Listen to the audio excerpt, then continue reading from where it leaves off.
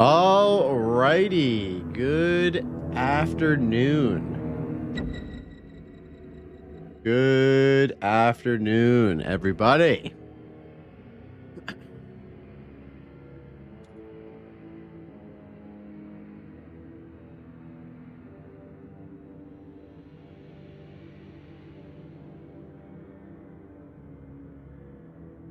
What the heck is going on?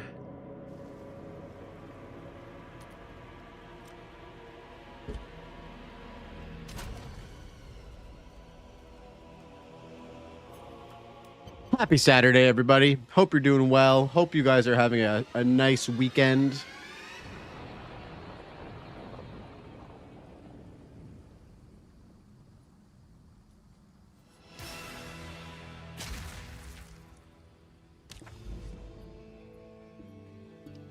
All right, where were we at here? I think we were just farming XP.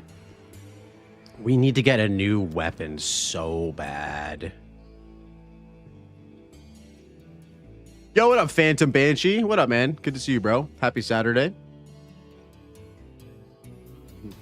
We also need abyssal currency as well. Oh, shit. I actually need to update my command.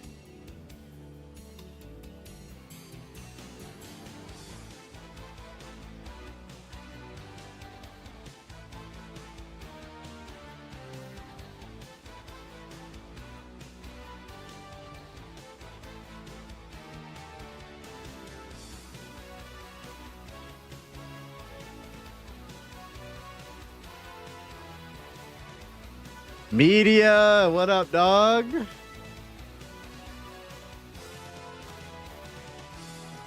Looking forward to the Try interview. He always seems like a really cool person. He is a really cool. Very excited for that one. It'll be the second time I've had him on the podcast, which will be super cool.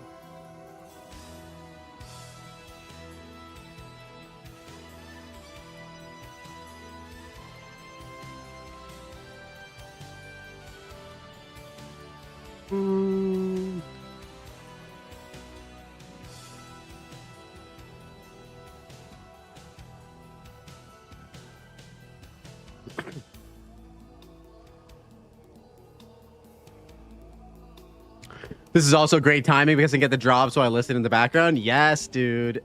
Thank you so much for lurking, bro. I appreciate that. Happy to have you in, man. Hope your week has been going good. Hope you had a good week launch.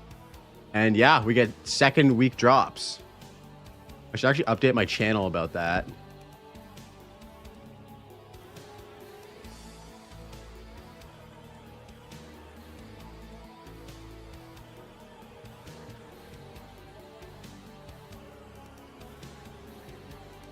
Media, how's the workday going? Oh, wow. Nice, dude.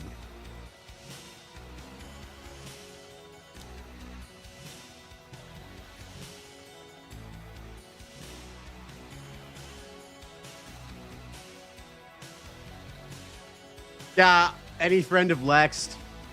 Oh, you're a friend of Lex. I mod for him in the server. I've been talking to him since we met back in the dark and darker days. That's rad. Love Lex. He's a good friend of mine. Great dude. The week's been pretty decent. Hell yeah, bro.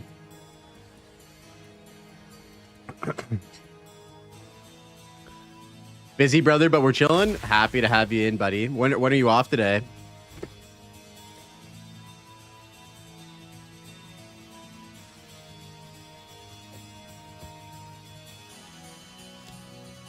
Let's do some breach. And let's do some let's do some breach and let's do some abyss.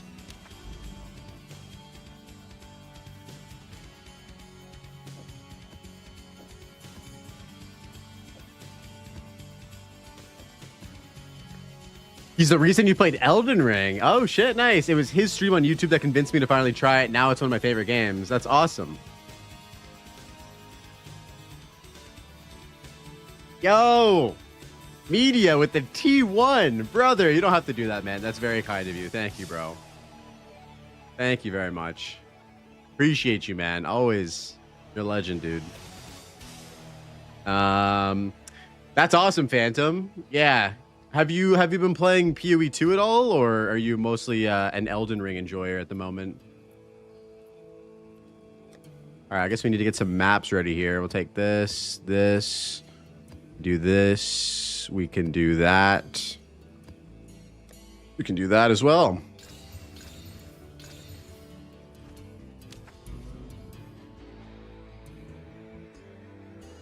And let's do this Rust Bowl.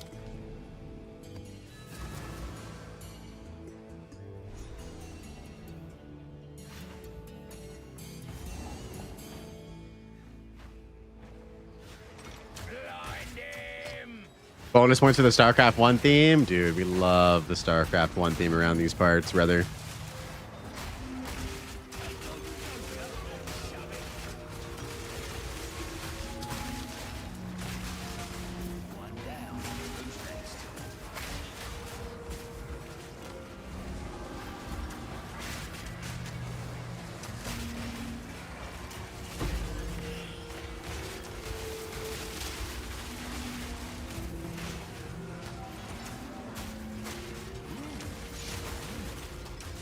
Yeah, StarCraft 1 theme is probably in my top 3 of my favorite video game OSTs of all time. I listen to it every single day on stream.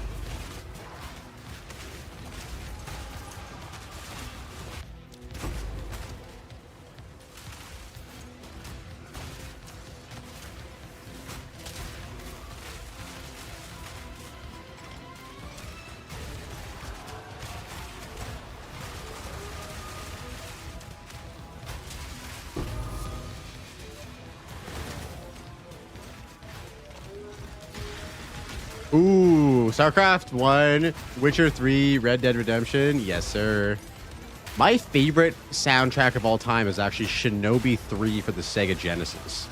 I bought it on vinyl. I listen to it all the time as well. Some other ones are the Super Smash Bros. Melee soundtrack. Dude, Super Smash Bros. Melee has some crazy good music.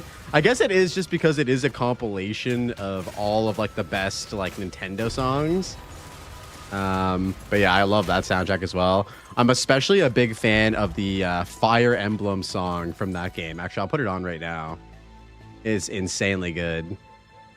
I could listen to this shit all fucking day long. Let me put it on right now.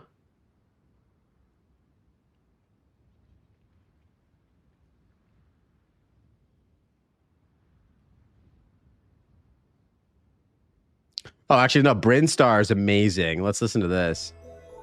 This is a huge track.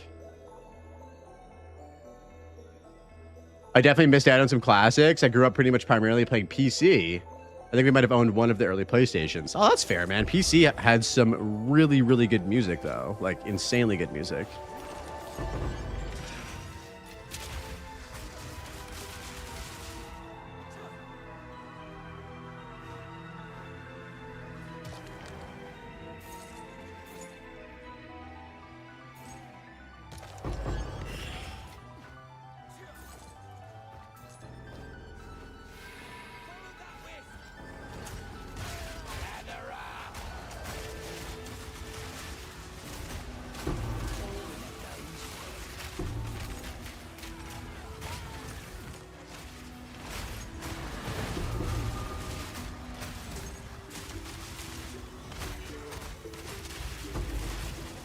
This isn't the right one. Diablo 2. Yes, dude. So good, man.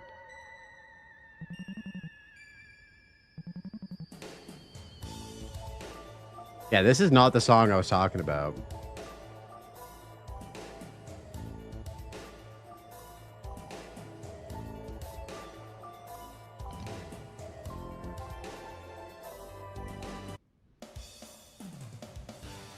This is it right here. I'll let the extended version go on. Yeah, the rogue encampment, incredible.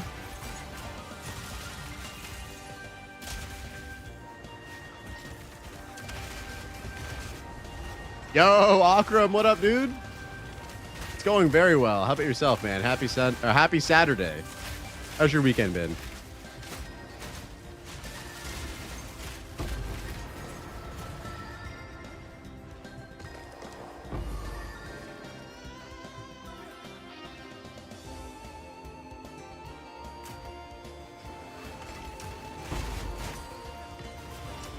Dude, I have Red Alert 2 on my like video game OST playlist. It is so good, and it's one of those games that I played as a kid and never really recognized how good the soundtrack was. And now we listen to it on stream all the time.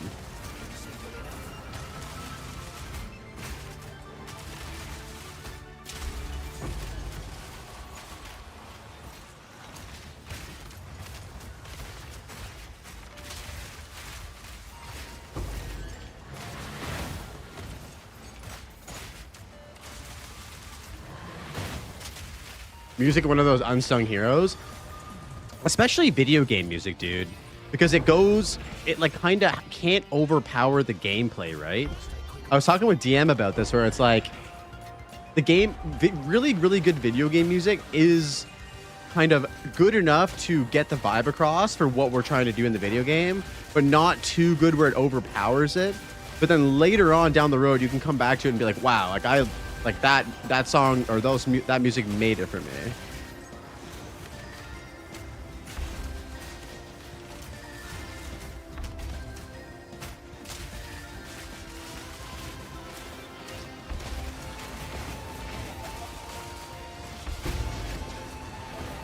That's great to hear. Not back. Just got back from doing a little Christmas shopping and now planning on playing some PoE 2. Nice, dude. Well, Akram, if you're playing PoE 2, don't forget there are week 2 Twitch drops on Twitch right now. So you can actually watch me on Twitch if you want to on another tab to get extra drops. There's a new stash MTX you can get. Just a heads up. Yeah, I agree completely, Phantom, 100%. If it's bad, it does stick out like a sore thumb. And if it's good, you don't really notice it. I feel like one of those games that really has stuck out in terms of really good music as of late is Expedition 33, though. I haven't even played the game, but the soundtrack is fucking amazing.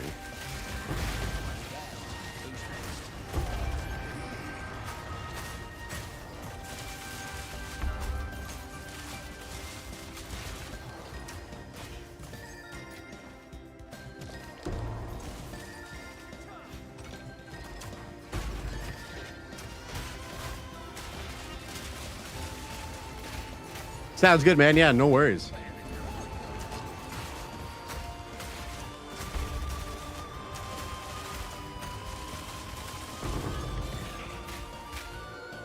Yeah, I didn't even realize how big it was until it swept the Game Awards. The music is very compelling. It's normally not my style of game, but I think I'll have to play it someday. That's exactly how I feel, dude. Like, I'm not a super big, like, JRPG player. Never really grew up playing those types of games. But, like, the amount of praise that it's gotten just from, like, the video gaming community as a whole, it's kind of, like, too hard to ignore. You know what I mean?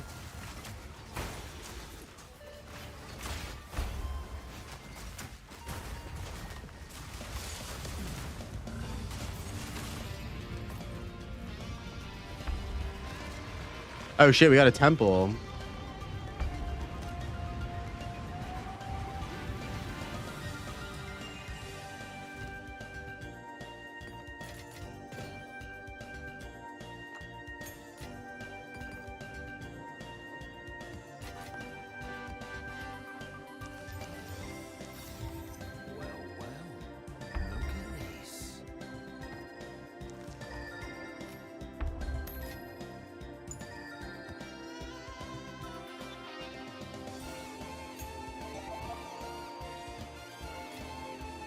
I feel like if a game is truly exceptional, even if it's not a genre you normally play, it can still be very enjoyable. It might even also, like, make you appreciate that genre of game even more. You know what I mean? Like, which is super cool.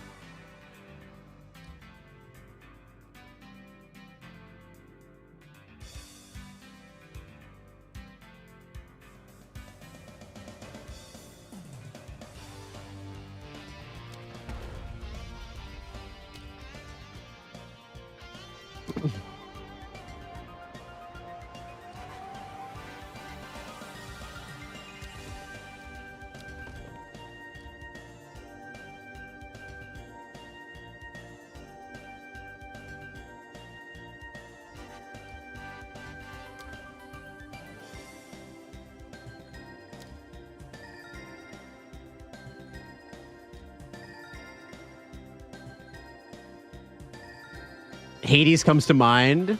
I was never a huge fan of that particular style of gameplay, but it definitely warmed up a lot when I tried it. Yeah, for sure. Hades is super cool, man. The art style is beautiful.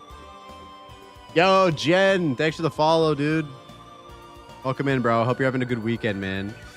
I feel like I may have fucked up here. I'm just going to put this down. I want to, like, upgrade.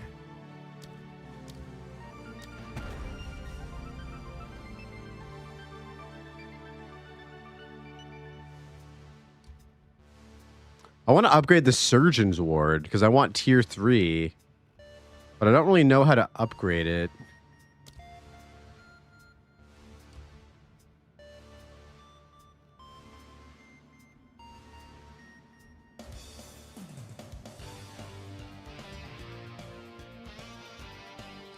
All right, fuck it. We'll just send it, I guess.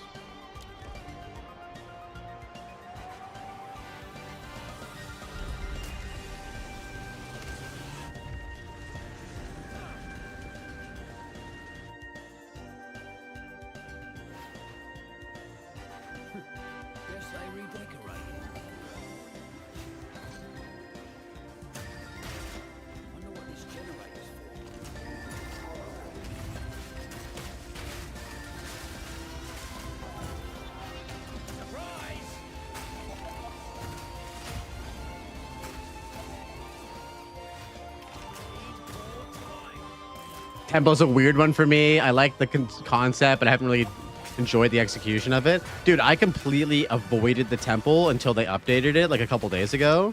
And now I've been doing it. But yeah, it's one of those things where like I would rather be in maps. You know what I mean? Like I'd rather be farming gear and like all that and currency and stuff like that in maps. But I'm trying to get the limb modifications. That's what I really want. I just haven't been able to get my shit up to level 3 yet, which is kind of annoying. I know, dude. That would be super nice. I agree. Would love to just reset my shit, especially when you figured out that you've totally fucked up your temple layout. I guess you can reset it by doing the architect, but yeah, I'm in the same boat, dude. 100%. It's not the most intuitive like UI for people to understand.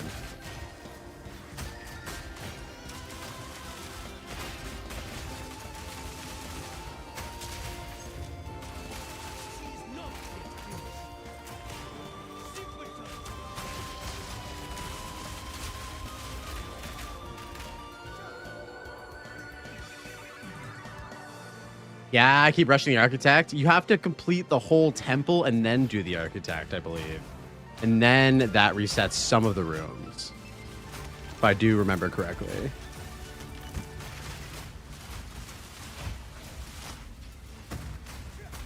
But yeah, I have very, very minimal experience with this.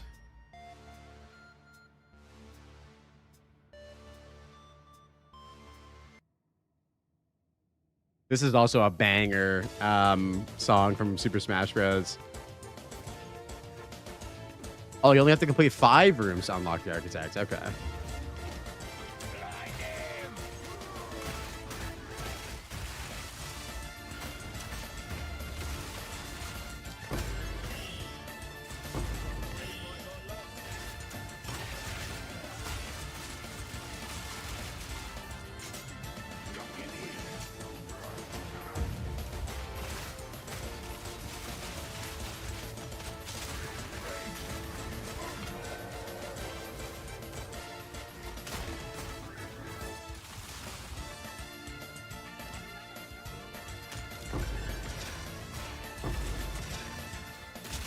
At this point, I'm just going to try and rush the boss and see if that fixes it. Okay. Yeah, it's kind of jank. I don't love the personally. I do love some of the things you can do in here. Like, I like the double corrupt. I like the fucking, like, you know, messing with the Val uniques.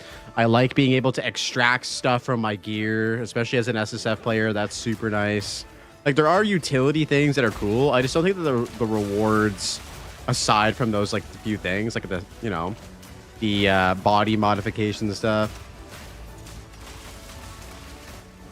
I think some quality of life, more player agency, and the Atlas tree mechanic will make a very good mechanic. Yeah, But I suspect it's going to be next week before we really truly shine. Yeah, probably. Oh, sorry, next league. Yeah, I was gonna say after the holidays we might see another update to it, but probably not before then.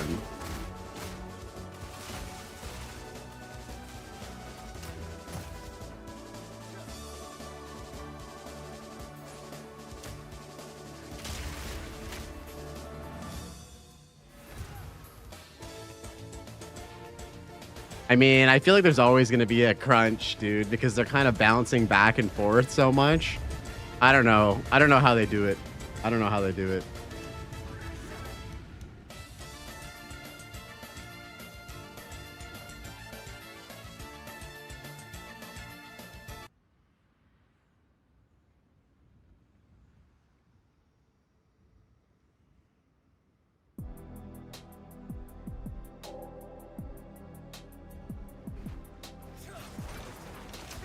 Yeah, that is kind of the general vibe I feel like a lot of people are feeling right now, man. She is like, you know, I love both games, but like, are they too ambitious with the multi, like 2-month each league cycle?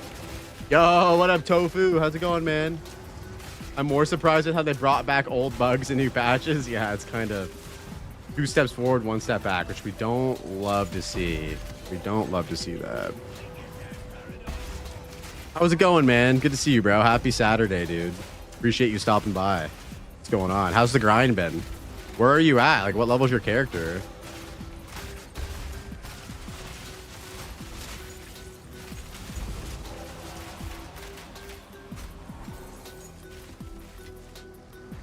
The goal of today is to really get a better weapon. The new weapon upgrade is going to be massive. I had a slow start, but I'm level 96. Nice, dude. Yeah, I just hit level 96 yesterday as well. Hoggin.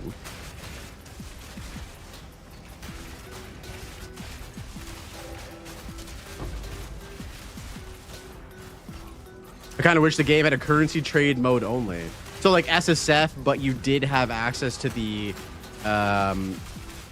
currency exchange. I think a lot of people would enjoy that. Because a lot of people play Trade League, but they only play Trade League to use the currency exchange. That's it.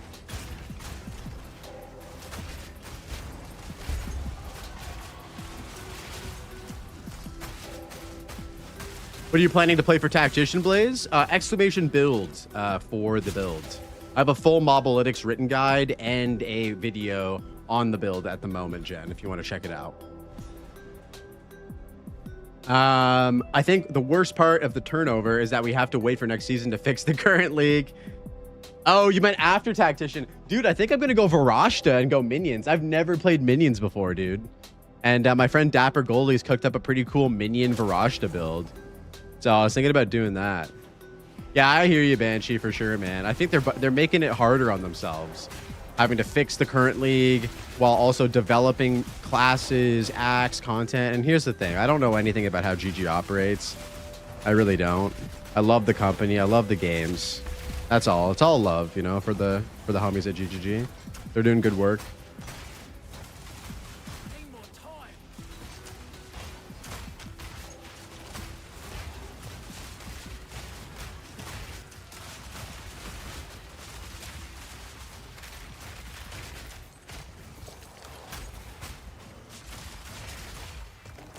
Yeah, I think the Varashta class looks super cool.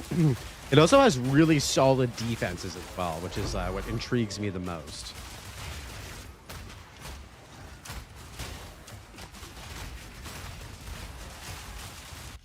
Oh, my gifted earned a second portal? Nice.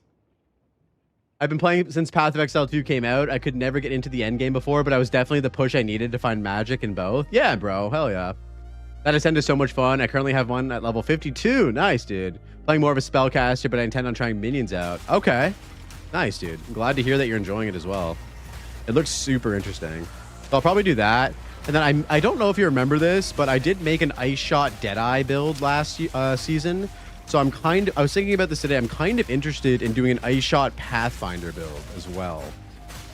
So that might be my third character. That might be my second character. I'm not entirely sure. But I'm kind of swapping between those two at the moment. because I had a lot of fun playing Ice Shot, and it got a lot better with the buffs to Ice Shot and Snipe and stuff. So that's cool.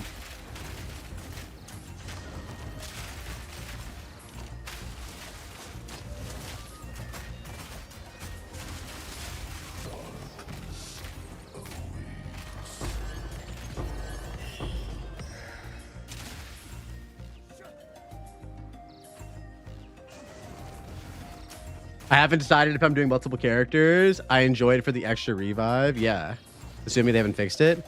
Yeah, I think that having a second character might change your perspective on the game too. Like, if you're not having as much fun on one character, having a new play style or a new perspective can really change things. Especially if your build is like underperforming. Dude, I hate the fucking invincible monsters in here. Yo, Riff Raff, what up, dude? Did I see the interview with Try and Rax? Yes, it was a great interview. I think Rax is so well spoken. I think Try is obviously well spoken as well, but yeah, it was great. Really great interview.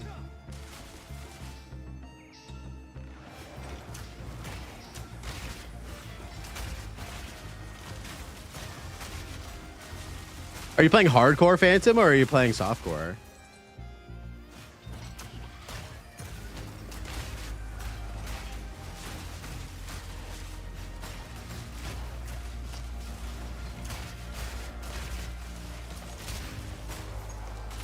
So here's a fun little thing people may know. Oh shit, what is it? You know how 6 mods knock out all portals? Yep. Yep.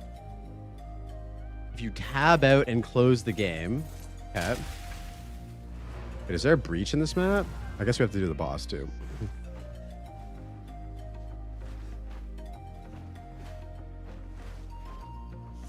Oh, if you tab out and go into another character in that league, you can switch to them and go into the map and save it. Oh, that's crazy. That's super cool. I didn't know that. No, good looking out. But you have to have 2 characters in maps to essentially take advantage of that, right?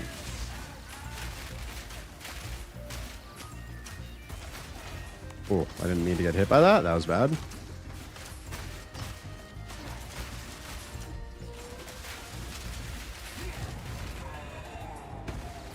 Oh, you haven't tested it yet?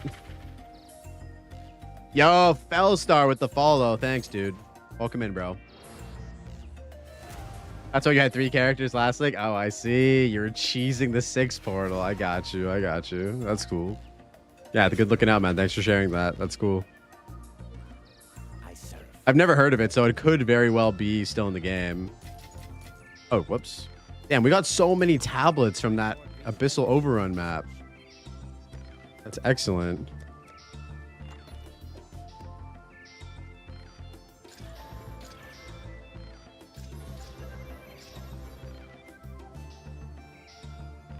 Oh, experience. We'll take that.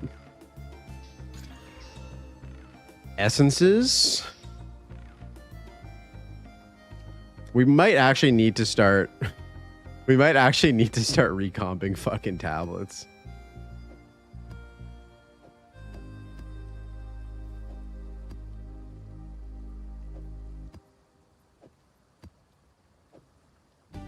Man, I wish that expedition tablets are as easy to get as Abyss tablets are. Jesus, I have no expedition tablets at all.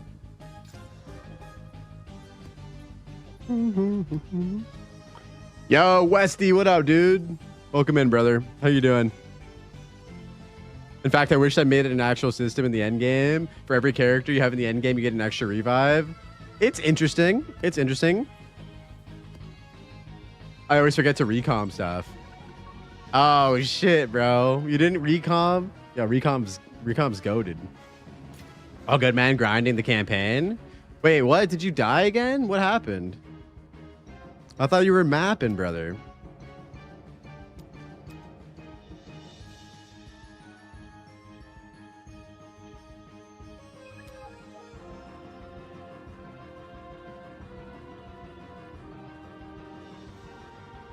Oh, you were, but that dude died as well? Fuck, bro. I'm sorry to hear that. Yo, Dapper, good afternoon, bro. How's it going, man? What's poppin'? Welcome in. Happy Saturday. Grenades abuser. Yo, what up, Uru? Oh, shit. All the boys are coming in now. Welcome in, gentlemen. Dude, I am an a-hole digger for sure. How are you doing, fellas? Happy Saturday. The surprise grenade survived. Dude, there's a lot of builds that like got buffed and not nerfed from last league. Essence Draining Contagious is another one. T9 maps, upgraded gear. Let's go, dude. Huge. How's the new character feeling, bro? In maps, you crushing it?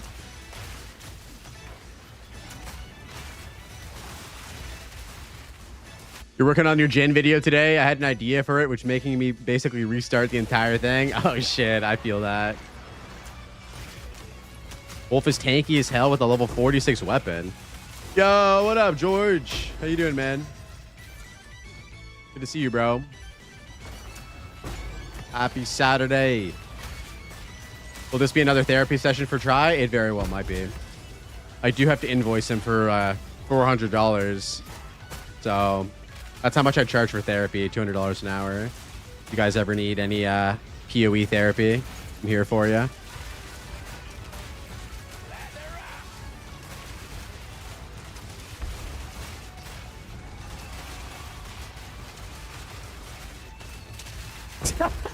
Does the therapy include a happy ending? For you, it just might. But I require a hefty tip. Very, very hefty tip. But for you, maybe. 200 an hour is a bargain? I thought that was like standard therapy prices. Happy ending after a hefty tip. Yo, what up, Fellstar? How you doing, man? Double entendre gaming. Yo, thanks for stopping in, man. Appreciate the follow. Yeah, no, I'm excited to talk to Try. He's the second person as a repeat guest I've ever had on the pod, which is gonna be cool. We're gonna kind of dive deep into a lot of the drama stuff that's been going on. Because the secondary guest is kind of not much of a get to know you thing, because we've already done the whole get to know you thing. So it's just more like topical, relevant stuff, I guess. So I'm still navigating that. Still rank 1? Yes, sir. No one's playing Tactician, though, but it's fine. We take those titles. What up, DTN? How you doing, brother?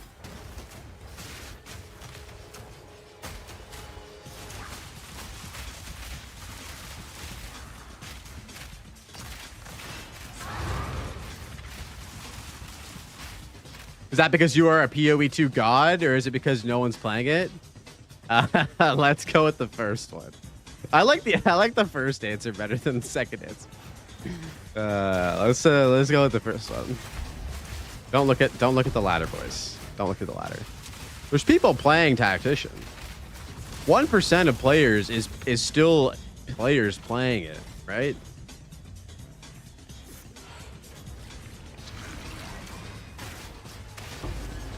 One percent is still a percent.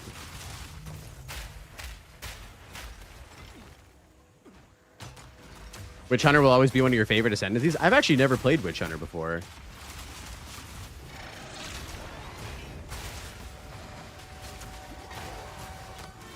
Dapper, I don't know if you saw yesterday, but I crafted a fucking Giga amulet. I'll send it to you. It doesn't have proj skills, but it's basically as good as it's going to get for this build. The Witch Hunter also got buffed defensively as well, Banshee, with these improvements to sorcery reward. So that's pretty exciting. I feel like he actually is quite like HC viable as well. No proj skills equals sell to Doriani for 10 gold. Oh my god. I'll send it to you after this. Are you online, Dapper, or are you at work right now?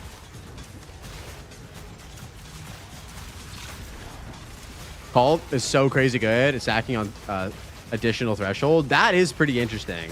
I know Kaltarak had a video about like a witch hunter that did that. Bulletstorm witch hunter. Oh, you're sitting in your hideout reading the script? Okay, cool. Yeah, check out this ring, dude. Where you at? Where's the Rumpelstiltskin? Here he is. Best part is you having fun and low to no level of complaining. Me? Oh, thanks, George. Yeah, we're always having fun around here. I don't play video games I don't have fun playing. The reason I play video games is to have fun, first and foremost. If I'm not having fun, I don't play the game. That also is grounded as my North Star for content as well. I don't make content that I don't have fun playing as well. Or if I don't have fun making.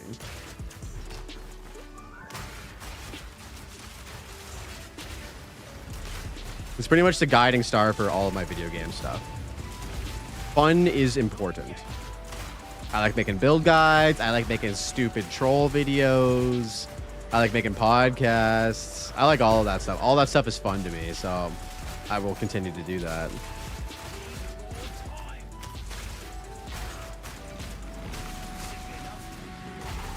Yeah, dude. Yeah, with the rite of passage, dude, we go up to like 5.2k with the huge energy shield boost from that, which is super nice.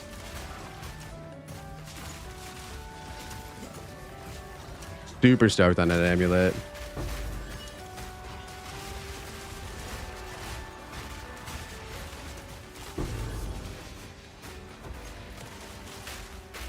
Oh, we got another Abyssal Depths. Yo!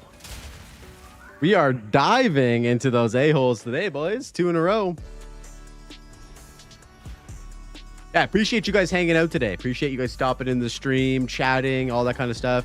I know it's a Saturday. There's a lot of people streaming the game right now, so it means a lot that you guys clicked on the stream. Even just to say hi, leave a message. You guys are legends. Yo, Phantom, dude. That extends to you. Here's a follow before I forget. Thank you, man. Appreciate it.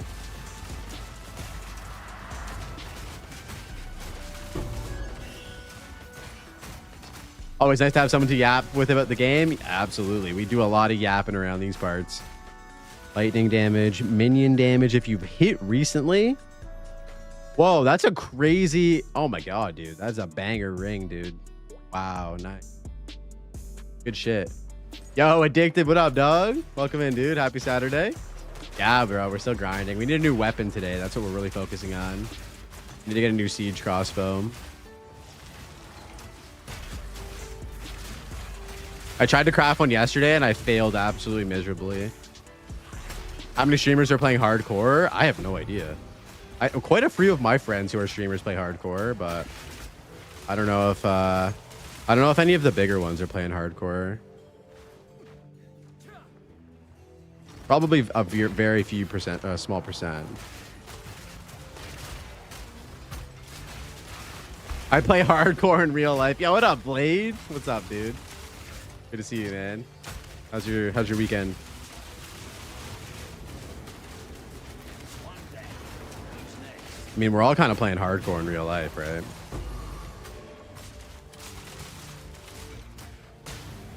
I dropped by for selfish reasons. I paused because looks like I might die. Okay, so go back to character select. You can actually teleport to town. So if you go back to town, you should be fine. A lot of Xmas travel and shopping. How's yours?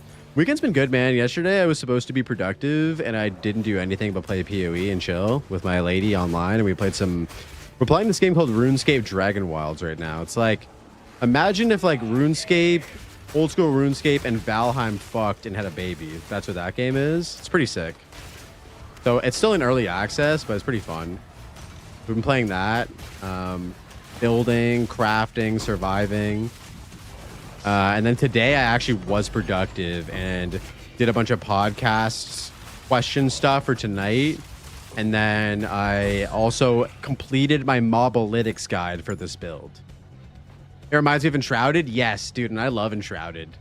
They have like a new underwater expansion coming for that game. And when that comes out, I'll probably jump into that with a lady too. How do I get back into town? There's a little button beside your character in character select. That's like a little home button. And it should bring you right to town.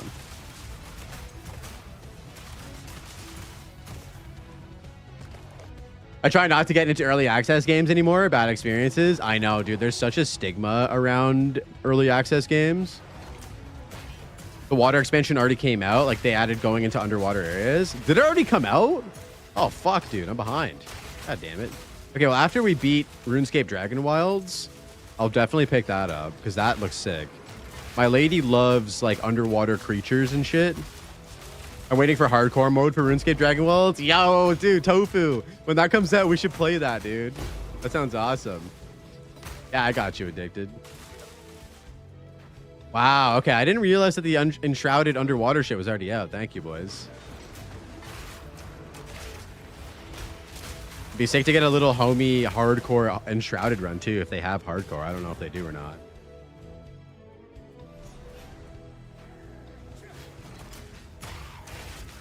But yeah, so we're playing that right now. It's been pretty enjoyable. They just added like farming to the game, like the kind of the same way that you can farm in RuneScape. Unrelated but sort of related. Hit me. What do we got? Oh. Yo, V Rising super fun, dude. We played that too. Really good. I'd actually be down to reinstall because it's been a while. I feel like it's probably been updated quite a bit.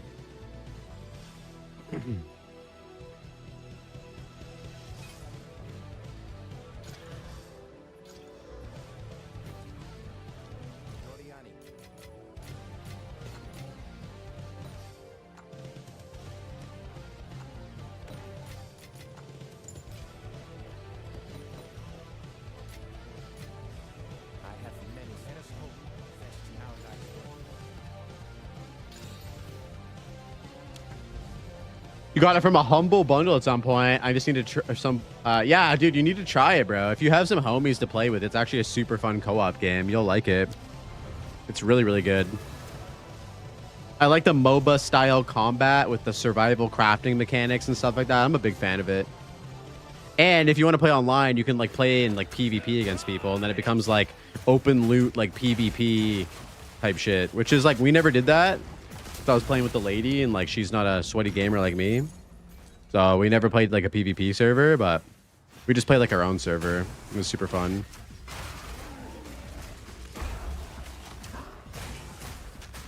At this point, I try to plan all my gaming around PoE leagues, bro. That's what I do too.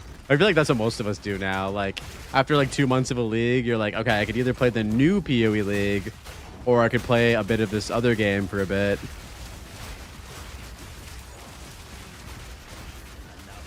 V Rising PvP is pretty cool. Nice. I'm guessing you've tried it before, Riffraff?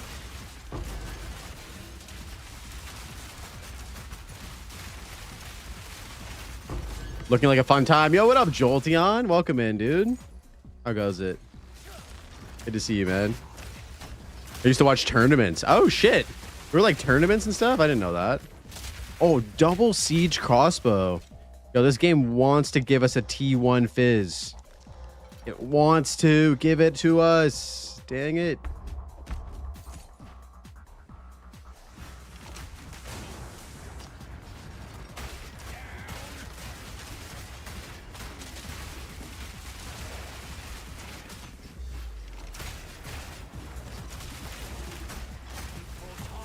Oh, you were a PvP monster. Let's go.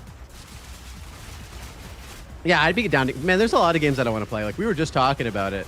Me and Phantom about playing fucking Claire Obscura. Like everyone talks about it, about how good it is. Obviously you guys saw the Game Awards, like clean sweep basically, like, and I was just saying, like, I'm not into those types of games really, but I think I really want to try it, dude. I just need to take some time off from playing PoE, which is hard because I love this game so much. Yo, Splinter! Thank you for the raid, dude. Let me get your shout out. How was your stream, dude? Thank you so much for the raid. Welcome in, boys. Welcome in. We're just grinding some maps on my level 96 hardcore SSF Tactician right now. Trying to get some weapon bases.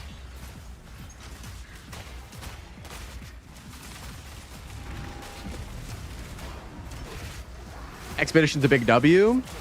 I watched, I've even seen like a playthrough of it. So I don't know if you guys watch Josh Stripe Hayes. He's like one of my favorite like YouTubers. He has a really good like playthrough review of it. And I basically watched him play the whole game, and I still want to play it. I don't really remember what happens in the story anymore because it was a while back, but yeah, it's solid.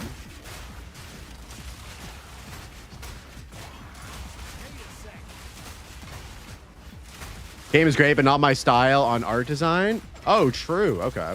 What don't you like about it, George?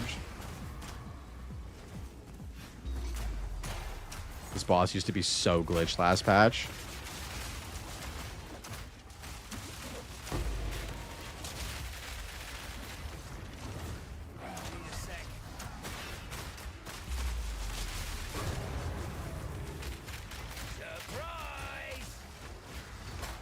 I love the worst MMO ever series. Dude, that series is so good, man. It's so good. I've pretty much watched every single episode of the worst series ever, MMO series. It's fantastic. He's got such dry, like witty, sarcastic humor, which I really appreciate as well.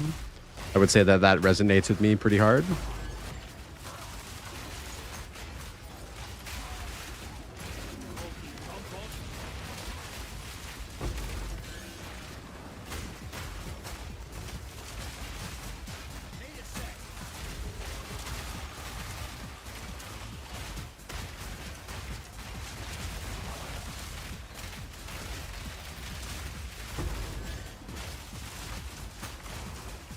Oh, the art style in Claire. Isn't the art style just like really beautiful graphics? Are we still skipping Pal Temples? No, no, no. We're going in the temples now. We're going in the temples now. I'm trying to get my body modded up, dude. I'm trying to get my robotic arms, my robotic legs, my robotic... Wait, what? My robotic dick. Wait, what? Worst MMO series was so good. I haven't seen one of those in a minute. Yeah, he's kind of stopped doing them lately, which sucks. I hope he brings them back. I'm pretty sure he did a PoE2 sponsor. Robotic dick no go. No. Dude, what if they add in like a sensor modification or something, bro? Come on, dude. You haven't gotten the level 3 robotic dick though. They add that back in. I have many.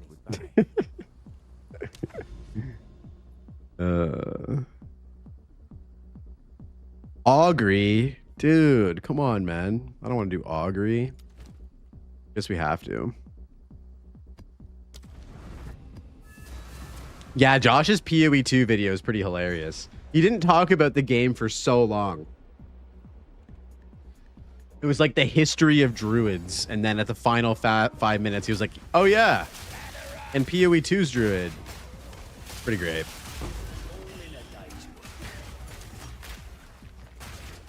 Yeah, level 3 robotics upgraded from a 1-inch puncher to a 2-inch. Yeah, exactly. Hey man, that's 100% increase. Okay. Oh, speed shrine and chaos shrine right at the start of the map. Y'all love to see it.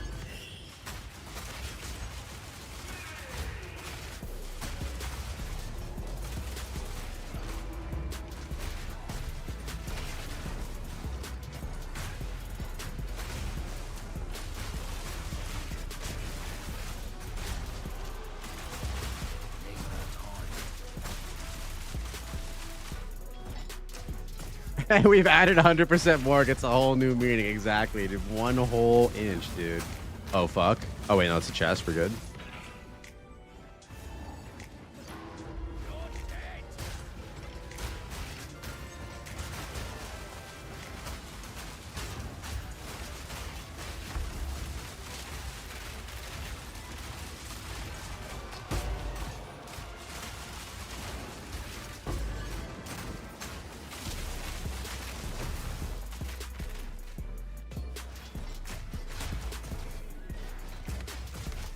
This is the single best battle music for Pokemon. Don't at me.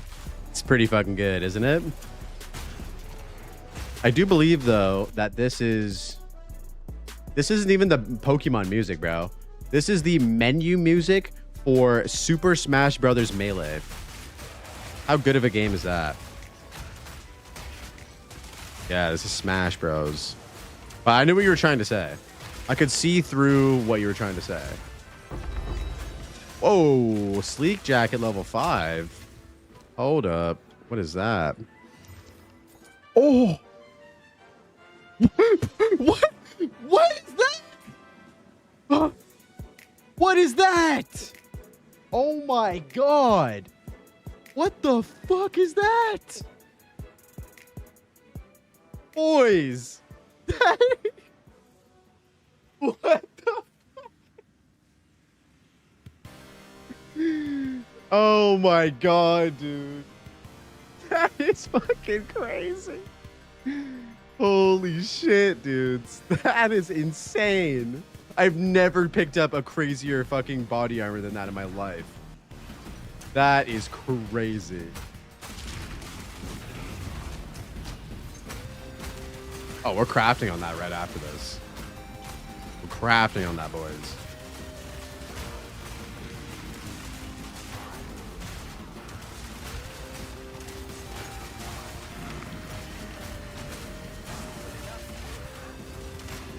That is the most insane item I've ever picked up off the ground, I think.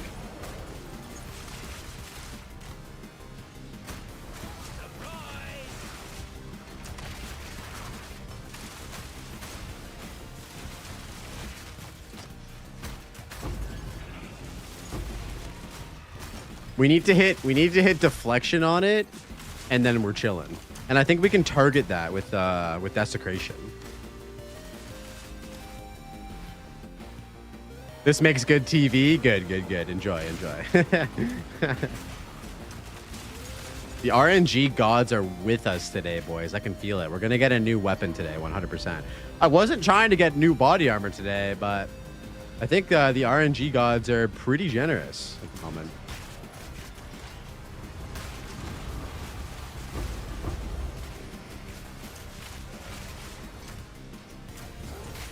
And a greater exalted orb. Okay.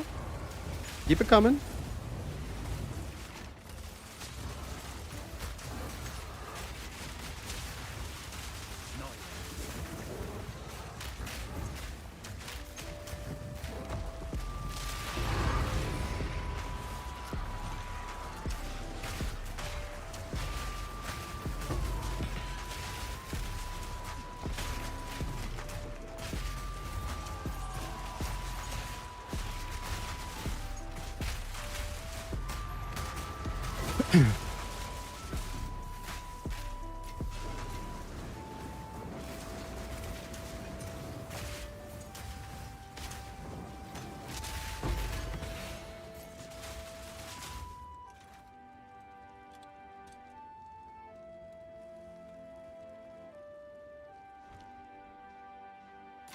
I can't believe that. That is absolutely insane.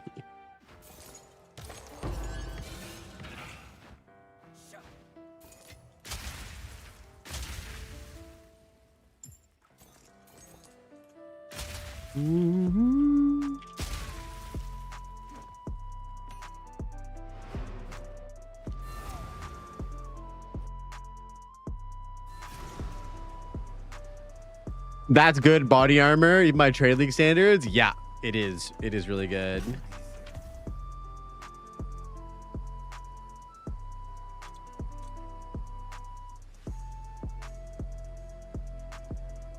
What the heck?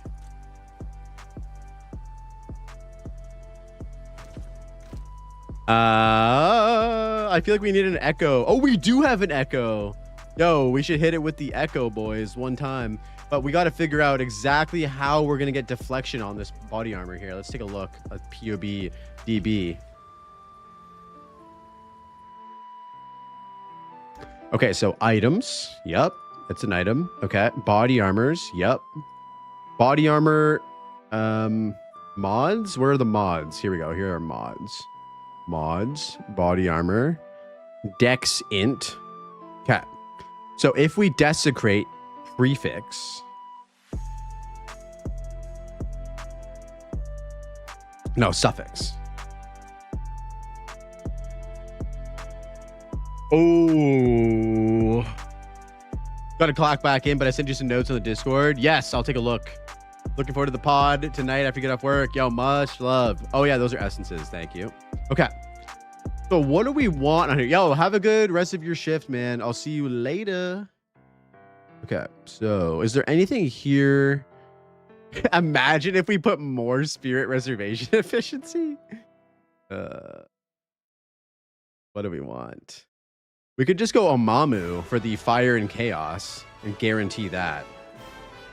And then we just pray that we hit a good deflect thing.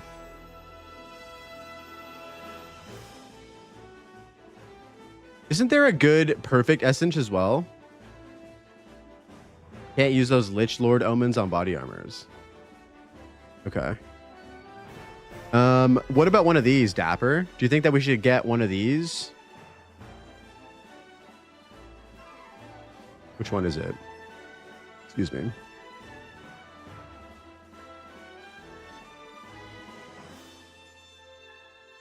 Body armor, this one?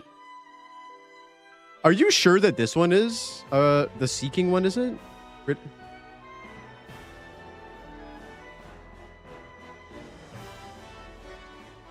No. No, it's not. This one is a suffix that we can guarantee.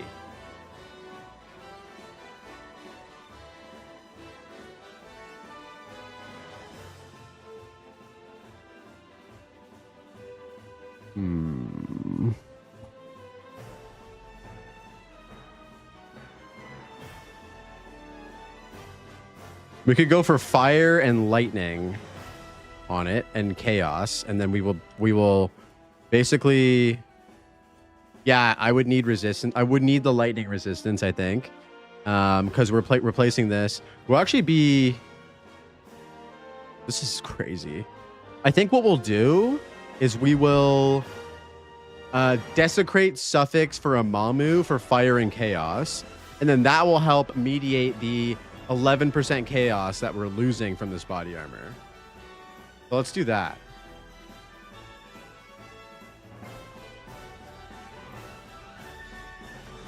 Okay, Amamu.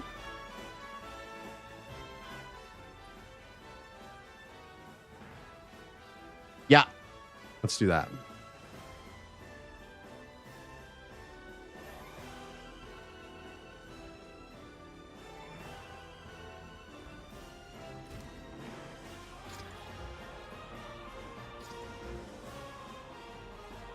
Oh, those specific omens only work for... Oh, okay.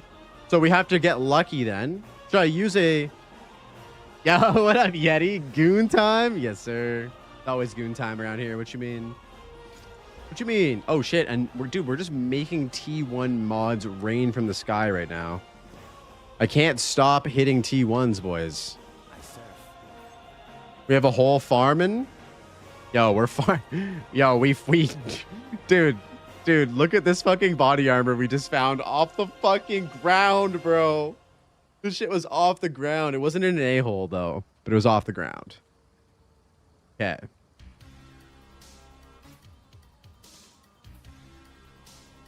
Okay, use your best Exalted Orb. We have our best Exalted Orb. All right, let's do that. So, best Exalted Orb, boom. Oh! Oh my god, what the fuck? This is so fucking crazy. Okay. All right. Hold on, I'm getting too excited here. Okay, so then we're gonna use this. And then we'll use this to guarantee... We'll guarantee a... Dude, if we can get the hybrid fire and chaos... Holy shit. Yo, what up, Tamiria? We're just crafting some fucking GG body armor right now. All right. Echo is on. Pray for fire and chaos, boys. Pray. Hold and chaos. Do we just take that and guarantee that we get the chaos? I feel like we just take that and get the guarantee we get the chaos, right? Okay. Yeah, I would settle. Okay, we'll settle. We'll settle. And that is how you craft body armor. But we're going to lose deflection, which sucks. That is a GG body armor. Yes, it's a fucking GG body armor. Let's actually, before we post that in the guild, Let's cook this up a bit. Like this. We'll do that. And then we'll do these. And now it's a 1300 EV. Oh my God. Deflection is RNG based anyways. Just don't get hit. Yeah, exactly. What the fuck? Oh my God.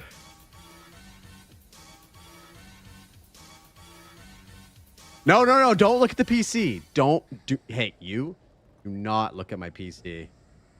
Do not look at my fucking PC. Okay. All right. So we're at streamer client confirmed. Yeah. Oh my God. Dude, Blade, we just made the fucking craziest body armor, brother. We just made the absolute most insane body armor I've ever made. We didn't really make it. We found it like this and we just desecrated it and fucking there you go. All right, so we're at 4,400. Oh my God, we gained almost 500 energy shield. Oh my God.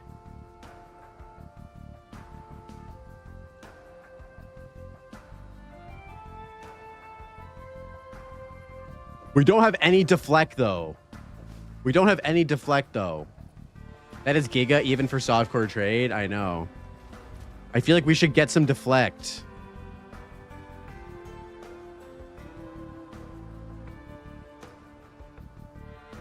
I'm going to... That is just a fantastic item. Yeah. I think, guys, hear me out here. What if we remove the 5% HP? What HP will we be at? Okay, we lose like 100 health. But if we do this... Wait.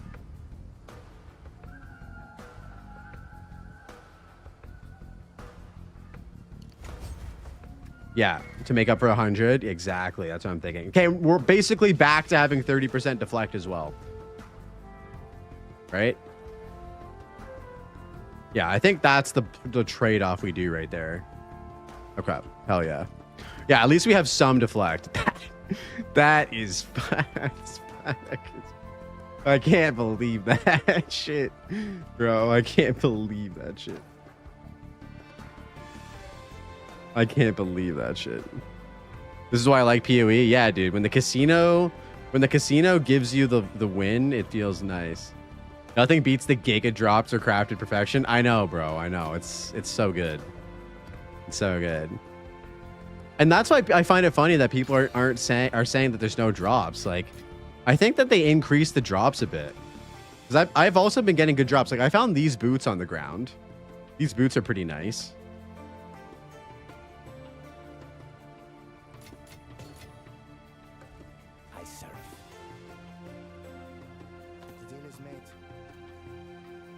I think people just don't pick up items and they complain that they can't get good items. That is true, dude. How many people who are complaining right now about not getting items are just not picking up items? That's true. Maybe you're just not picking up items. Of course they're saying that. You're getting all the good items. We get your leftovers. True. True. Everybody just gets my scraps in HCSSF. Just take my scraps. This is something I see in softcore trade. People do not pick up stuff. Yeah, I feel like they don't have their loot filter set. Dude, I'm picking up every single base. Like, and that's just an SSF grind set, right?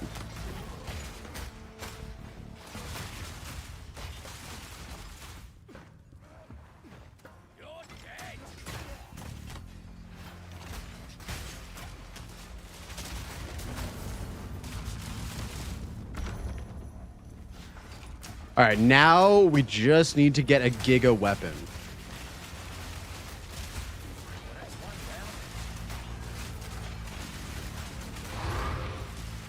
The removal of the homogenizing makes ground loot worth again. I think ground loot was always worth. Ground loot was always still worth. If you're playing SSF. Maybe in trade, not so much.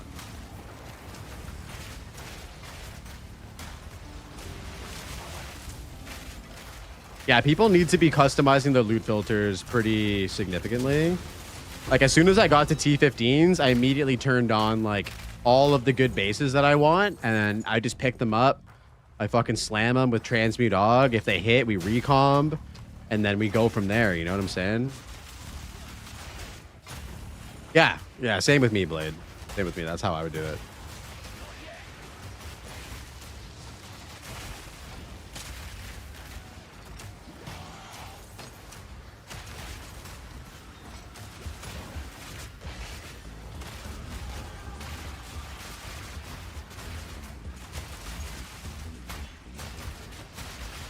Bro, with the fucking rite of passage, we go up to like 5,700 energy shield. That's insane.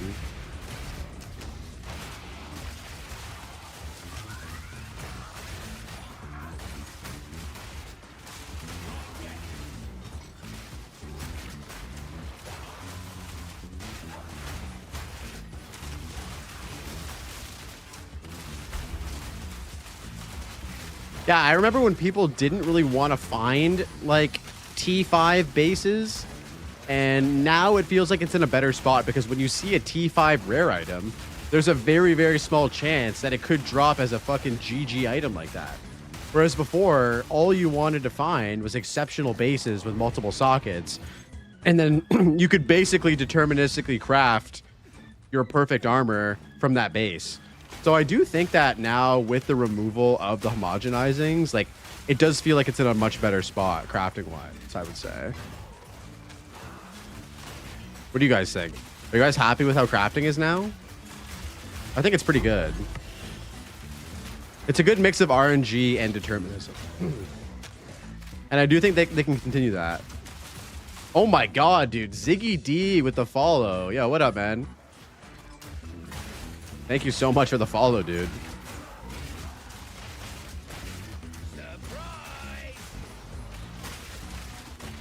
Yeah, that's the Ziggy D, boys. What the fuck? I've been trying to get him on the podcast, but I know it's been busy league launch for everybody. I do think that the people want to hear the Ziggy D interview, though. We want to get the Ziggy D lore. Ah, follow notification caught. Absolutely, guys. Let's get some caughts in the chat right now. Everybody, we caught this man. I was following your channels after I got your message. Yo, yeah, I'm a very big fan of yours as well, Ziggy D. And please, no rush at all, but I would love to have you on my podcast, dude. It's kind of like a mix of a get to know you type of podcast mixed in with PoE as well. I don't know if you've seen any episodes of it, but I feel like you'd really enjoy it. And yeah, it would be an honor to host you, bro. Oh, shit, guys. Next map, we got Eventers. What is going on here? Interviewers, interviewing interviewers. Exactly, dude. That's what's happening tonight. Well, we got Try on the podcast tonight. I'm keen. Dates are tricky around Xmas. Yeah, brother. Let's reconnect after the holidays, dude. After New Year's, we'll get one in. That'd be awesome, dude. Oh, thank you so much for popping into the stream. All right. What do we got? Yeah. Could be worse. Could be worse. Could be worse. We have 2 mil. We could go all the way on this box. Hey, thank you again, dude. Good to see you. Appreciate the follow. Catch you later, man. Wisdom Skull, Prage, bro.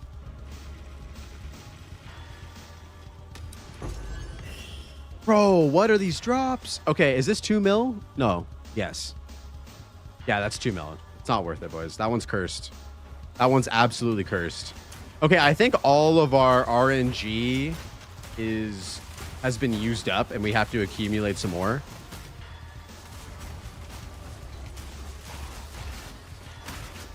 What if that had 20 divines? I mean, that would be crazy. The last click had a mirror in it, brother. Okay, do you guys really want me to go back? I will click on it again if you guys really want me to fucking click on it. I have the gold for it.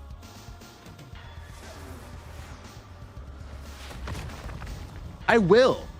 99% of gamblers quit big. Do no vowels. SSF mirror is only good for rings. Yeah, and like just having it in your sash is a flex, honestly.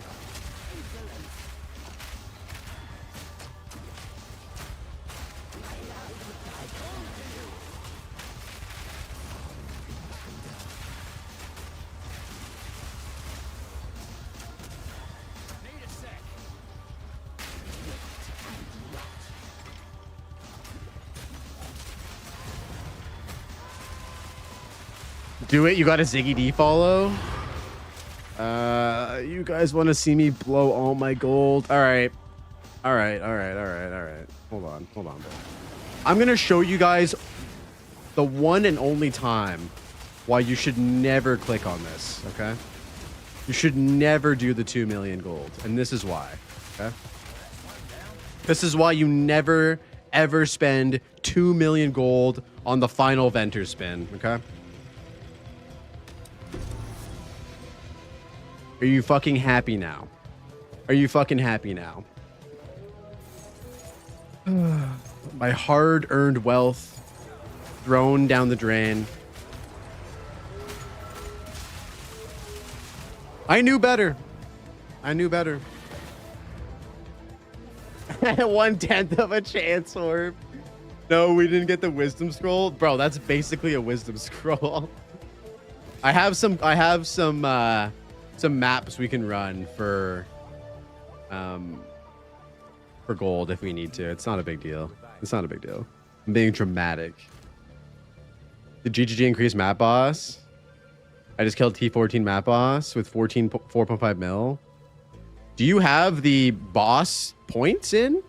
Like, I'm running 4.5 mil bosses right now, and I have the double. I have 4 out of 10. Oh yeah, and if they're powerful, they have more health. Think about all the amulets you could gamble with 2 mil. Don't make me think about all that money I just threw away for you guys. Yeah. Okay, so it's +3 map difficulty, and you're doing an empowered map boss. That is why they have so much health. They're basically like pinnacle bosses at that point.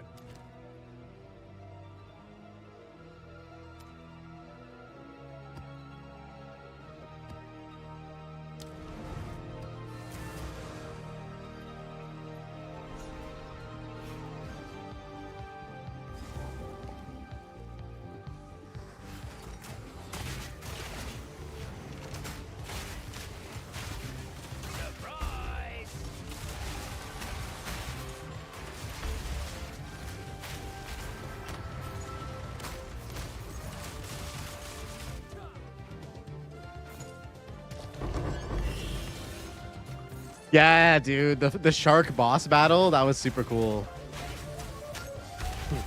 Yeah, I probably shouldn't even be running double boss. I mean, I can kill bosses relatively quickly, but like, it does take me under a minute to have to kill these bosses instead of a couple seconds. I feel like for speed and efficiency, it doesn't really make sense. But they do have the chance to drop 2 maps, which is very nice.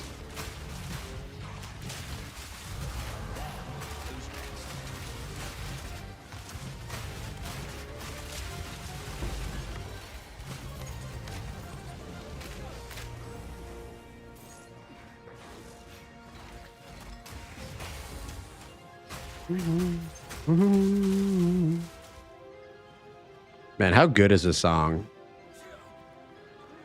I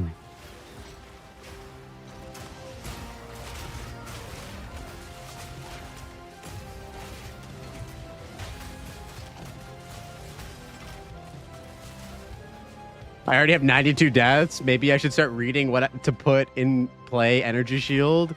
Oh my god, bro. 92 deaths. What level are you? That's crazy. You're just throwing yourself into the monsters, into the fray. 96? Damn.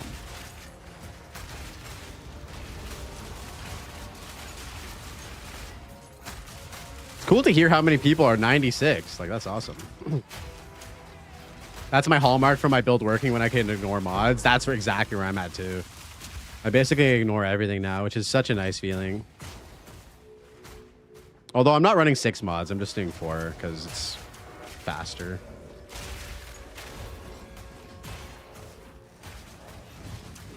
Oh my god, I'm so fast.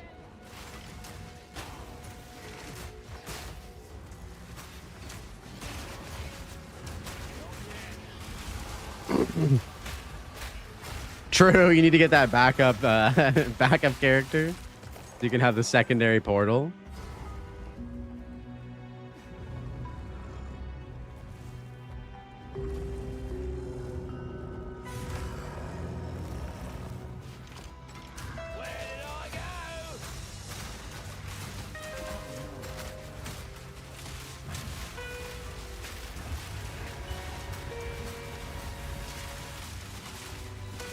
Oh no, these guys only have 3 mil ish when they're not empowered.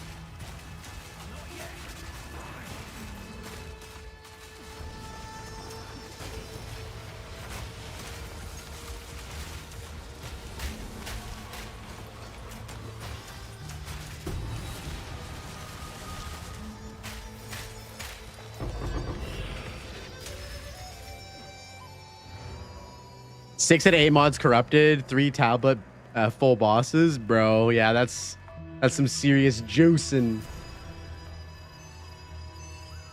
That right there, boys, is some serious juicing.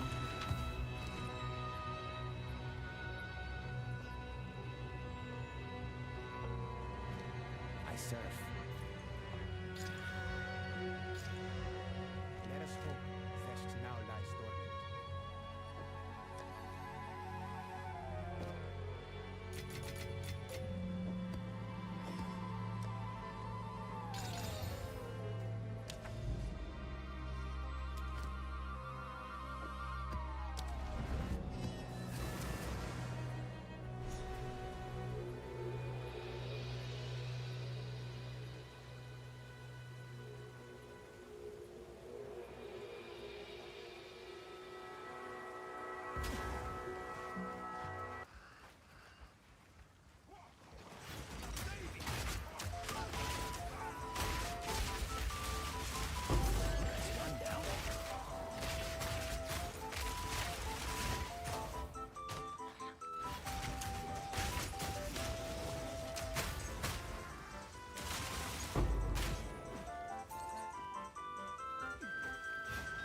I wish I could build defenses to deal with these.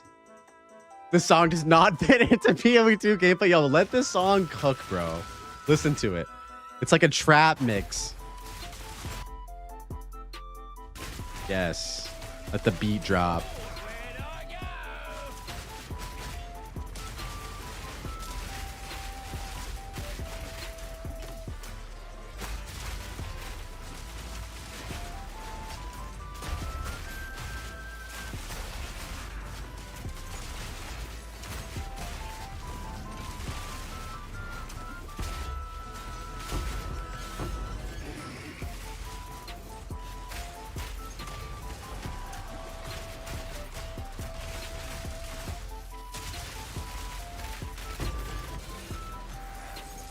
I love visual clarity.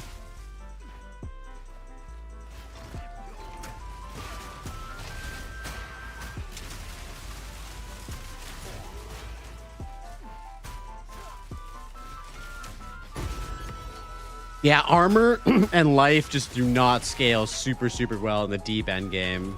And I can't wait for them to like balance out defenses more, because personally, I feel like just building armor or building evasion energy shield is so boring. We've been doing that for like 2 or 3 leagues now. Visual clarity, what is that? It sounds disgusting. Yeah, it's a rare blood disease, actually, that this character has, unfortunately. He's been dealing with it his whole life. It's uncurable. He just has to kind of deal with it.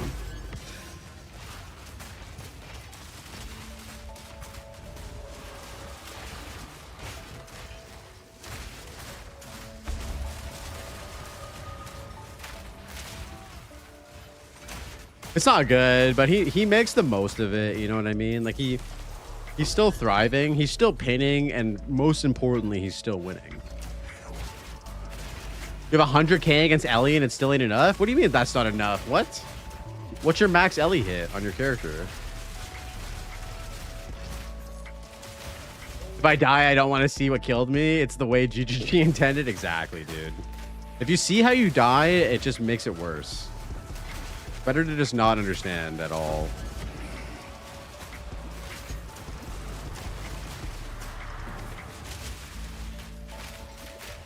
I don't know. You don't use POB? Oh, you should definitely upload your character into POB, brother. See how it's going in there. You know. Look at some numbers real quick.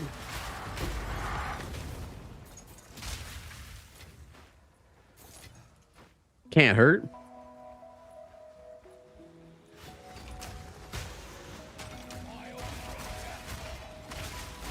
I disagree. I want to know what killed me so I can build defenses. Bro, we're being sarcastic, man. Come on, man. Of course we want to see what killed us. We're just joking around.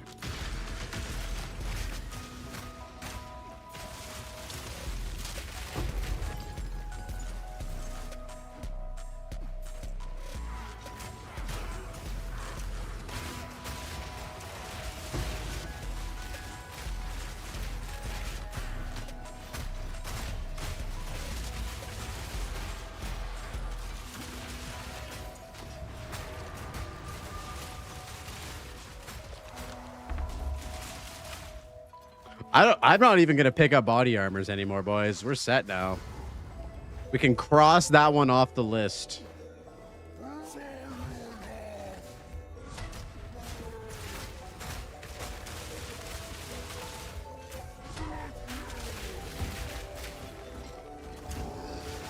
Oh, this guy's got a lot of health.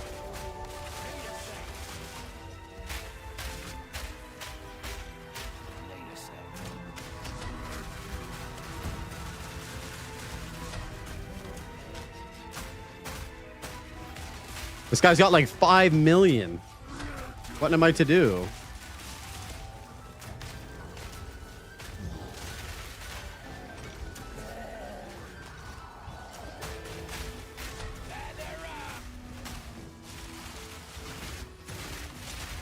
This is actual footage of fighting the Arbiter of Ash.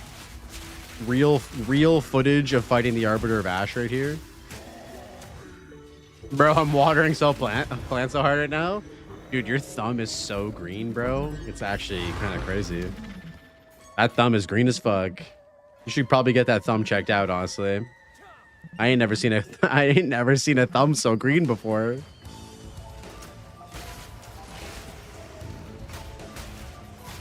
I realized that maximum light per second scales regeneration really well. So I'm using ornate plate. Yup, nice. Very, very nice. Yeah, I mean, if you can stack it, especially on Smith and Katava with the ornate plate and max life regen, it's actually really solid. Thumb so green, you think I'd spend the night with the Grinch? Yes, dude. Yeah, you've been sticking that fucking thumb in some Grinch for sure. Very topical joke too with the Christmas. I like that. I like that one, Yeti. That was a good one.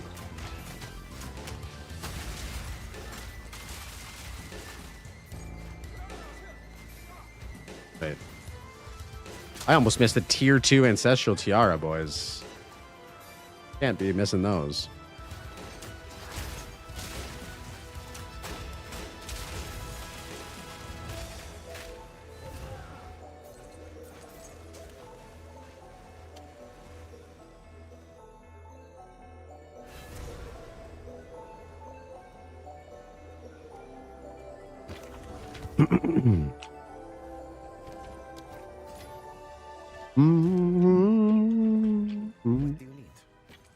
Oh, wait, what was that?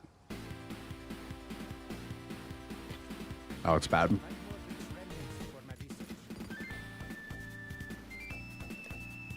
+3 proj. +3 proj. Damn it.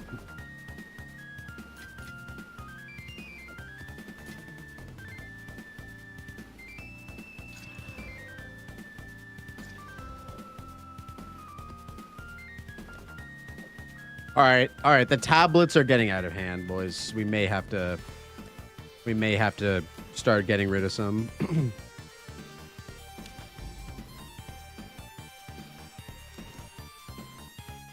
Oh, we do need another Abyss tablet, though.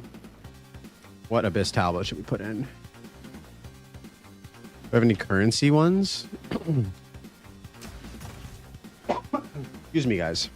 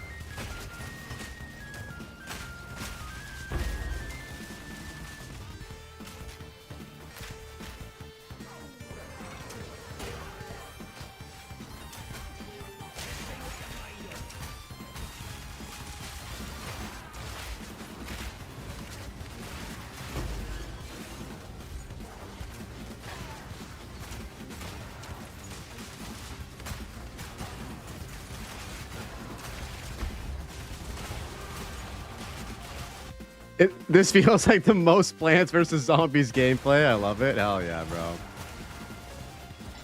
Yeah, a lot of people are enjoying the plant build right now. Apparently, it's pretty crazy.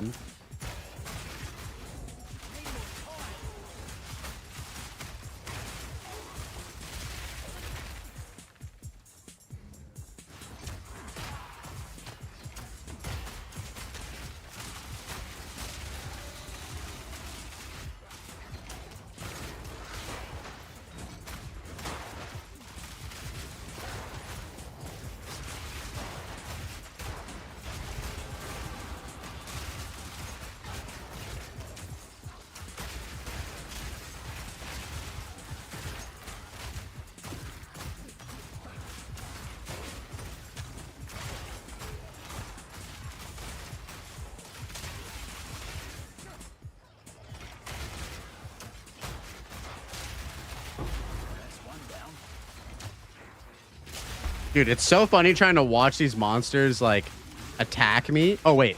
Oh my god, dude. I didn't have my fucking blasphemy on. Wait, what happened to my int? Huh? Oh, I lost 2 int by losing my fucking chest armor. Oh my god.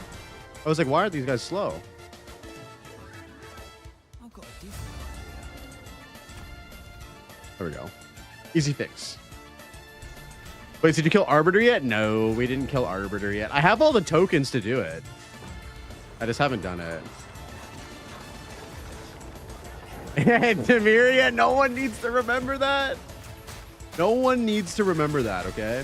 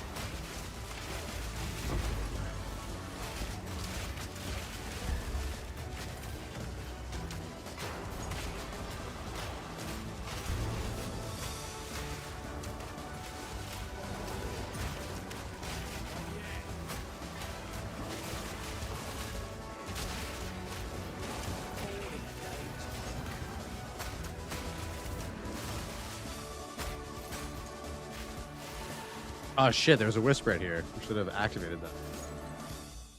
Been fun hanging, guys. Needed to go. Yo, Blade, have a good night, man. Appreciate you stopping in, bro. Thank you so much. Take care. We'll see you next time, homie.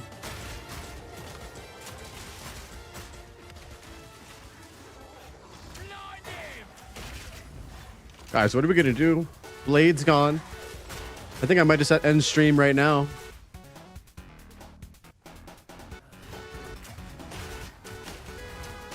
I'm leaving it muted for the view. Time to go. Guys, Blade's gone. Time to goon. Oh my god, bro. My spirit stays. All right, I appreciate you, man. Appreciate the lurk, dude. You weren't supposed to hear that, Blade. You're supposed to be gone already. You can't know that you're missed, okay?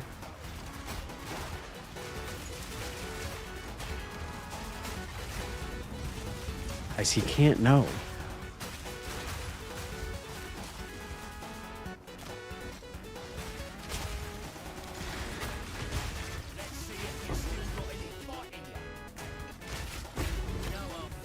Maybe I'm the ghost that haunts you. The Sonic meter is goated. Okay, okay, go already. Jesus. You're the master of long goodbyes and drawn out goodbyes.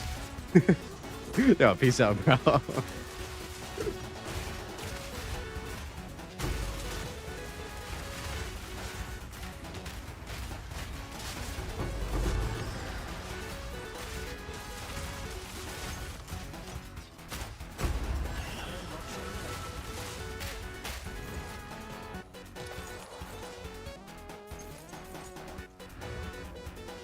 All right, that about does it for that one.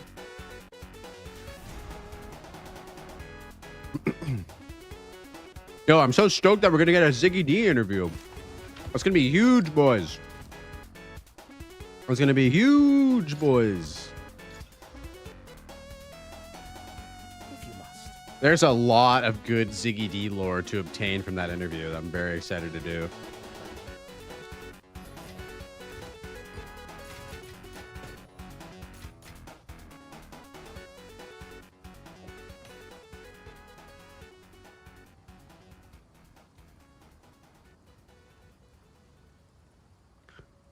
It's like that Spider-Man meme with like, wait, you're an interviewer. No, you're an interviewer. Imagine if we all just start asking each other like podcast questions at the same time. Let us That'd be pretty funny. now lies dormant. The ultimate podcast. Oh shit, boys. Yo. We have another chance at the fabled Rockiata's flow right here.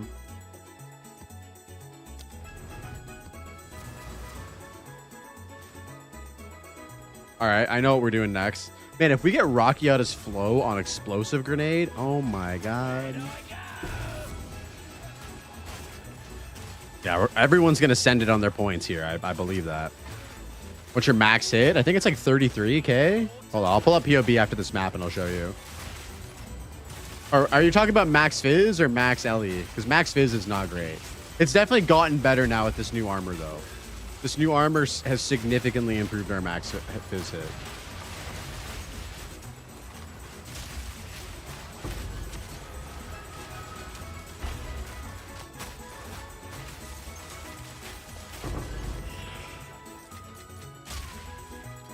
Okay, I'll show the POB after this.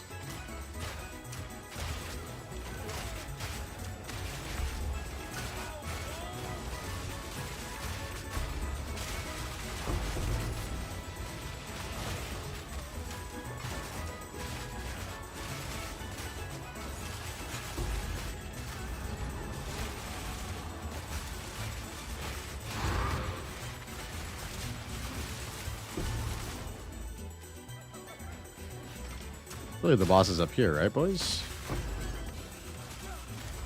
Oh, I was so right.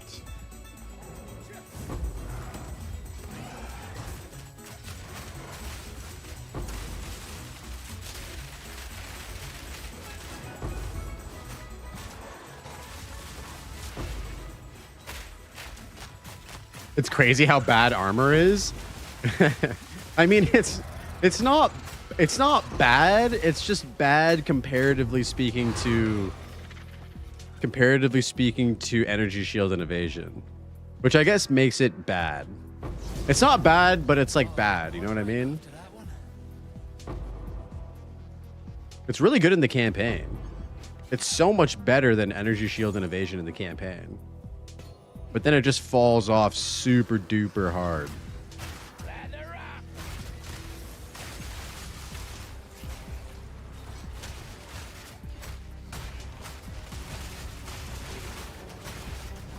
Yeah, that's kind of ridiculous. They need to balance out defenses more, for sure.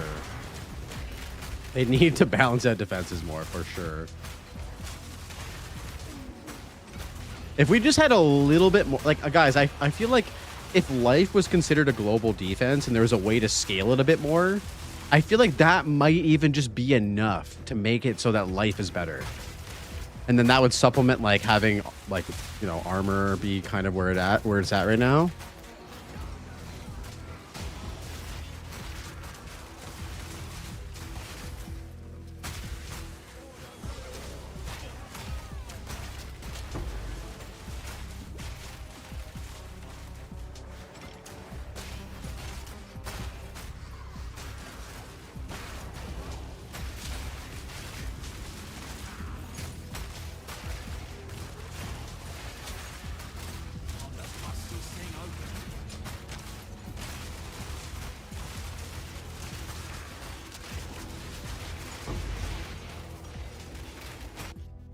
Yo, Smurfy, what up, man? Not armor is bad. It falls off hard in the end game. If you have almost capped armor and elemental armor, I still die so fast compared to ES and evasion. It's may not be just because that armor's bad though. It's just because that you don't have the hit points as well, is what I'm trying to say.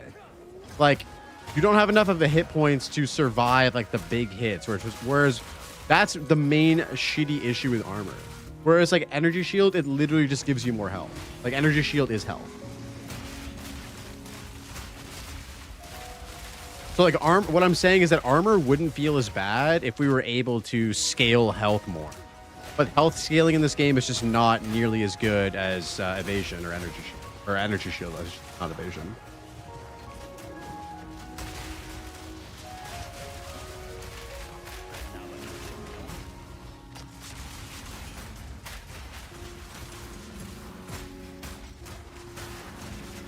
Yeah, exactly, dude. Jamiria, exactly. That's exactly how I feel.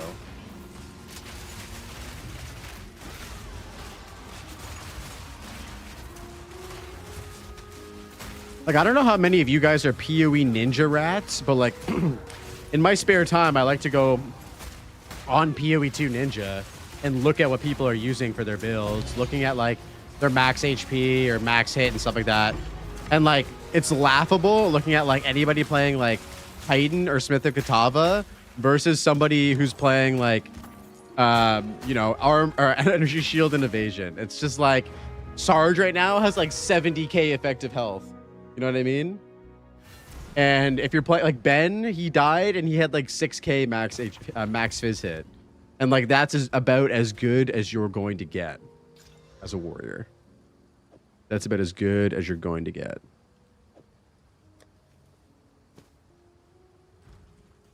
You have 12k fizz and 12k Ellie. That's pretty good, man. 12k fizz is pretty solid.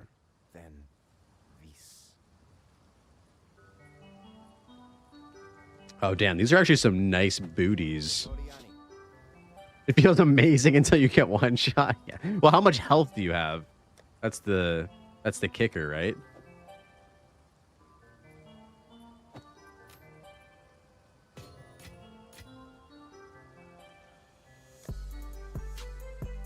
$2.3k plus. Oh my god, I got fucking baited.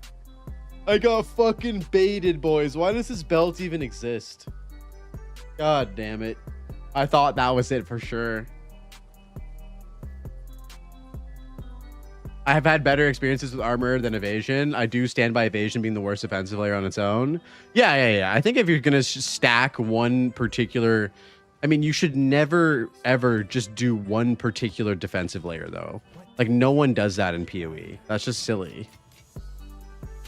But, I mean, yes, technically, if you were going to do that, I feel like it would be the worst one. Feels like GGG is super opposed to giving us life nodes, which is weird because there's so many of them in PoE 1. So I just don't understand why they've decided not to do it in PoE 2. And it could be that like we aren't seeing the full puzzle that is the defensive puzzle right now. We don't have all the pieces. Like we could be getting fortify, we could be getting spell suppression, we could be getting like endurance charge buffs where they actually give you something rather than just like being there. So we just don't have the full picture yet, right? But yeah, the max hit is terrible if you're using life and armor. All right, let's hop into POB and we'll take a look at oh, I think it crashed. Oh wait, no, it didn't.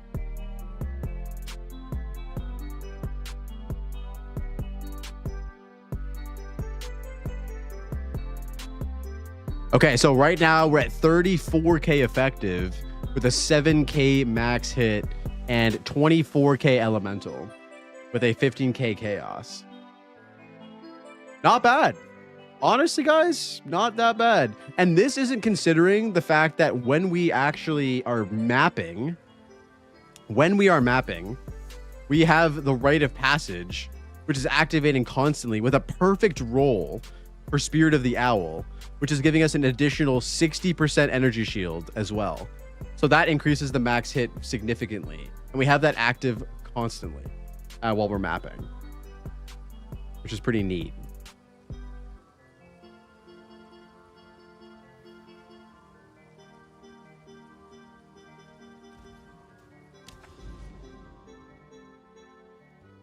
Oh my god, and we have an Untainted Paradise as well, boy. We have 2 Untainted Paradises back to back right here.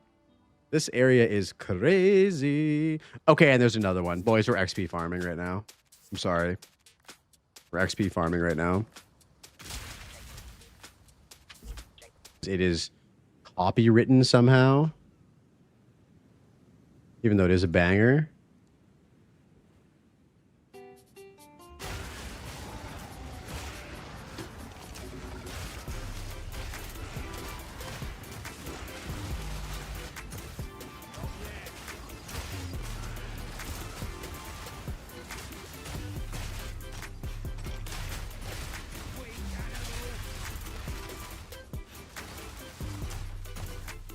You killed Arbiter, Riffraff. Fuck yeah, dude. How was it this time around?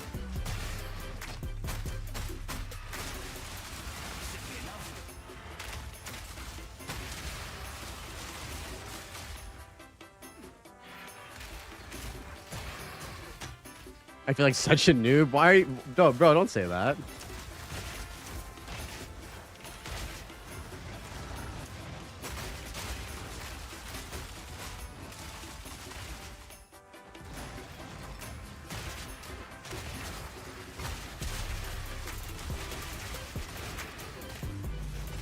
The highest I've seen health go is as well as around 3k, close to 4. Yeah, and that's like you're giga geared if you have 3 to 4k health. Like you are giga geared. All of your gear has like T1 or T2 at max health on it. Plus all the passive tree nodes like that give you increased max health. And if you have desecrated jewels that have the plus percentage to strength as well. Like you need to be giga for that. You came in with 5 deaths, left with 10. That's not bad, dude. Arbiter has a lot of one-shots, bro. He'll take your life for sure.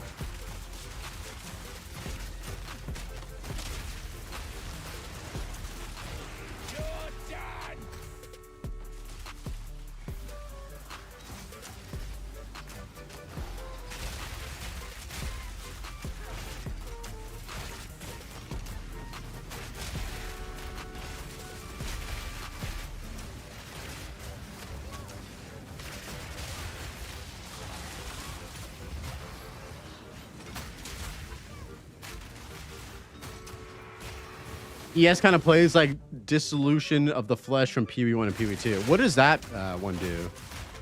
Which is given those kind of less damage on monsters is kind of insane. Okay. Yeah, I'm not super familiar with what that is. Also, fun fact, hit me with it. We love fun facts around here.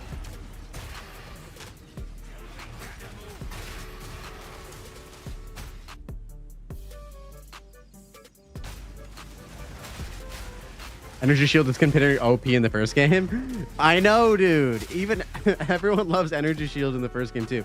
Although armor in PoE1 is a lot better, I feel like. I feel like that's kind of my experience with it anyway. I don't know if you guys agree or not, but it feels a lot better in PoE1 than it does in PoE2. IMO.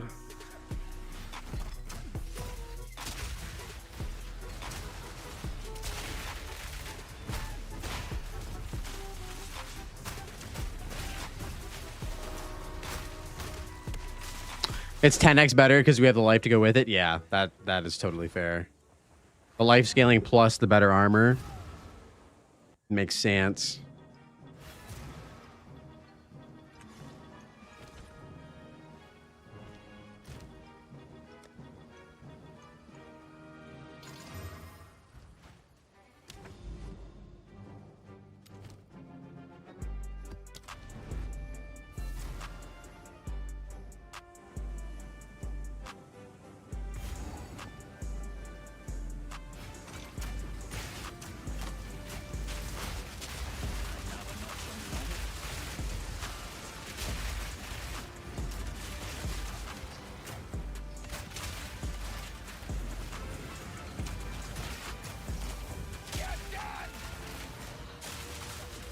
One of the unique jewels this league reserves life instead of spirit for a buff. What jewel is that? Because I don't really find a lot of unique jewels in SSF. I got the one from Zesh last league, which was pretty cool, that I had on my monk. It may be a lineage. Oh, really? So it changes the spirit reservation of a persistent buff to a health one? That's kind of interesting.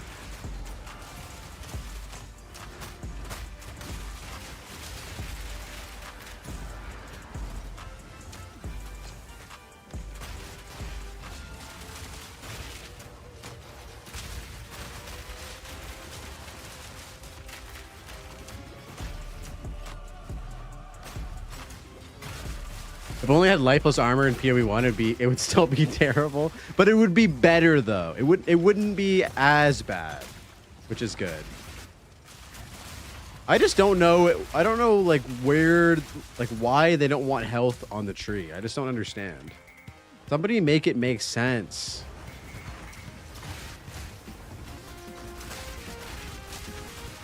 We need fortify and endurance charge. Yes, we do need that. I hope that we get those. I talked about that with Miso and like the boys on their podcast, and like Miso was saying like, oh, like that would make the game more complicated, and I'm like, yeah, but like you don't really need to worry about fortify until like later on in the game. You don't need fortify in the campaign. You get fortify in maps.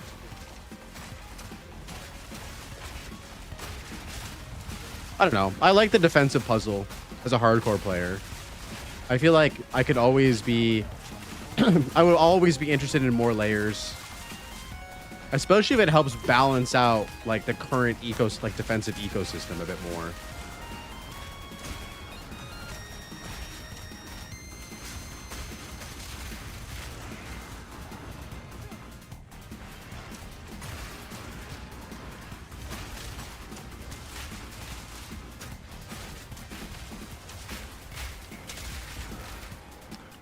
Life nodes just make the whole tree template around node wheels on the tree as is in PoE 1, where you have to take 100 to 150% from the tree. I know, and I understand that's kind of probably the reasoning why they don't want to do it. I just feel like you can't do that, but then also include so many clusters of energy shield. I think Miso underestimates the smarticles of new players. Yeah, new player. Just because you're a new player doesn't mean you're a fucking baby who can't understand that like defenses are a thing. No. Like I can see his argument. His argument is like the more complexity we add to the game, the harder it is for new players. At the same time, though, in PoE 1, like you don't need to use all of the onion layers for defenses right in on the get-go. You know what I mean? Like you can slowly work them in over time. Yeah, I agree with you, Demiria, 100%. I have 1,500 hours and I've never used POB. I feel like not using POB in PoE 2 is fine. I think that if you don't use POB in PoE 1, I feel like you kind of have to. I don't know. I don't know if you necessarily need POB in PoE 2. You can, but I think PoE 1 it's probably more mandatory.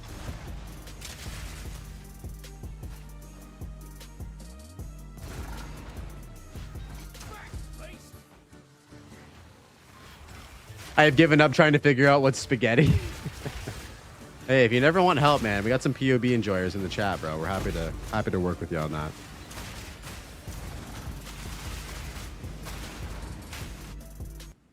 Tampon, what up, bro? Welcome in. Yo, thank you for the raid, dude. Welcome in, boys. Get you a shout out here.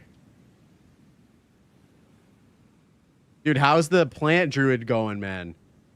How is the plants cooking, bro? Oh, god damn it. I got hit by temporal chains. That son of a bitch.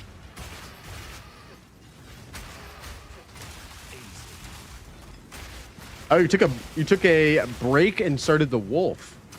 Dude, the wolf is so fun, man. It feels so good to play. The plan is at 93.9. Oh shit, nice, dude.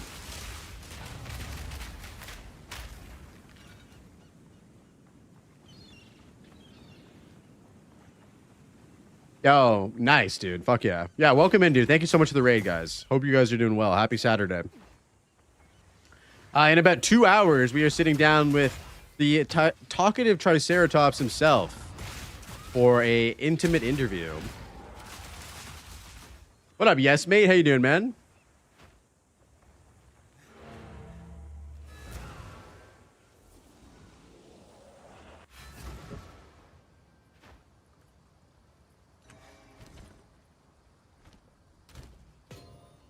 Can I help?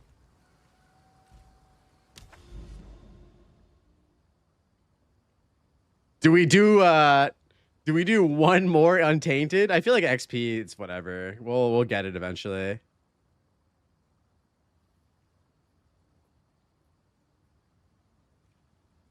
Yeah, we do live in the same hood, bro. The same place.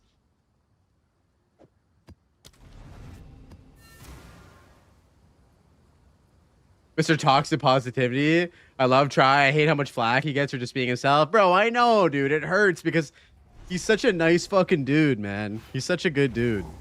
Wolf fucks. Yeah, and it's fun to play, too. Like, no struggle. Are you just going full ice? Like Lunar Blessing and all that shit? You're not using a high hand-me-down from a higher tune either? Oh, nice, dude. Yeah, I did it the other day off stream, and I was watching Everseen, and I died while I was watching him because I was just jumping into packs and shit, so I wasn't locked in. But yeah, Wolf is dope, dude. I wanted to do it on Invoker, but I'm probably gonna play this character for a bit and then make a Varashta after. I think I want to try out Dapper's build. It looks super good defensively as well.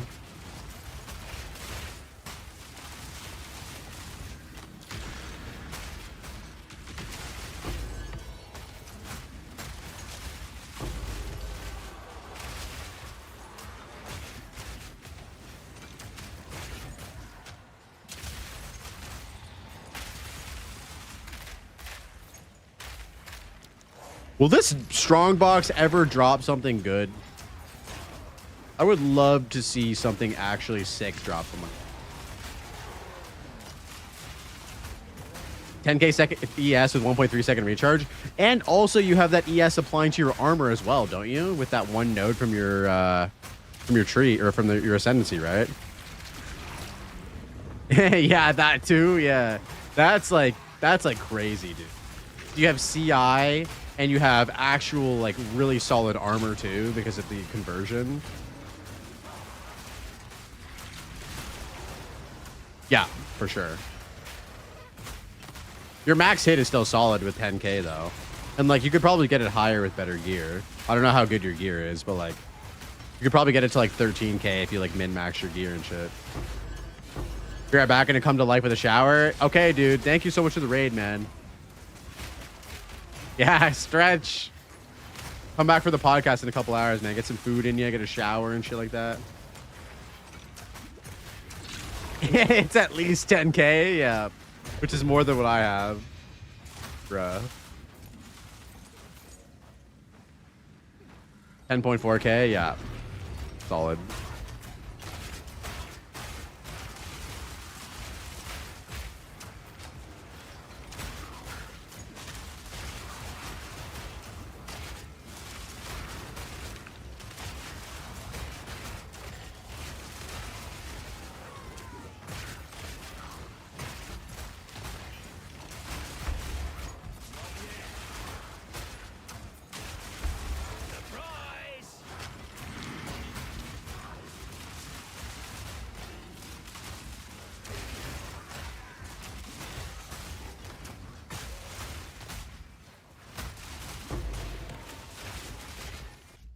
Hold up, boys.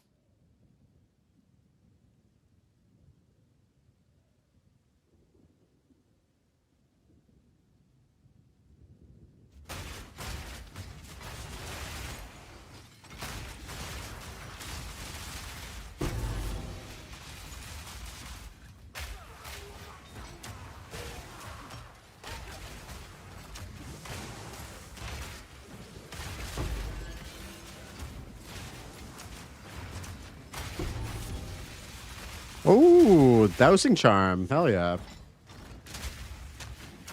I forget what that one does.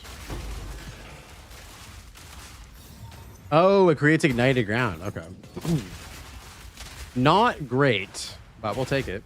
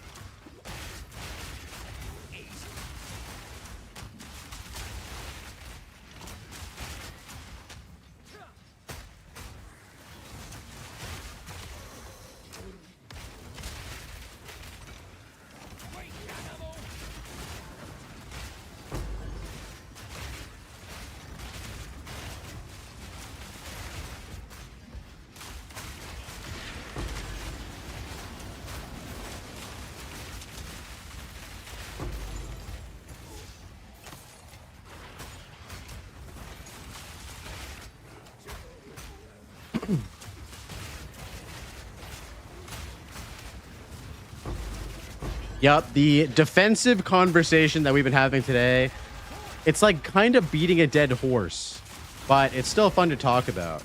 It's just funny how, like, yet again, we find ourselves in the same situation that we found every single league so far in the game, where it's just like, it just feels boring.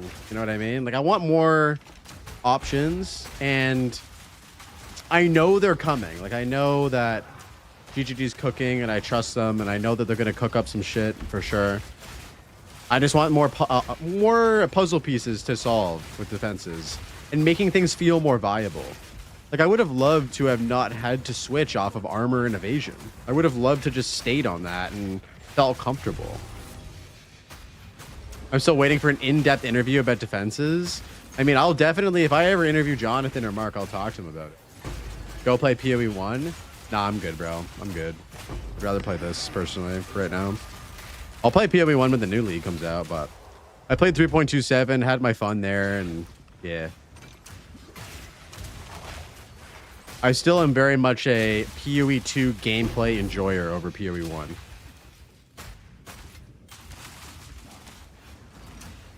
The gameplay is very, very fun. It's just missing those puzzle pieces that we're so desperately needing right now that we do have in PoE 1. To be honest, the simple thing is, if a white mob can one-shot you, then defenses have to improve. That's just a fact, yeah. Wait, what white mobs are one-shotting you, bro? I'm curious.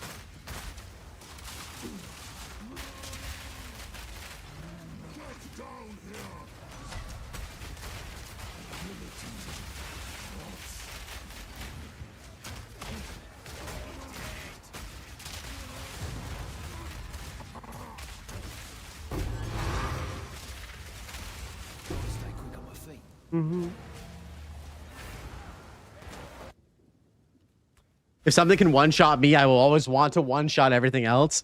Yeah. I wouldn't really mind if character damage got lowered, if monster damage got lowered with it. I feel like if character damage got lowered, but monster damage got lowered as well, but monster health stayed the same, the game would feel slower. I don't know. I could be wrong on that, though.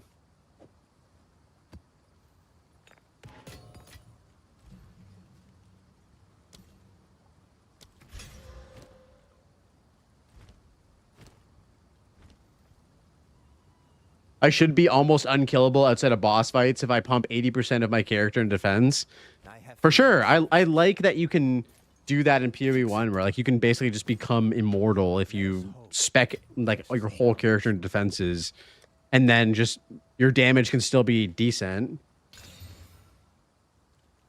It just depends on where they want the game to be. I enjoy the pacing in the campaign as much as blasting in maps. They very much feel like two different games. Absolutely.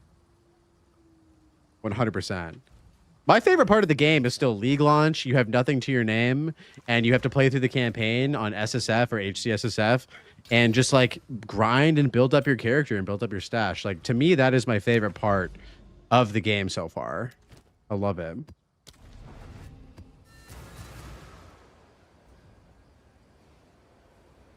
It's because you constantly get those dopamine hits, though. You know what I mean? Like, you constantly get those minor upgrades, the ascendancy. Like, it's not fun to do, but when you get it, like, you feel like, you know, the points come through and stuff. And I love like the league launch for Trade Economy. I got RF last season for 2 divs. Yo, nice, dude. Yeah, it's super fun. I love league launch. I love starting fresh. I love the struggle of playing through the campaign. Man, it's actually crazy how many times I played through the campaign in this game, and I still really, really enjoy it. The answer to what the best defensive setup should be, it depends, and not just go ES. Yeah, that'd be a nice answer.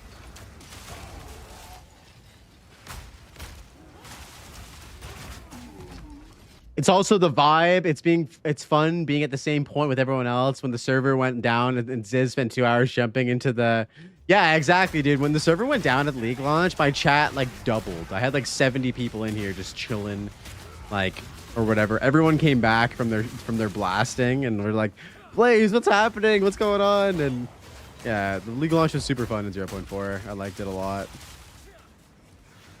I didn't have too many issues, I don't think, but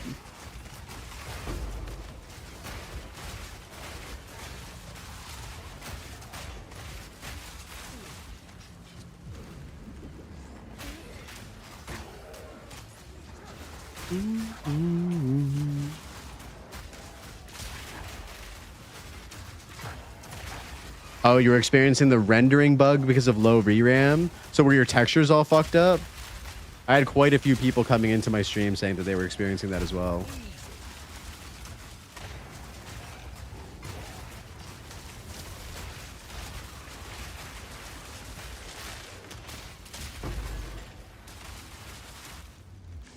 Yo, I just realized because we're capped on cold res now, we could put in some new fun stuff into our gear. Hold on.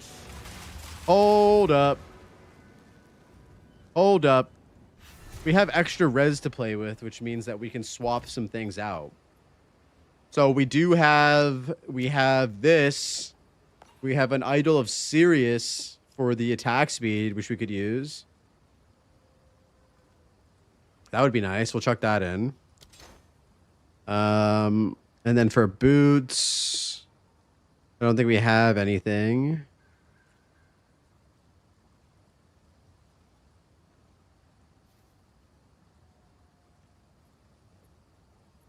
If we had another socket on our gloves, we could put that in for flat fizz. All right. Well, that's about it for now.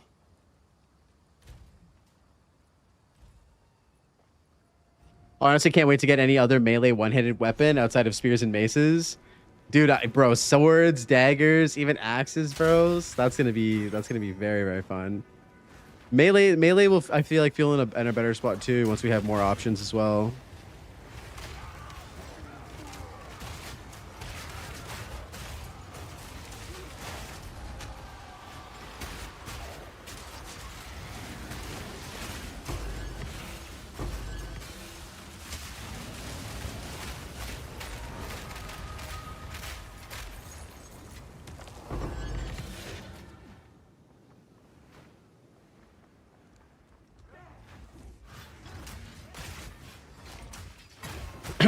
You're looking forward to axes or flails? Yes.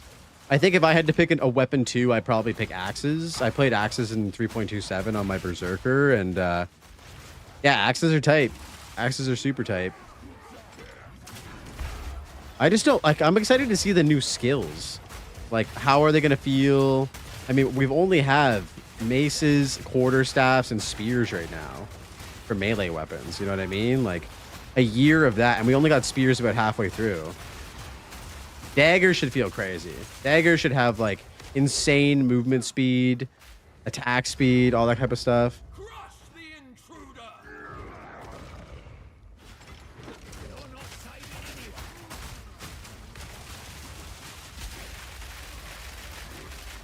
Shield them. Heal yourself. Purge the unworthy.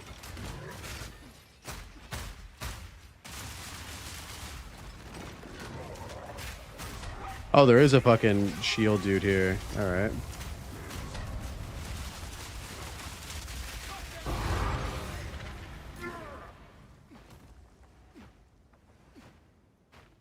We've seen like one clip of flails. Wait, there's a clip of flails out there? We already saw some sword or axe skills. I mean, one sword skill and one axe skill. Which ones were those? Was it like Cyclone on the axes? I don't even remember what we've seen, really. I feel like it's been very minimal if we have.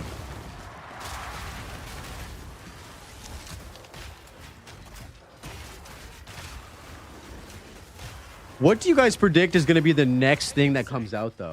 Like, the next class? What do you guys think? Do you think it's going to be the duelist with the swords? Yeah, you think so, Dapper? Ooh, that would be crazy. It's gotta be. I hope so, dude. Some throwing skill with axes and swords. He just showed the sword to the ground. Oh, we shoved the sword to the ground. Oh, okay. I don't remember seeing those. All the bone. Let's go. I think it's gonna be the rest of the campaign and duelist, and then 1.0 in December. So, like, with the endgame patch, what else do you think is gonna come? New league mechanic and an endgame rework? Where does that leave the next? So, and then it would be one more patch, and then it would be like the game would come out essentially at that point, right? Potentially. Ascendancies too, yeah. Why are swords wanted so much? I think swords are wanted a lot because traditionally in action RPGs, swords are just like the quintessential weapon that people love to use when it comes to melee attacks, and so. I don't know. I feel like not having a sword in an ARPG is like it's like having like not having an AK-47 in like a shooter game. Like imagine playing Counter-Strike, but the AK-47, like the quintessential assault rifle, just isn't in the game. It's just kind of weird. You know what I mean?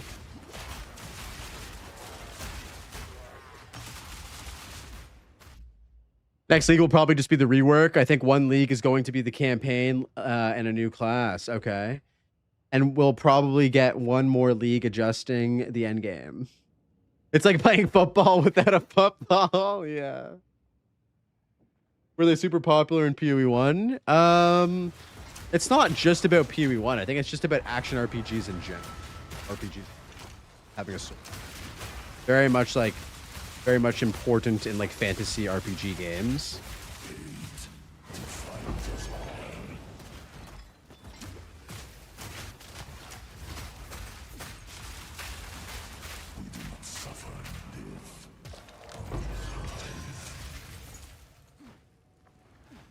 I love GGG, and I don't think they can fix everything wrong with the end game in one season. Oh, I mean, guys, let's be real here. I'm sure that the end game rework will result in its own issues. It's not going to just be like, here's an end game rework, and now the end game's perfect. Like, it's going to be the same thing with the Fate of the Val. They're going to have to do some patches and some updates to it and stuff like that, and then it'll be in a better spot. Yeah, it's going to be more band-aids. Exactly, Dapper. But as long as the wound itself is getting smaller and the band-aids become smaller and smaller, that's all that matters, right?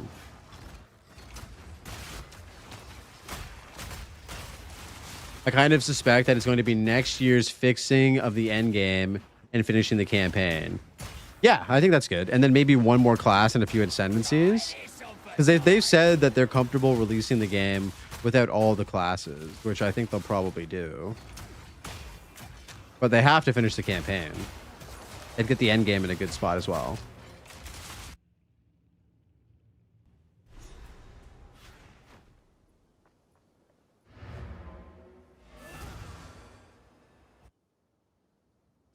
We are in agreement.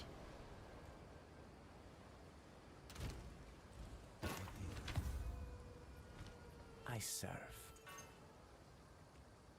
PoE 2 after the end game. Bruh.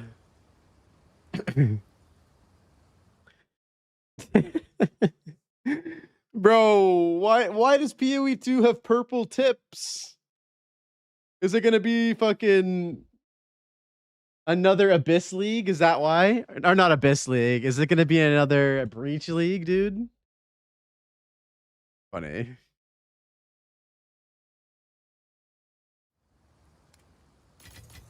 Fine.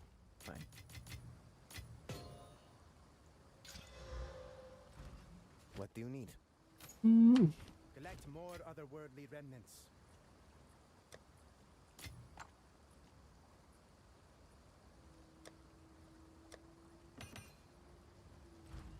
Aquatic treasure. Or no, we buy. I want to see Templar. I hope there's a Paladin Ascendancy. That would be super sick. Name. I would love to see that. In a world where Paladin is in Path of Exile and it's better than Diablo, that would be massive drama, and I'm here for it. That would be hilarious. Better question is how many years it'll take to finish the classes and ascendancies. Oh God, don't ask questions you don't want the answers to, Phantom. God damn, we don't know. Oh shit, we have the Jade Isles, boys. We have the Jade Isles. All right, we're going in. We're going in, and we're getting Rakiatas today. All right.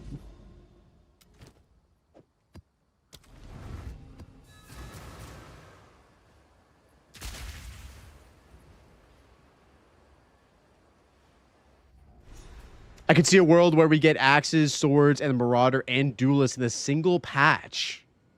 2 classes and weapons in a single patch would be fucking huge. Holy shit.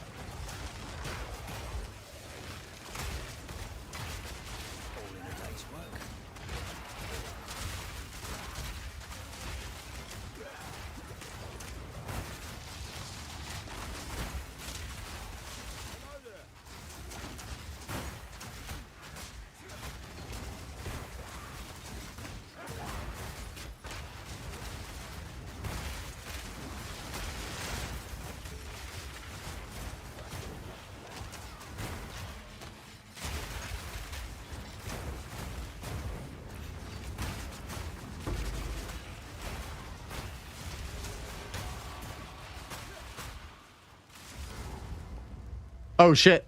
All right, guys, we'll get a prediction. New prediction. Does Rakiatas drop? Going in for 30 seconds, boys. Get your points in. Ladies and gentlemen, it's gambling time. Get your blaze bucks in. Do we get it? That would be crazy if we get it. Oh my God, we have a massive disbeliever right now. Oh my God, a massive disbeliever. Jesus. All right. I think we got only 2 non-believers in there, but that's a lot of points.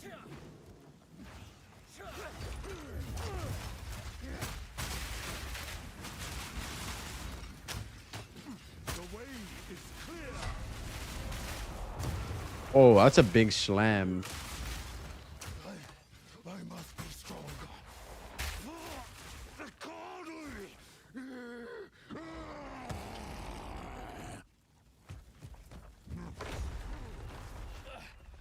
This is redemption. I'll stick to damnation. No, but good luck, yo. Thanks, Kay. I hope we get it. If we don't get it, that's okay. There'll be more of them.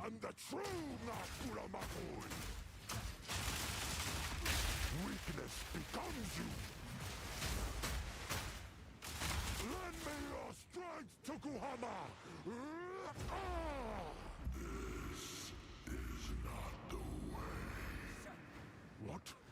Why do you reject me? All I have done in your honor. So be it. I will save my people. You think they also missed an opportunity on adding impale-related skills to spears? They have one that's like Blood Hunt, right? That was an impale-related ability. But that's all I really know about.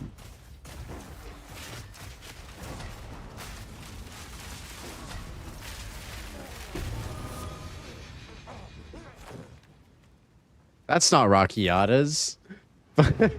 Wait a minute, guys. That's not Rock. God. The disbelievers win again. You hate to see it. I've dropped this 4 times already. Brother, same, dude. It feels bad. But if we follow this water... Yo, we have a lot of citadels right here, guys. We should start doing those. Like, honestly, never worried about it. Yeah, but one of these times, you guys are going to be all on your naysayer bullshit, and it's going to drop, all right? And you're going to lose all of your wealth. And I'll be here for it. Okay?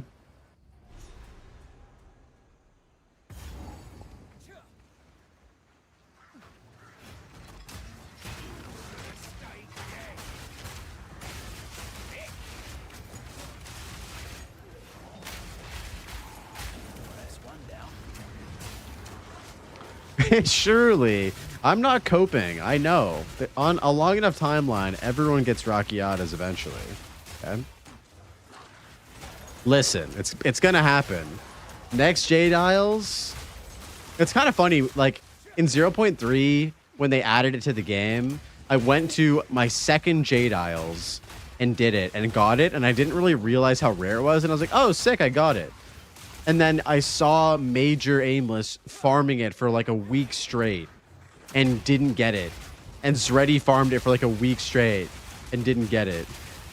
Your 19 Adorn runs and still Adorn this. That's not like a 2% drop rate or something stupid like that.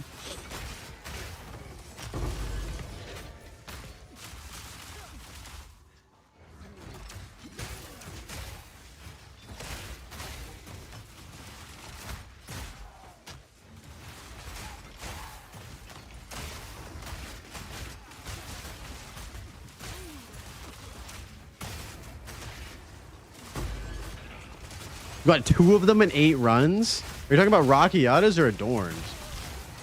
That's either way, that's fucked up in a good way. Oh, RF? Wow, bro. Wow. 2 and 8 runs. That is... there's some people out there absolutely molding right now at that RNG.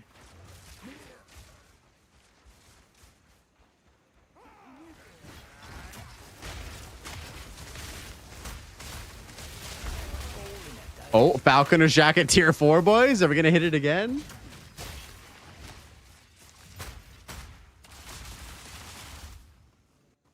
Honestly, it's pretty fucking good. We could make it better though with the desecration.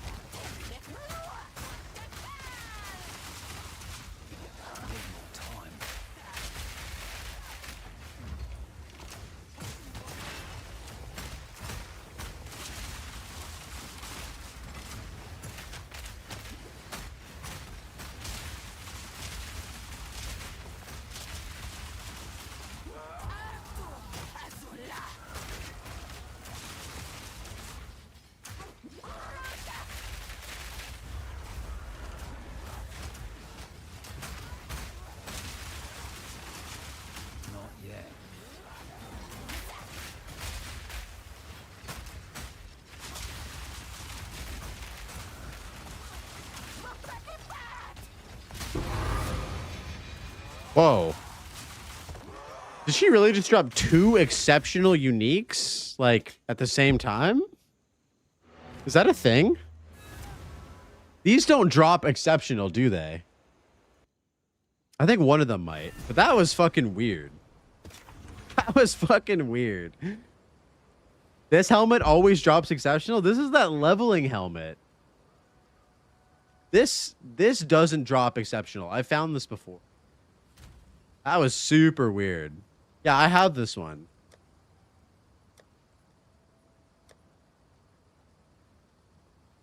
It dropped with no sockets. Go then.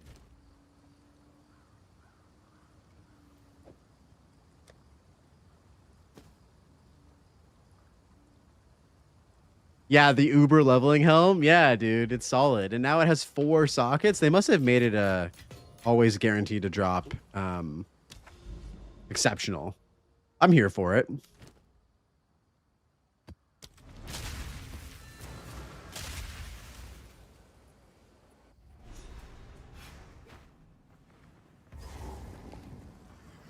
Oh, I do have that helmet, Phantom. Yeah, I found that one as well. Does it give you Giant's Blood, like, with the downside of the strength thing? Or, I guess, yeah, I guess Giant's Blood always has the downside of that now, right? Oh, shit, we can go in the temple, too. Let's see what we got in the temple, boys.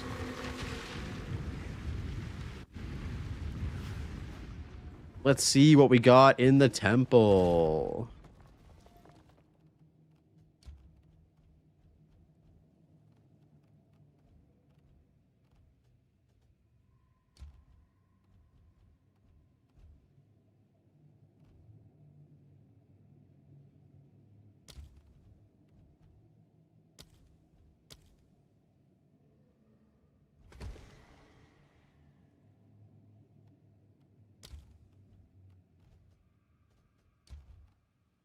Oh, man, I can't get level 3 rooms, boys. It's so fucking annoying.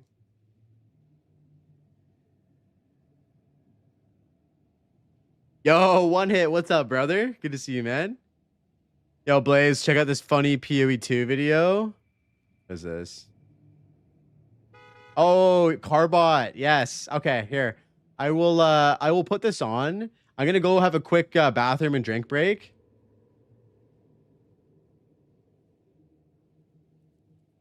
And then I'll be right back, guys. So I'll put this on for you guys because I love Carbot so much. Carbot is fucking goated with the sauce. All right, be right back, boys. Sorry, I was just...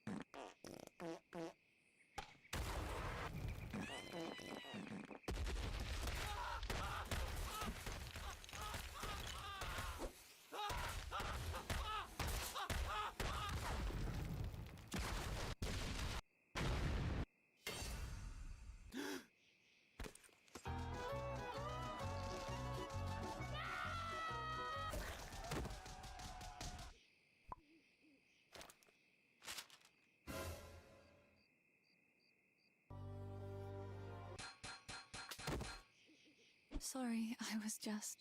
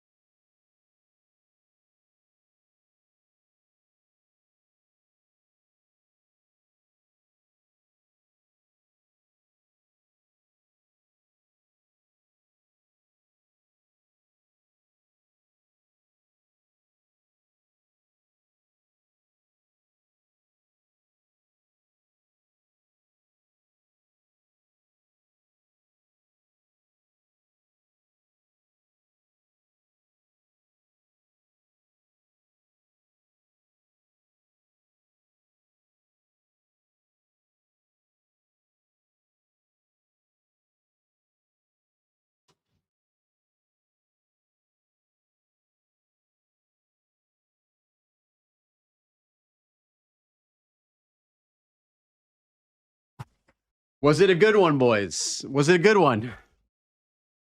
Was it a good one? Harbot's goated. Appreciate you guys hanging out. Sorry for the stepping away there real quick. All right, where are we at here?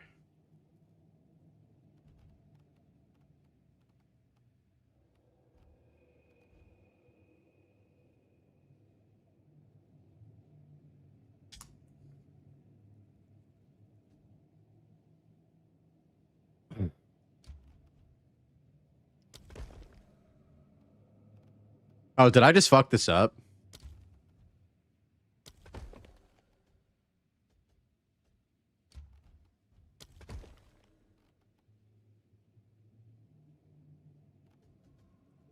I'll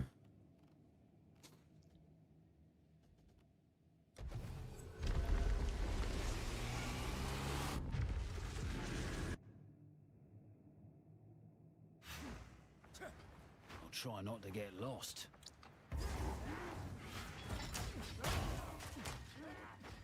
You're 100% rolling Ritualist?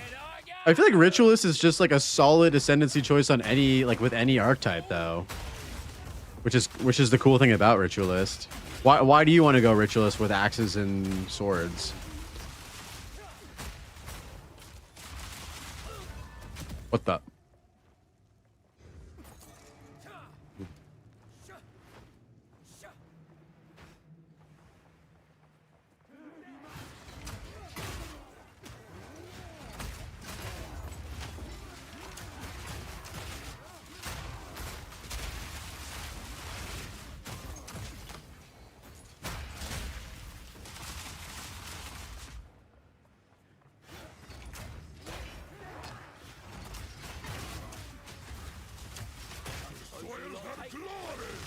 Oh shit.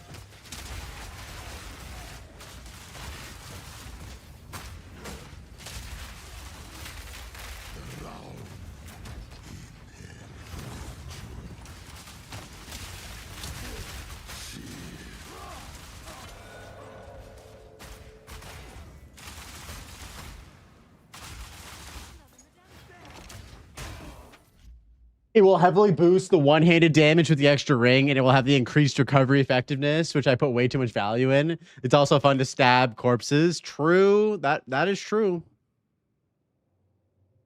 That is a good way to look at it. I mean, yeah, the extra ring slot is just insane on the Ritualist. Funny enough, it's an ascendancy that I've actually never played before. This is no place for visitors.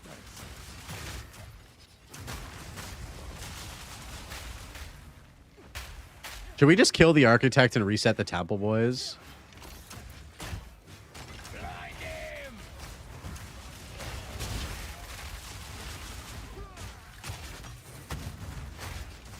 Machi, what up, brother? How we doing? It's always nice to be graced by the presence of the great Mr. Machi. Welcome in, bro. Happy Saturday. How was the rest of your stream, homie? I was in there for quite a while, lurking, as I was doing some of my own work and whatnot. Yeah, if you're hanging out, we have an interview with the talkative Triceratops.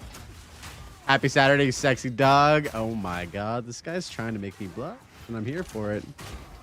Yeah, we got an interview with the talkative Triceratops, the man himself, in an hour and a half, if you're interested in listening to that later on.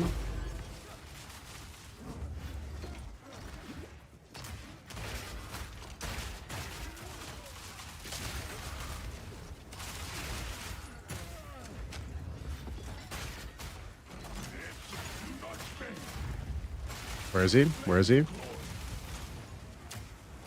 Yo, you killed my fucking totems, bitch.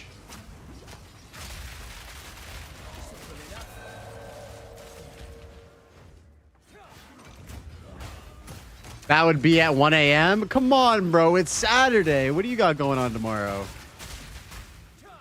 I think you deserve a nice sleep in and a nice late night, okay?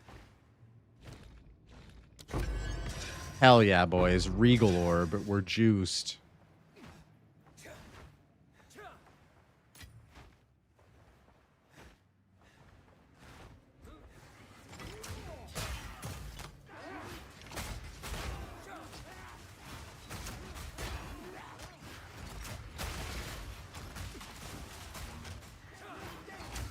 You got any fun plans for Christmas, Machi? Family time, time with the lady. What do you got going on? You have come too far. My design never fails. Consider the end.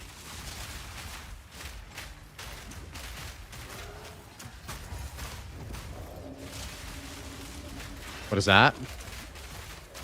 Oh, he's dead. Okay, we're chilling. Over and over.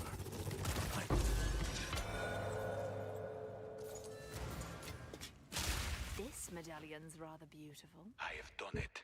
We now have. What is this? Increases the maximum medallion capacity by 1, up to 6. Oh shit. Oh shit. Okay. Where do I put this? Oh, you just use it. Okay, let's look what we got here. So we got Empire's Grasp. Is that a good unique item? Random lineage support. Allowing the corruption of tablets. I feel like we just go for the lineage support. Lineage support. And the high level rune.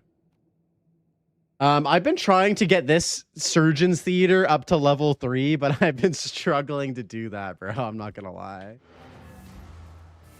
Oh, you're uploading a new YouTube video. What video are you cooking up? What you got going on? I love to hear that. I love to hear any of my content creator homies making YouTube content. That's a huge W.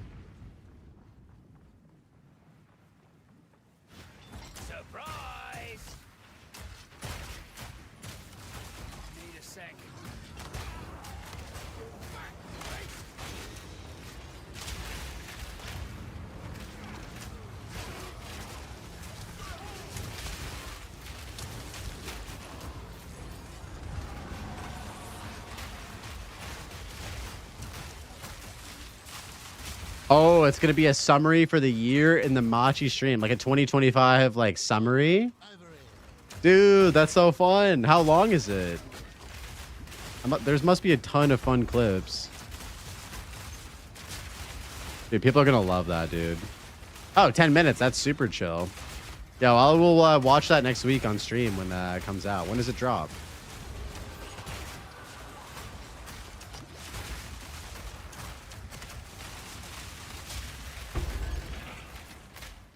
When does it drop?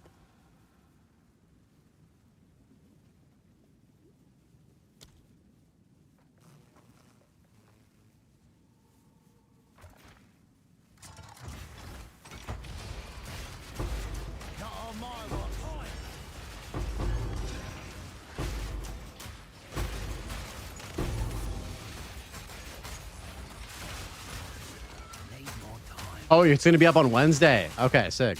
Oh, yeah. Wednesday is perfect. I think that's going to be... Actually, I don't know. I might be only streaming on Tuesday. Shit. But either way, I'll definitely watch that for sure. Would love to react to it on stream, but if it's not there, then we'll just plug it when we can.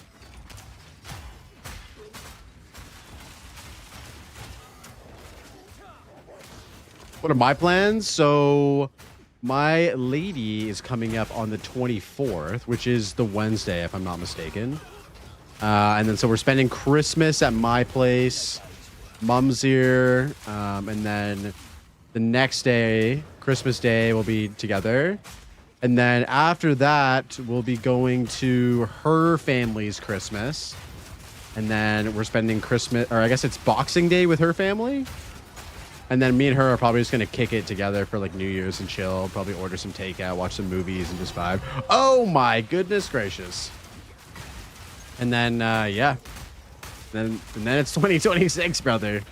Holy shit, man. 2025 flew by. I'm ready for a new year. Yeah, it's going to be fun, dude. It's going to be fun. Our Christmases are super low key now. We're like, we don't really even do gifts and shit like that. Yeah, bro, time flies, eh? It's crazy. It's fucking crazy, dude.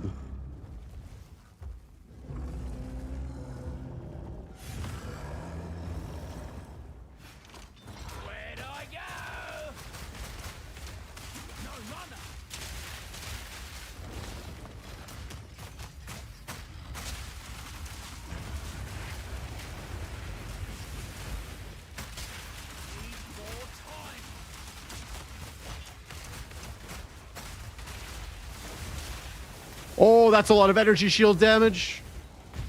Holy fuck. I almost died.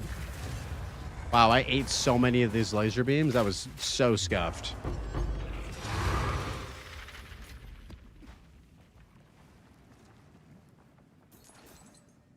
Oh, I forgot that New Year's is almost here. Time to cook some cringe jokes, like telling people on December 31st that see you next year. Yeah.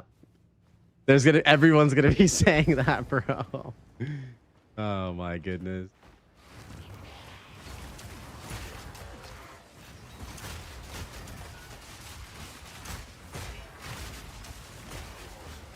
Fire, what up, dude?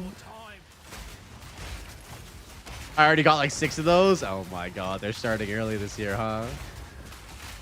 What up, Fire? Welcome in, dude.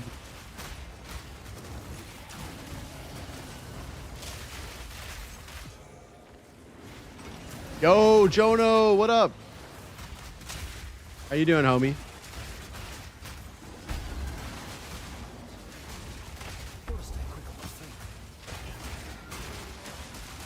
Came to lurk a wee bit. Always appreciate the lurks, brother.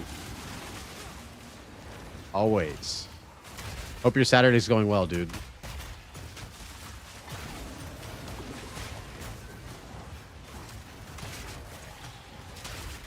You're back from the movies. Yo, what did you see at the movie theater?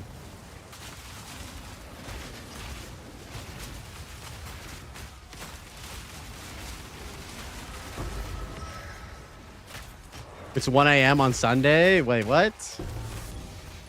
Oh my god, bro. You live in the future?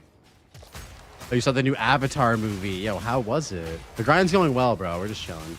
We found a fucking insane body armor on the ground. I'll show you in a sec. Look at this body armor, dude. This dropped on the ground.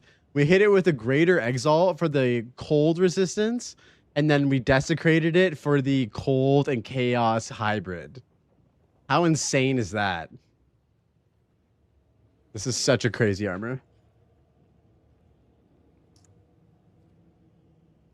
You played Battlegrounds all day? 5,500 ranking for 2 days? Yo, let's go. Yeah, we are... Dude, this is some SSF premium armor right here. The movie was good. If you like enjoy Avatar films, you'll enjoy it. Okay, sick. I haven't been a super big fan of the Avatar movie since the first one. Bro, that armor though, why can't I find armor like that? You have to go to paytowin.com and download the streamer client. That is the way to get the crazy drops. Funny enough, it was actually Major Aimless who told me about it. You never would expect him to be a pay-to-win enjoyer, but he loves to just swipe the credit card constantly. It's kind of crazy, actually, how much he spends on gear. Holy, these boxes are juiced. Oh, I thought you told them off. No. No. We're embracing it now, dude. We're embracing it.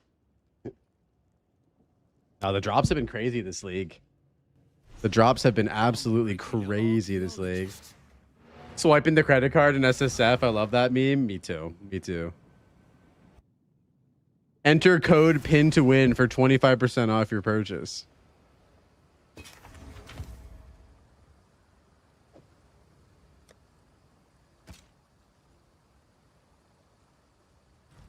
I serve.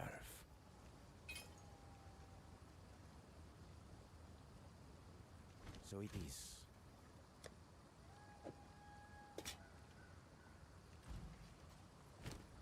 Let us hope that now lies dormant.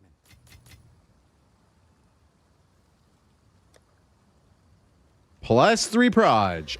Oh, boys. That's not proj, but we'll take it. Bro. Oh my god. That's fucking crazy. Podcast to Talkative Try. Yeah. That'll be on the YouTube tomorrow morning. Oh my god. What the fuck? That is insane.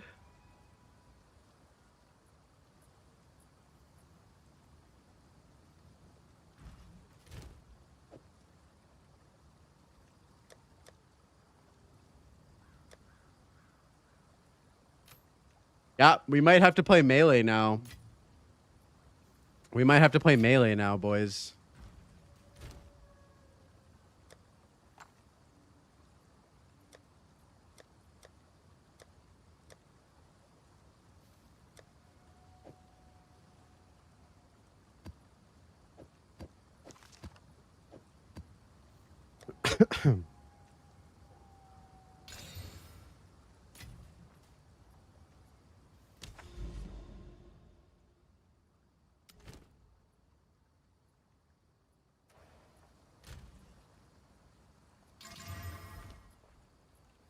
Can I send a link? Some very cool body armor.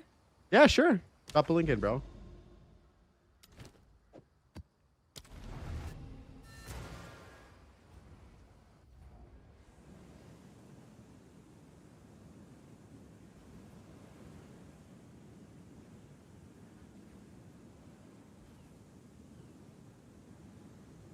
Oh, this is interesting. I'll take a look at this later. Can you drop this in the Discord, dude? I feel like a lot of people would probably find that pretty interesting.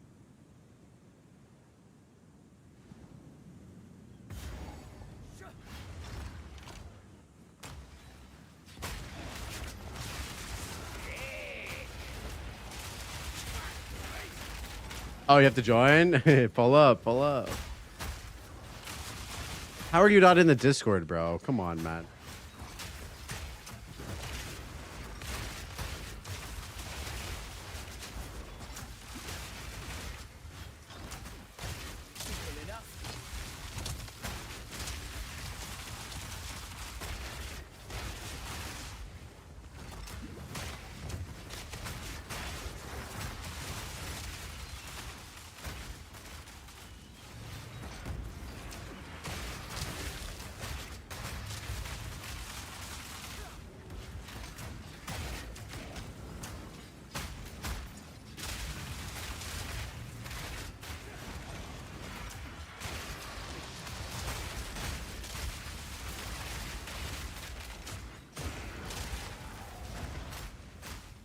You didn't know I had one. Well, we've changed that today, didn't we? Welcome in, dude. It's a pretty chill. It's a very chill place. It's one of the chillest places that you can be on the internet, I would say. I'd go as far as saying that.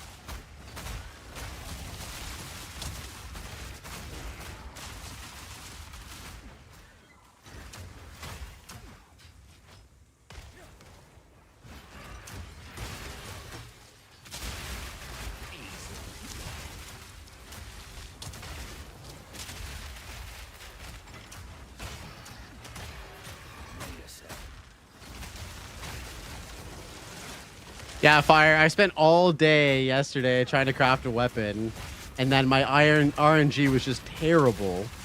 And then today we're just playing, and a T5 sleek jacket drops on the ground, and then you pick it up, and you're like, "Oh my god, this is like almost a perfect item." It's crazy.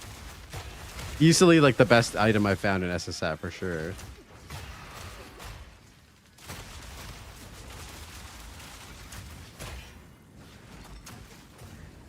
Y'all love to see it, boys.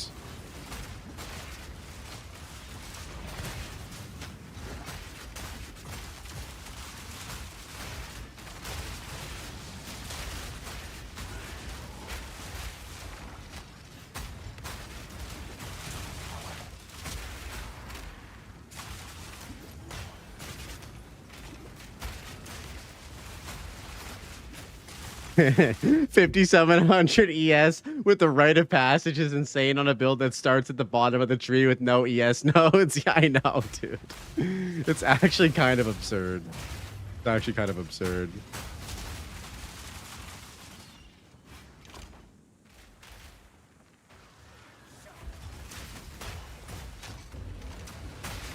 The rite of passage drop was just unreal as well. Like the luck this league has been crazy. And I wonder if they've like improved drop rates somehow. Like, I don't know. What do you guys think? Are you guys getting crazy drops or no? You were here for it? Dude, it was a special moment. It was one of the moments, the highlights of fucking this league so far. You wish? Maybe they added an SSF buff. We haven't considered that. What if they buffed SSF drop rates and we just didn't know? What is it? I'll tend to the bricks. Oh, we may need to get a new...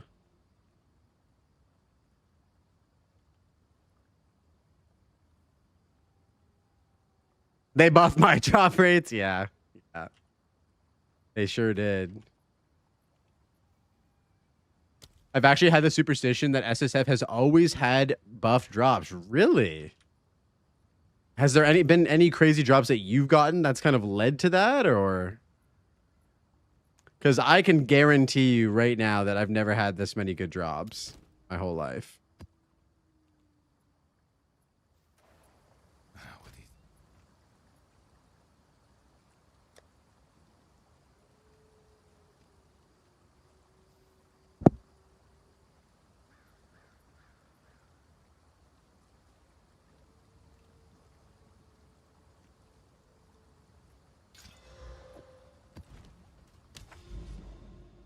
Yo, John, thank you for the follow, bro. Welcome in, man. Hope you're doing well.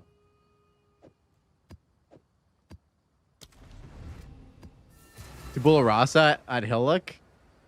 Wait, what? What do you mean? You got...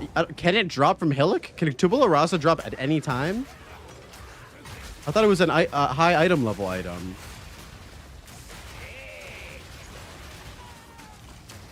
That's fucking crazy that you got Tabula Rasa off Hillock. No way, bro. We're gonna need a clip. We're gonna need a fucking clip, dude.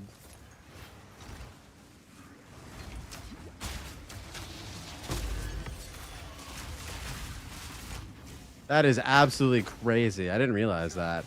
Imagine League start and you get a Tabula Rasa off of fucking the Bloated Miller. Ain't no way. If Twitch didn't delete VODs. Oh, it was on stream too. Oh.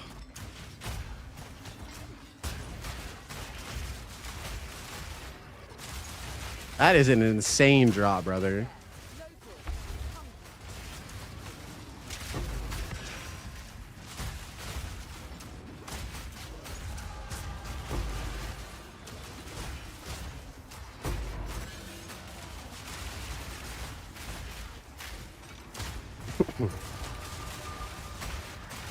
Yo, Doc, what up, brother? Happy Saturday, man. What's good? Welcome in. I seen you lurking for a while. Don't think I know you weren't lurking in here, you little lurker. I know where you've been. I know what you're up to. Okay, you can't hide from me. Blaze, I just made a nasty jewel. Yo, send me that. Let me take a look. Crimps, I just made a fucking insane body armor, bro. Yo, John, everything's going well, dude. Thank you for asking. Rage on hit, max rage. Oh shit. And you desecrated it?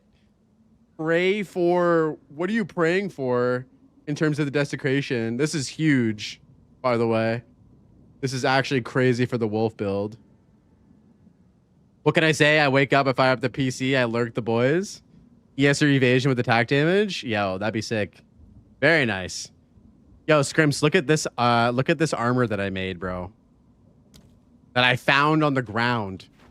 It rolled on the ground T1, T1, T2 prefixes and the 40 lightning resistance. Oh no. How crazy is that armor, bro? Yeah, cold damage would be sick too. Yo, Jake, what up, dude? Blazeworks. Yep, that's me. No lies, that is a sleek jacket. It is sleek as fuck, isn't it?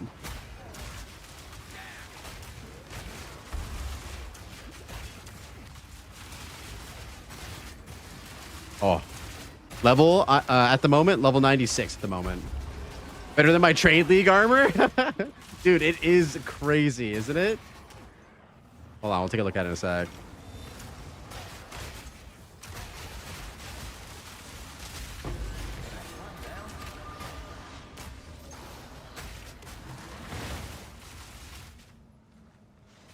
It is slightly better than your trade armor, isn't it? By like a few evasion. But you have a triple socket, bro. That's crazy. It's better than your triple socket as a double. Boys, do we corrupt the armor?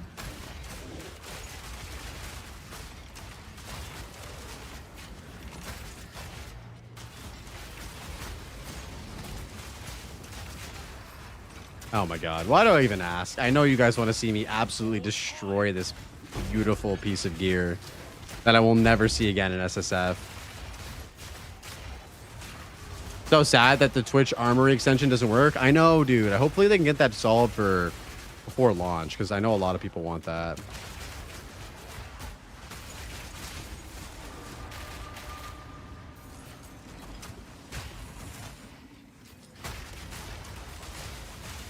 Losing everything from marginal improvements? Toss it in. Oh my god. We need to get a new weapon. That's what we need. Nah, but I do want to see the perfect essence of seeking on it. Oh, that could be good, yeah. The reduced crit damage one, right? Scrims? Man, I keep getting hit by the fucking temporal chains bullshit, and it actually feels terrible. Oh my god. Yo, ever since Y-Doc came in, I got 2 divines. Yo, Y-Doc, you can never leave me now. You have to stay here. You have to stay here and never leave me.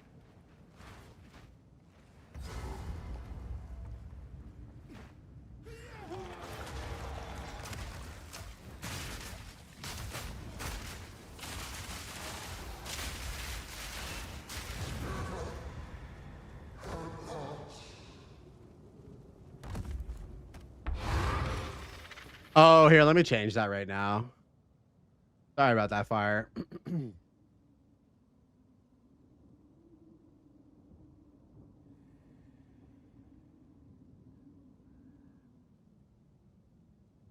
There you go, boys. Enjoy your tinks.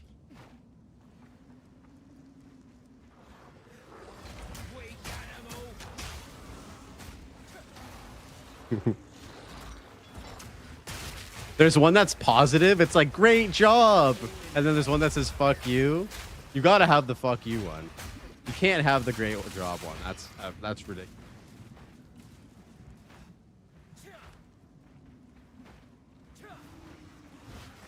Yeah, you're trying to make a new chest with one right now? Yeah.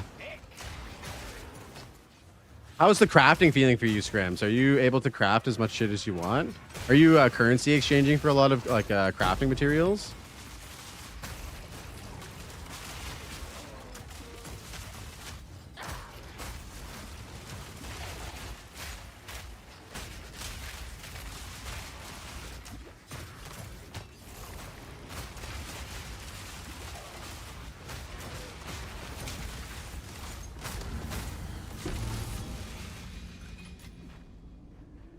All right, finish up this abyss, do the expedition, move on. I'm definitely a Willow enjoyer. I like Willow. It's okay. It feels risky. It is pretty gamba forward, isn't it? Like there's deterministic ways to get a gear to a certain place, and then afterwards it's kind of just YOLO slam and pray. I feel like you have to go Bob Ross and take big brave strokes across the items. That is the best fucking metaphor I've heard for crafting right now, actually. That's hilarious. Big, bold strokes is exactly what you have to do. That's pretty funny.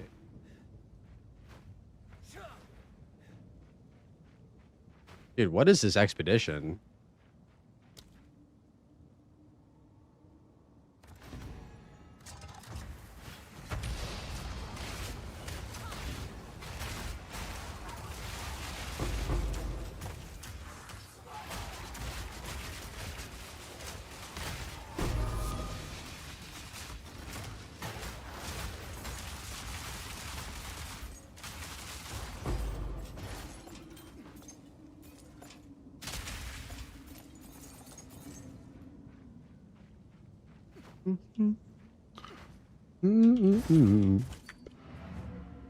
I actually trusted you.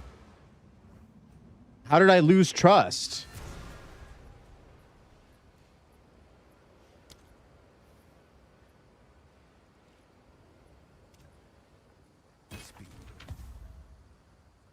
What is this? Xanda, what do you mean, bro? If you're in here right now, what do you mean, dude? The art for this looks really cool.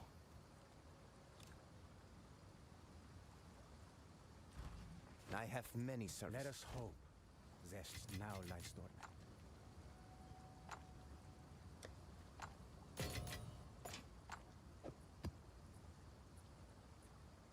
Tier 1 flat.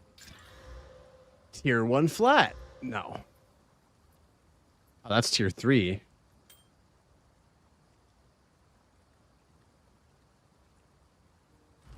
If you must, collect more otherworldly remnants.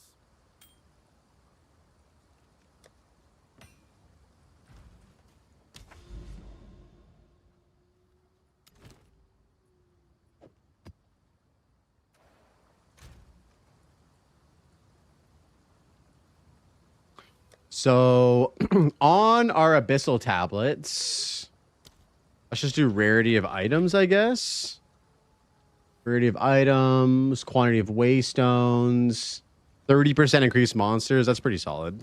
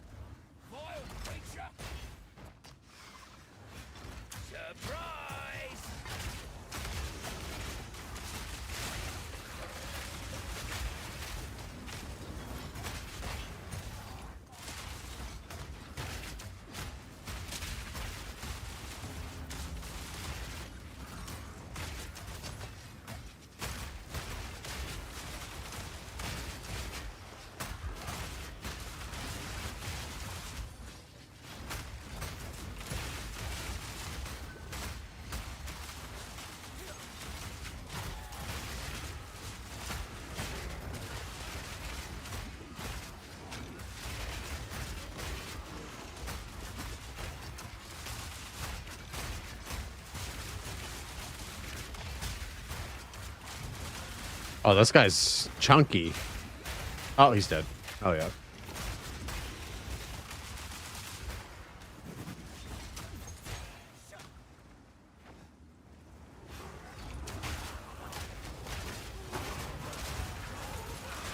This is a questionable ritual altar, but we're going to do it anyways.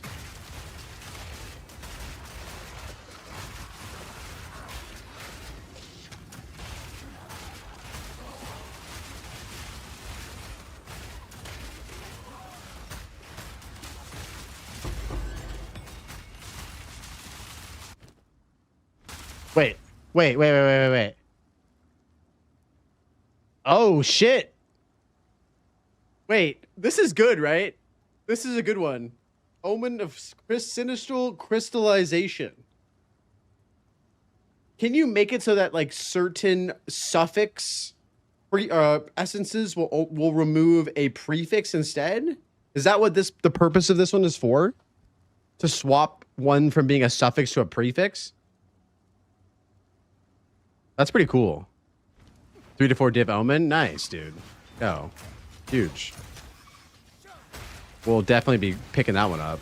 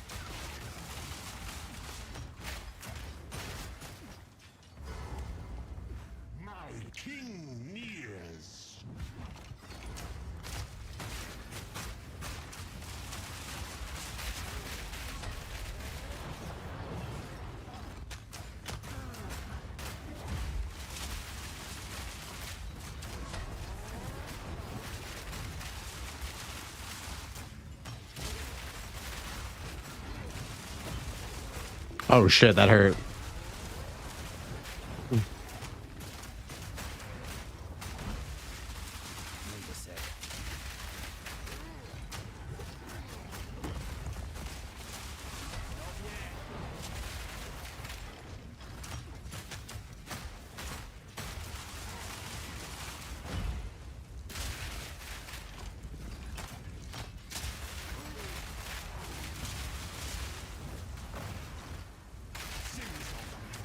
Dude, this guy empowered with so much fire resistance.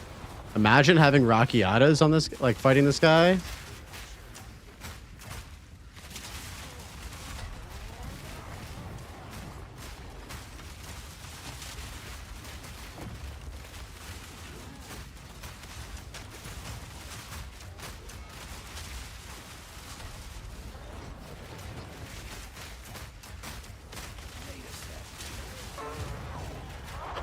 Holy moly, dude. That guy was eating fucking damage.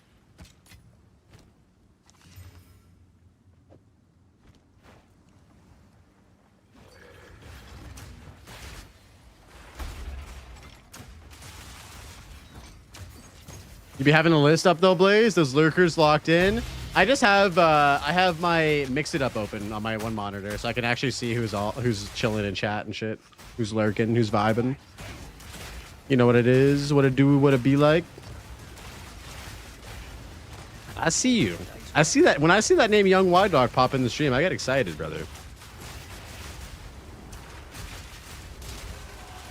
Mapping with Blasphemy and Temp Chains feels so comfortable. Every time I see a pack of Roas running towards me and their charge slows down. Dude, it's so good. I just put it on 2 days ago. I mean, I've been hard since I started lurking. Wait, what? Oh my god, bro. That's called Morning Wood, dude. Okay. It happens to the best of us. I always feel like somebody's watching me. Uh-oh. We got elemental weakness.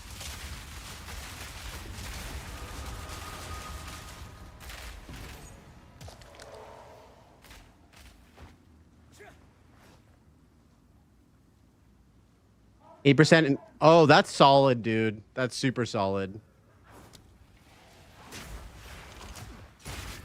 That is a super solid jewel, Scrimps. Well done. Yeah, I love Blasphemy and Temp Chains for mapping, bro.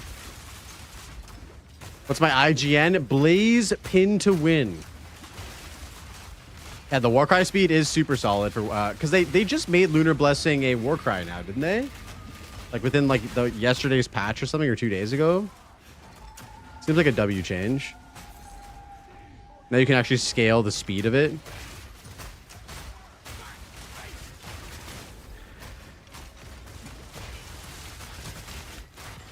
Yeah, Blaze pin to win. Yep.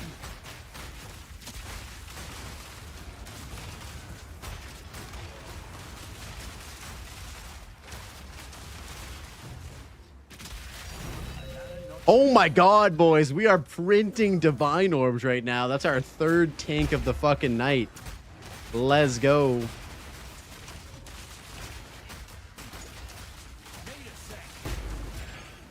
Wait, why are these guys stuck?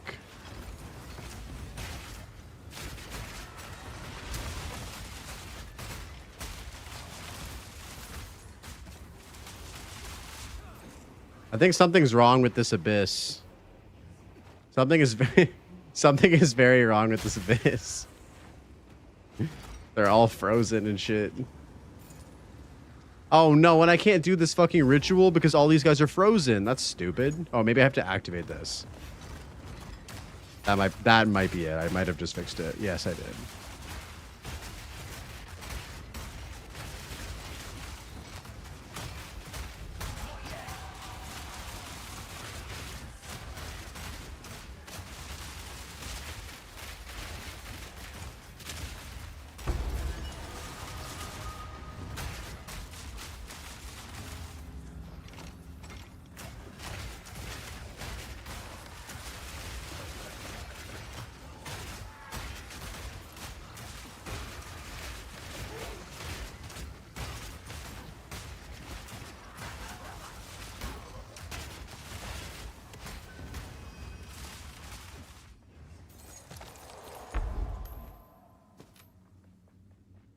We got one more ritual. Where is it though?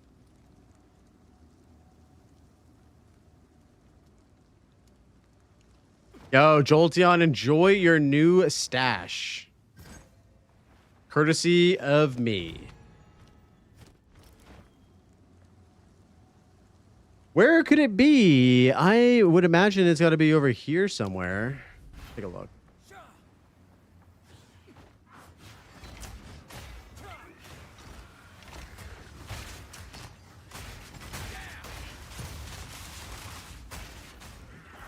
Oh, yeah, there it is.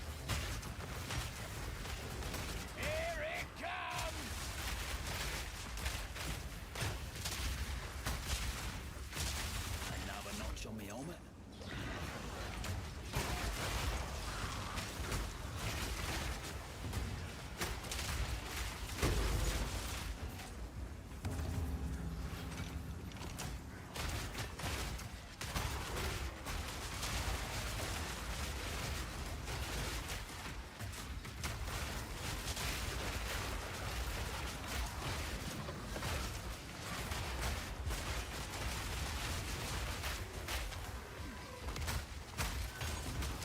I feel like that one Fairy Odd Parents meme where the dad says this is where I'd put X if I had any with that stash. Bro, I fucking used to love that show, man. That show was so funny. Fairy Odd Parents. That'll live in my head rent-free forever, dude. And the Crimson Chin also lives in my head rent-free forever as well. The Crimson Chin. The best superhero is the Crimson Chin.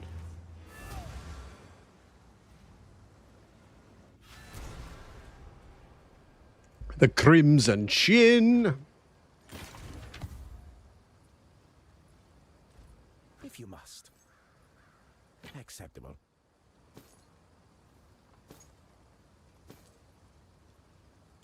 Surely this will be a headhunter, right, boys? I have many, sir. Find more breach remnants for my research.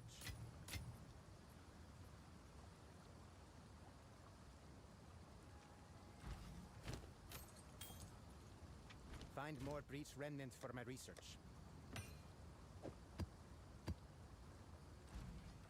That was a damn good cartoon. I didn't appreciate just how good cartoons were growing up until recently. That's all right, bro. You can always go back and watch them again.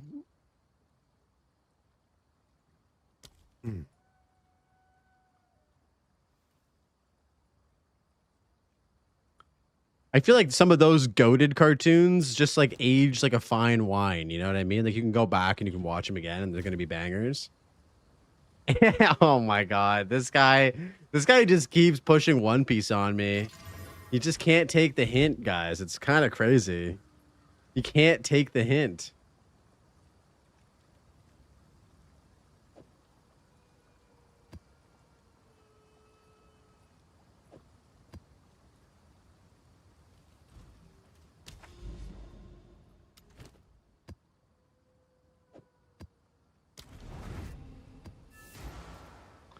I didn't realize how brutal Clone Wars was until after the fact. Yo, Table, what up, dude? How you doing, man? Hope you're having a good weekend, bro. What's up?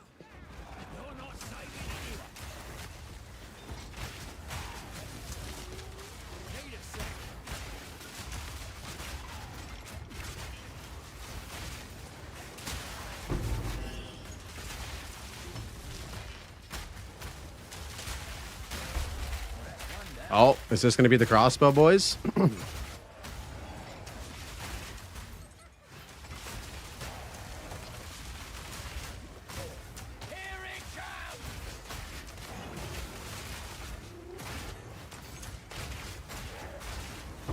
Oh, congratulations. Yes, I remember last stream we were talking about that. How does it feel to be not burdened by the stresses of work?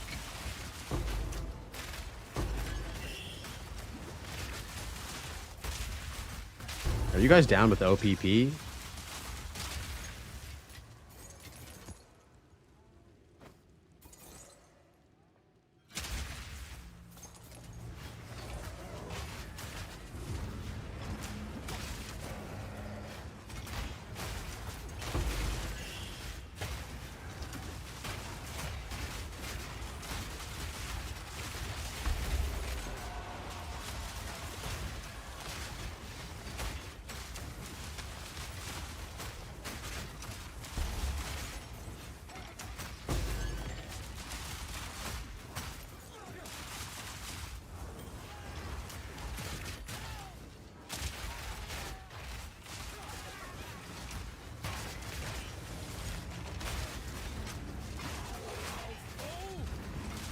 Oh, we're gonna be blasting this map now, boys.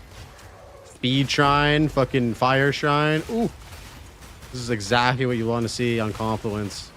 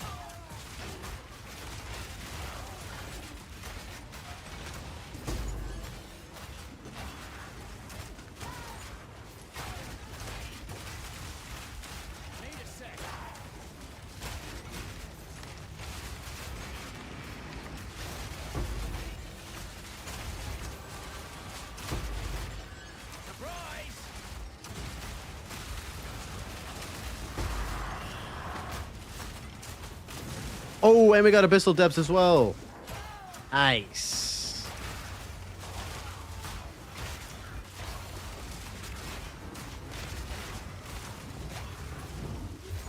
Oh, shit.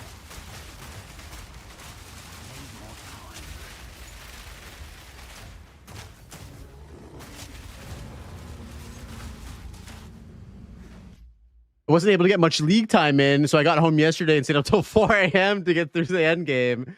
Oh my god, dude, you're blasting. Let's go. What build did you settle on again? I can't remember.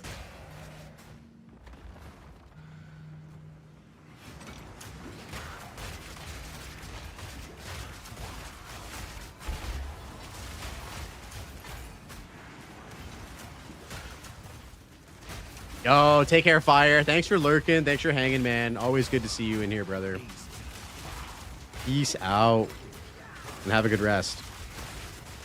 Poison Pathfinder? Dude, I want to try Poison Pathfinder. So there's a private league that happens. It's been happening since 0.1. Or sorry, I think it's been happening since 0.2. Called Timmy's League. It's a private hardcore league. And I think for Timmy's League, I'm going to go Poison Pathfinder because it looks pretty fun. I think on normal hardcore league, I'm going to try doing Ice Shot Pathfinder.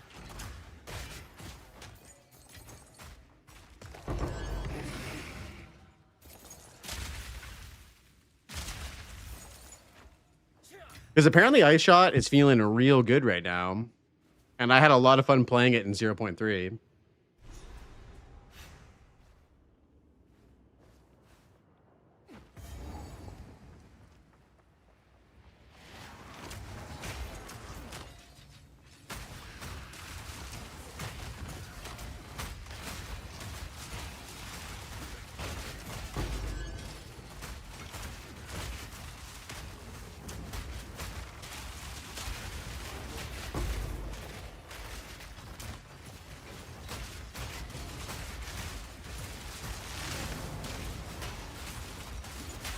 Oh.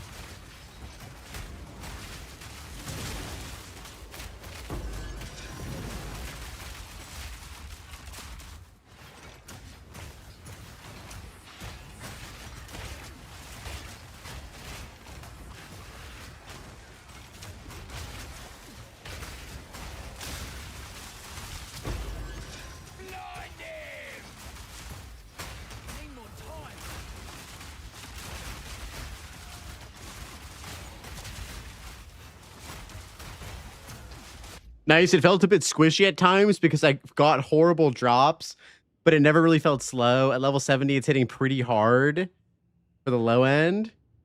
How much for your services? $400.29 will get you the base pay to win package. And then if you upgrade, it's $4,269 for the premium streamer client that I bought.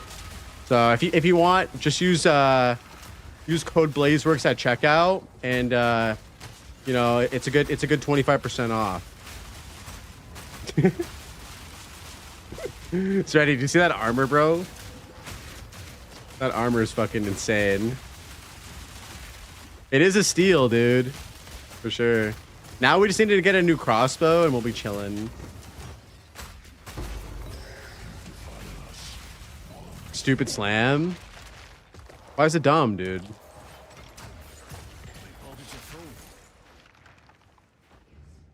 Stupid in a good way or bad way? Only if you name the tab Dim's Mass. Once they hit level 78, I feel like the Obliterator bow and that will be better. Yeah, once you get your T15 map base, the Obliterator bow, you'll be blasting table for sure. Oh, isn't Lucky good? Yeah. We're hitting YOLO slams on a pretty frequent basis. The amulet we have is a YOLO slam craft, and it's like what Scrim said. You have to go Bob Ross on these items, dude. Bold strokes. Bold fucking slams. And pray for happy accidents.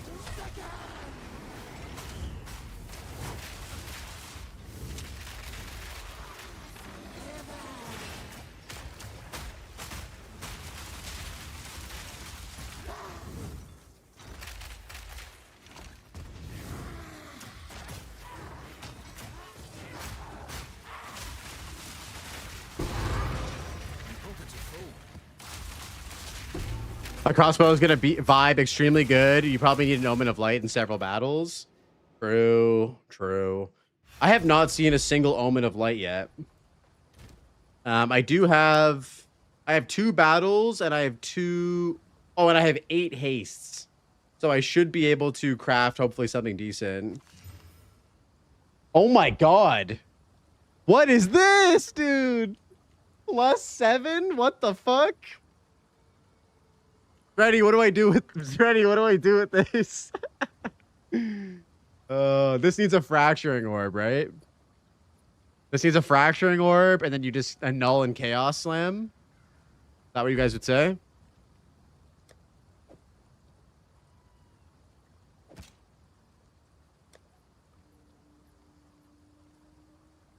That's uncraftable unless you hit the fracture. Yeah. Okay. We have to hit the fracture. Or recomb. Okay. We need. I don't want to lose that. We also have this too. Yeah. Okay. We need to recomb. You haven't seen an Abyss tablet yet? That's crazy. I have so many of them.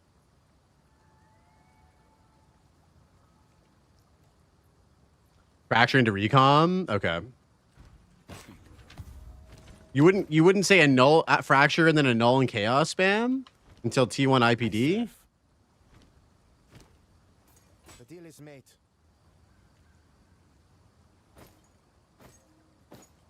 For Doriani.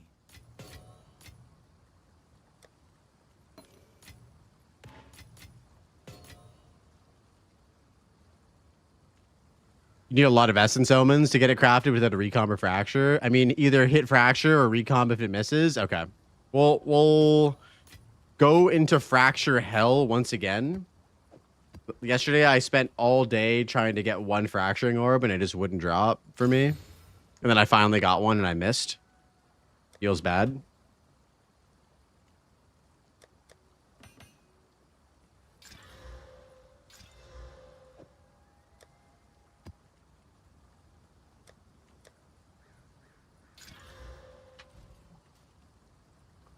Dude, I've done that, Zreddy, and even when I find immured, even when I find that dude, he doesn't fucking spawn. I think he's bugged. Fine. I've done multiple maps with him now, where I've gone into the cleansed areas. He's been there, and then he won't spawn. And I'll full clear the whole area, dude. Well, I'll show you on the next corrupted zone if we find one. Surely there's a corrupted area around here somewhere, right?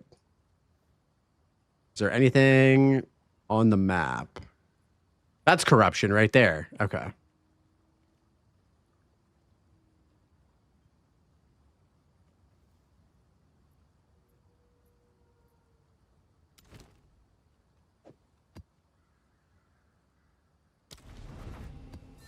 I know, dude. I know. It's weird. It's been bugged for me. I think it's been bugged for Dapper as well. We were vibing the other day farming for them, and like we couldn't, even when we dropped those maps and went inside and full cleared, he wouldn't spawn. It was super fucking jank. So now my fractures are literally just up to RNG and it feels bad.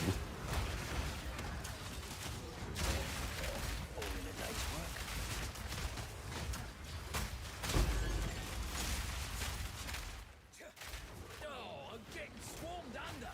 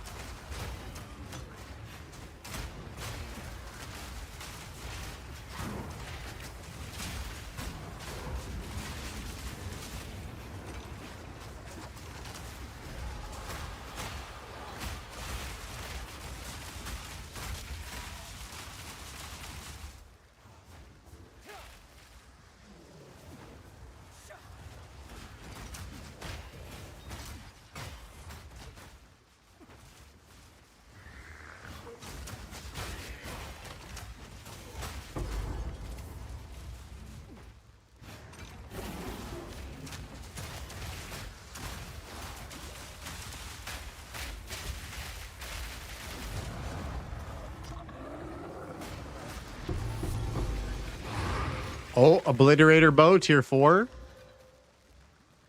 Shit.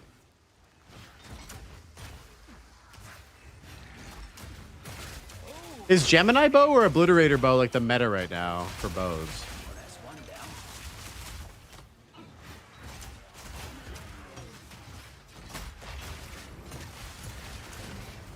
Obliterator? Okay.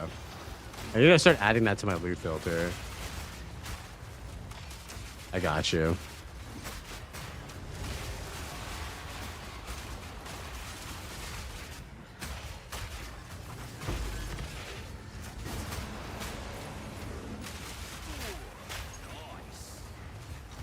Oh no, I forgot I had temporal chains on this map. Dang it. They sell for 10x each right now as white bases. Are you planning on doing Ice Shot? I'm planning on doing maybe both. But yeah, I guess Ice Shot would be better with the Gemini, right? That's crazy.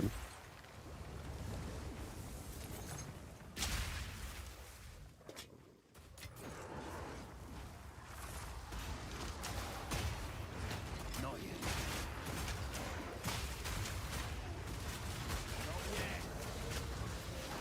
Yeah, I think a lot of people are just too lazy to pick that shit up.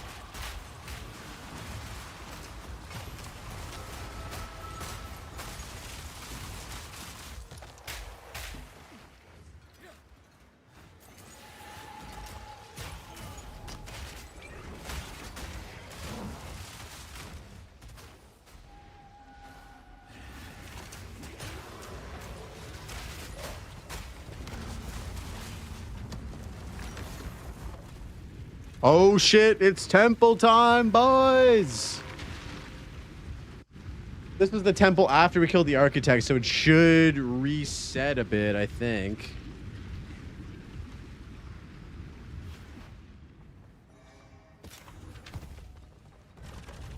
Yep, it reset a bit.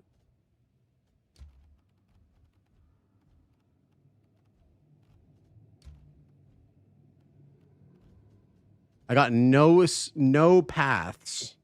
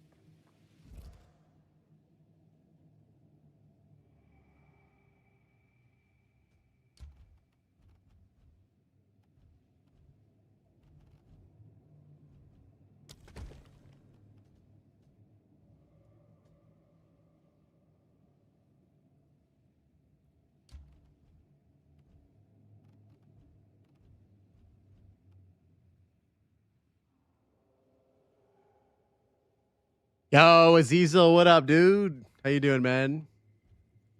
Fuck, we need like a path right here or something.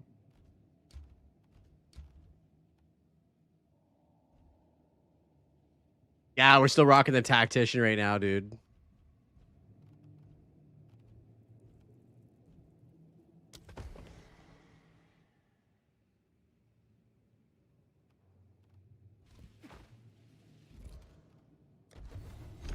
Yup, we're doing good, man. We're doing good.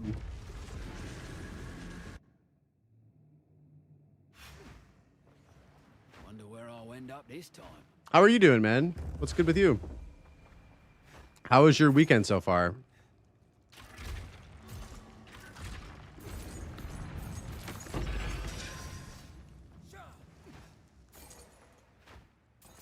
I still got love for the streets. Right, here's some Versailles. Good man, beers and darts in the garage and finishing up Saturday chilling. My dude. This guy is chilling. We're darting tonight, but we're not beering tonight. That's for sure. Although it would be fun to have like a drinking podcast. I feel like me and Rabbit could do... Oh my God, we could do a Christmas podcast next week. And we could dress up a little Christmassy and have like some eggnog and rum and shit like that. That'd be pretty funny.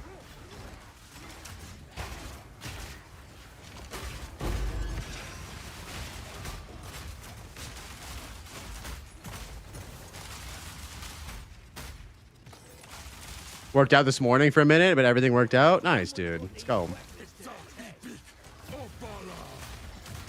Think I pissed him off.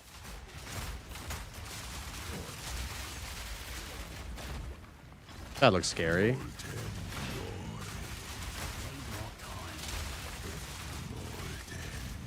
Why is he not taking damage? Okay, he's dead. Yo, should we put our crossbow in, boys? Should we put our crossbow in? Yeah, let's just put our crossbow in. Okay, 21%. W. Dude, drinking podcast for sure. Yeah, maybe I'll talk to Rabbit about it. Yeah, we'll take that dub. You learned something very important about that. What'd you learn? Yeah, it says corrupts the item. Yep. What about it?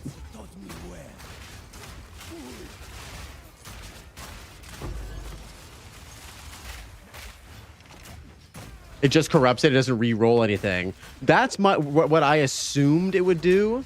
I didn't feel like it was going to roll a Val Orb on it and then corrupt it. Yeah, I figured that. I figured that's how it was actually working. Phantom, thank you for clarifying that, though. That was how my brain kind of thought about it initially. I was like, "There's no way it like actually like re-rolls your shit too." But that would have been terrible to find out the hard way. I absolutely brick my shit.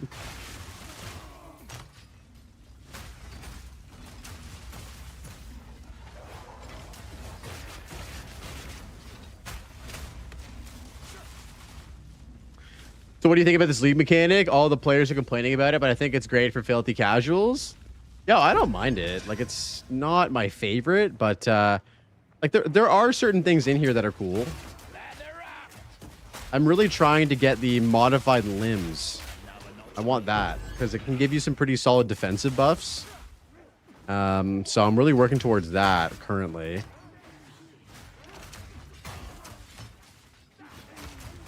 You thought it was like rolling a Val on top? Yeah, that'd be super risky. It definitely feels really good in the campaign. I like how good it felt in the campaign a lot. Like on a fresh run, it was pretty solid.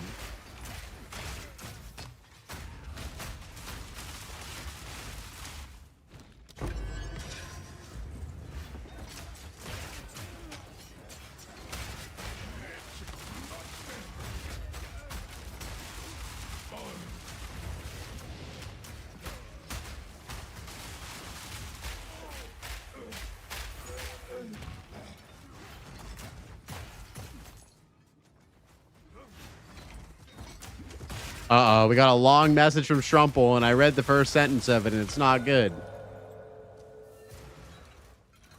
I'll hold this medallion for you. As always, my Deadeye died without using any mats from my storage gathered. Went out to the boss's bone prison, got hit by some low spell, fat-fingered and dodged back into the bone prison, and got blasted. Didn't know that skill. Still loading it up. 10 seconds. You didn't see the boss casting. Unfortunately, there isn't a Twink campaign, so I wait for next season. Man, I understand. If you're feeling down about the death, like, you know, you don't have to necessarily wait for a new season, but you can just take some time and come back after a couple days, or if you have some time off on the holiday, play on the holiday. You know what I mean? You don't have to jump back in and go again right away, right? Take a break for a bit, or alternatively, just keep playing the character, but play on SSF. You know, you can just keep playing your character and progressing in softcore. You don't have to play hardcore. I hate doing the story again. Yeah.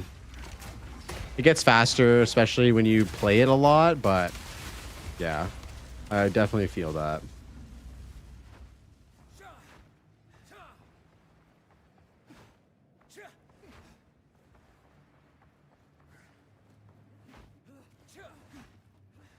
All right, guys, we got the podcast coming up in about 15 minutes.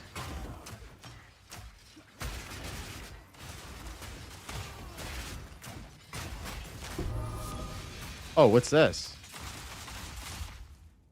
Oh, we found the fucking root. Oh my god, we found it, boys. Yo, this is the Walker of the Wild's lineage support gem now. Mana leech from supported skills based on elemental damage. Yo, let's go, dude. Fuck yes. No more mana problems, yeah. I don't have any mana leech on any of my gear. Now I'm gonna have to get some. What up, Nico? The Val Temple mechanic itself is really interesting. Loop Hero is one of my favorite games, and will be better if and when they add a legend to explain the rooms, pieces, and rewards. Yeah, I think that's a fair take. It could definitely use some user interface improvements, which I think we'll probably see after the New Year's over, or after the holidays are over for GGG.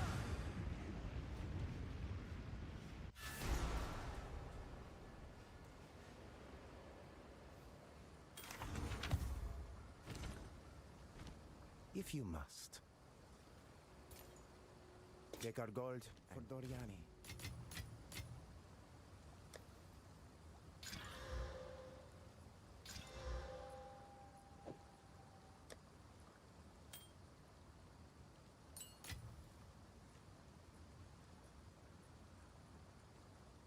Yo, this is a pretty fucking crazy level 737 amulet. For like a druid or something? I have many. Fine. Fine.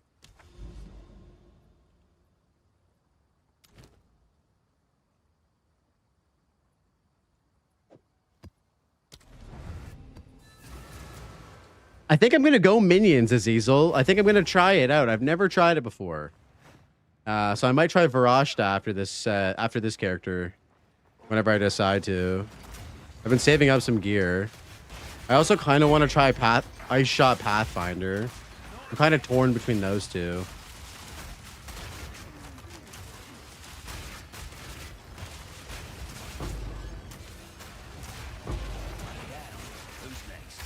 Ice Shot? It would be fun. Oh, nice rune there. Maybe you play again? Yes, dude. Pull up.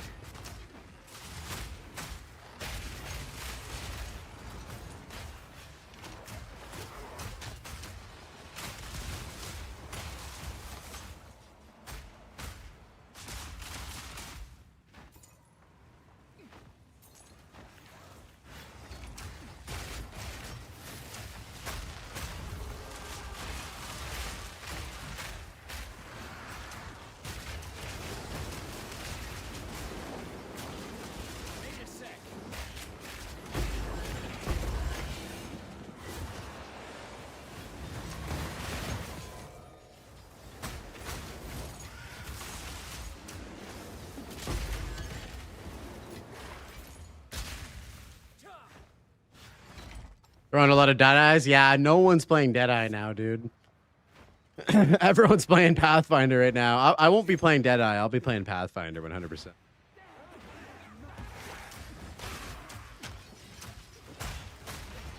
Dude, it's okay. I also picked a dead class, bro. No one's playing Tactician right now, except for the real OG gamers who know and see the vision, who see the pin to win vision.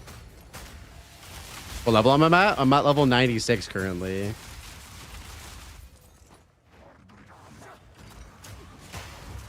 Yeah, we're going strong.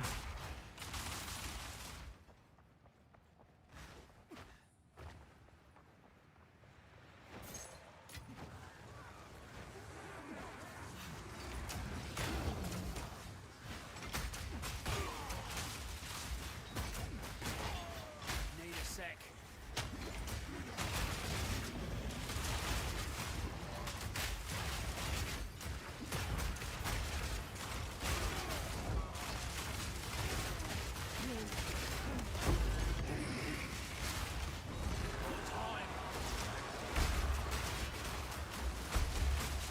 Am I going to get level 100? I don't know. I'm kind of torn. It is quite the grind on this character. It could be easier and more fun to do it on another character. I do like this build, so I could do it. But I don't love this build. I loved my monk last pack. I mean, either way, you're going to fucking hate your character by the end of the grind anyway. Who's next?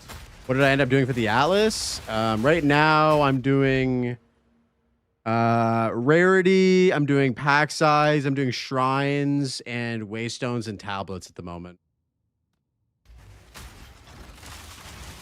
Need a sec. I was doing essences for a while, but I found a bunch of essences, so I turned them off. Yo, what up, Recon? How's it going, man? SCV reporting for duty.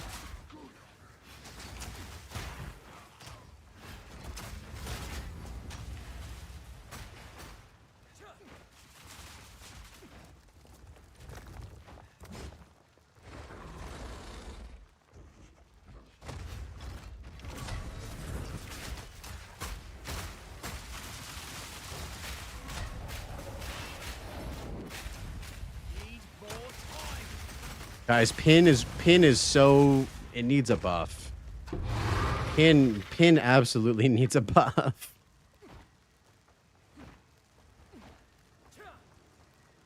If you don't like engaging with mechanics, then pin is for you. Blaze, have you checked out 787 Prada? Yes, sir. I know the man. I'd be down to have him for an interview. I don't know if he really does that many interviews. I think he's doing it on Try's podcast eventually. But yeah, definitely in the future. I'd be super down. He's chill. He's super chill. Yeah, I think we would vibe too, for sure. He's cool. I like his music. His music taste is really good. I pop into his stream every now and again.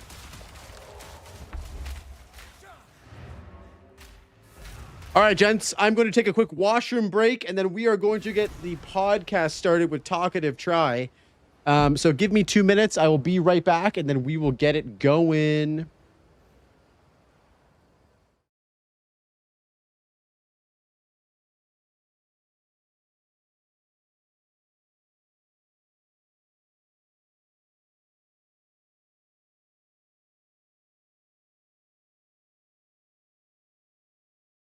BRB.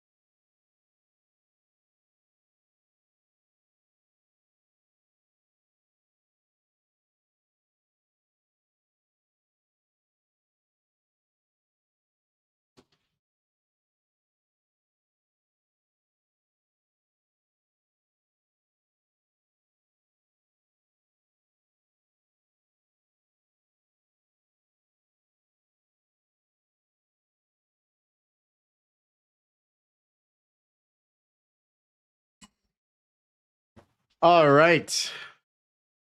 We're back, boys. We're back. Oh, shit. I got a message from Try 30 minutes ago. He said he's come down with a terrible migraine. I need to postpone taking my second round of meds.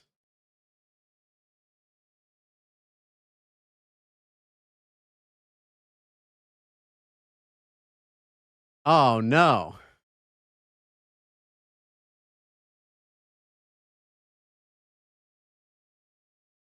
All right, let me see if we can get somebody else on here. Do you guys want me to still yap with somebody? Do we get young Wydock in here for a impromptu chat?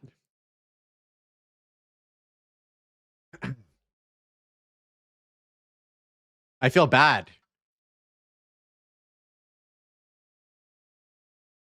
Who else can we do?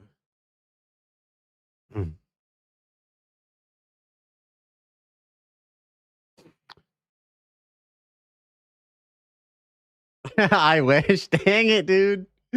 Oh no. Oh no. Message Rax? Bro, I can't just message Rax, dude. I don't have Rax like on fucking speed dial. You know what I'm saying? Yo, hop on a podcast with me right now.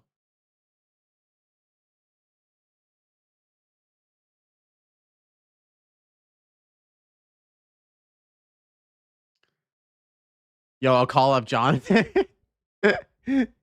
Call up Jonathan. Can you get Denzel Washington on? Oh my god, dude. He's a goat. Want me to ask? How are you gonna ask? Get Jonathan Rogers on the line? Oh no. Oh no.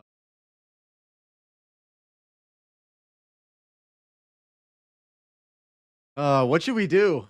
What should we do? I missed that message like 30 minutes ago. Fuck.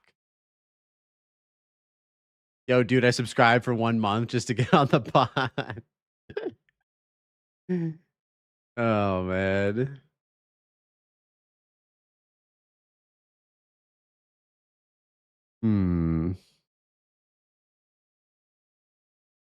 Random viewer pod. No, we can't do that. We're gonna get trolled way too hard. We're gonna get trolled way too hard.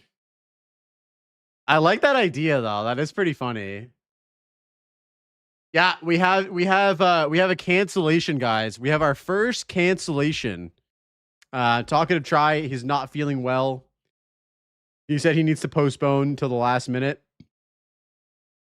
Unfortunate. We did have quite a good interview planned. I had quite a few good questions.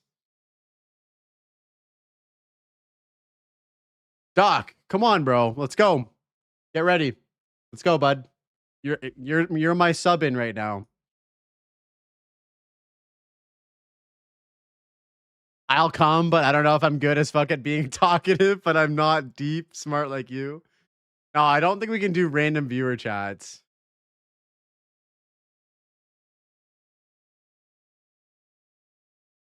Put a hat on. So if he's sick, he's just Try, not talkative. Yes. He's just that. We can talk about my 10 Act 1 rips. Oh no, guys. All right, well. Yeah, he's sick Try. He's not talkative. He doesn't want to talk. He doesn't want to talk.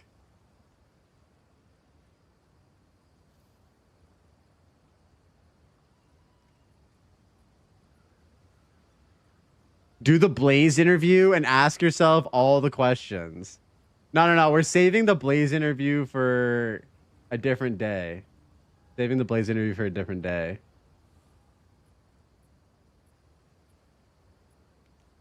Get Scrimps on to do his best Try impression? Bruh. I love Scrimps, but I don't want to have to get Scrimps to do impressions, man.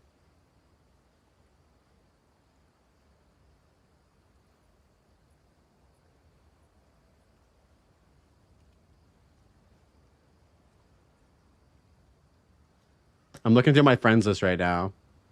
Yeah, I'll pass if that's your range. Oh no, boys. Oh no. I feel bad for Try, bro. I hope he gets better soon, man.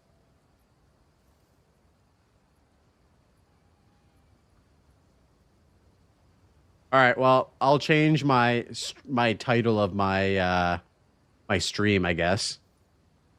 Give me a moment.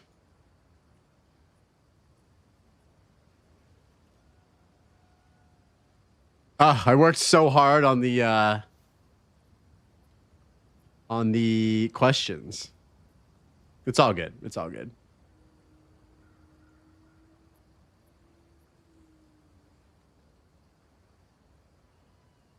All right, let me pee and I'll hop on the pod. Fuck it. Let's go, boys. We got young White Doc on the second coming to save the day. The questions don't go away. He just said postpone. Okay. Okay. All right, guys. We got Doc coming in to save the day, boys. We got Doc coming in.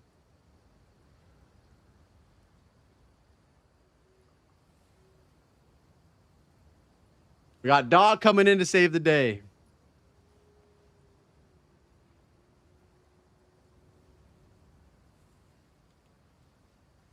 Ask him if he knows who Dave Matthews is. Okay.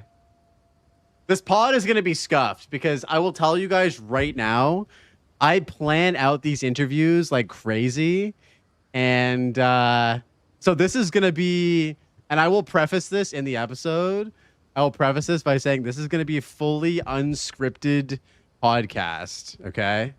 Fully unscripted, unplanned. We're just it's going to be just let the conversation flow. You know what I mean?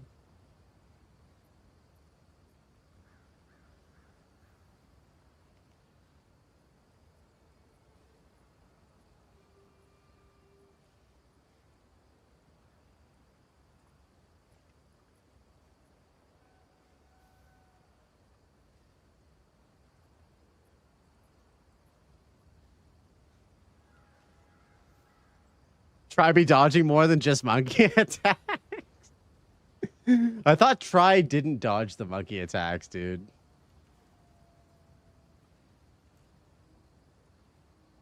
All right, let me adjust the podcast settings here.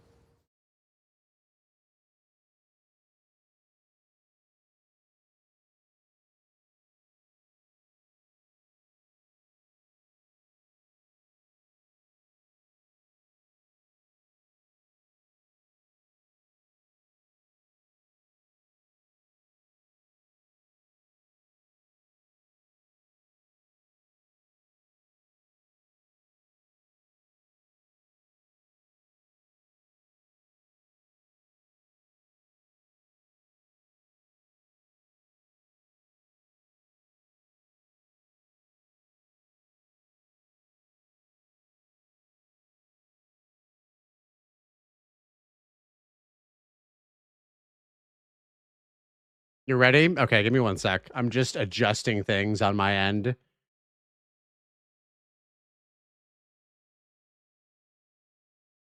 I don't want to bait people into the stream here.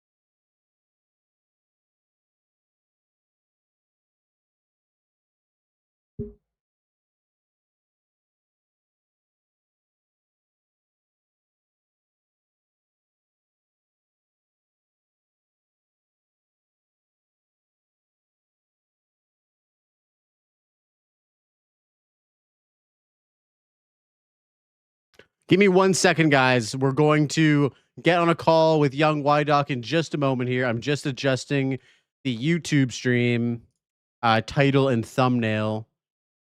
Please hold on.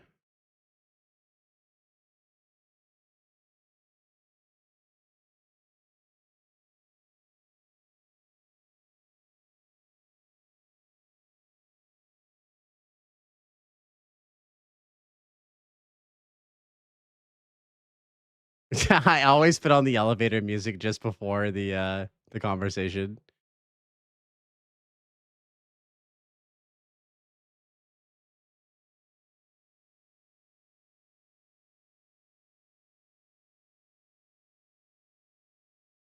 I don't know what thumbnail to use.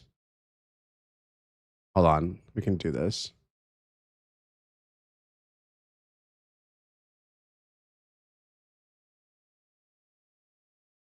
We'll pull up your thumbnail from before, and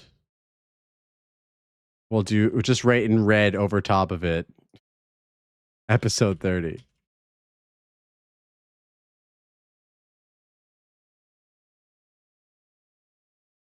Try holding his head with an X. Bro, that's toxic. Fuck it. We'll just keep it. We'll just keep it the way it is.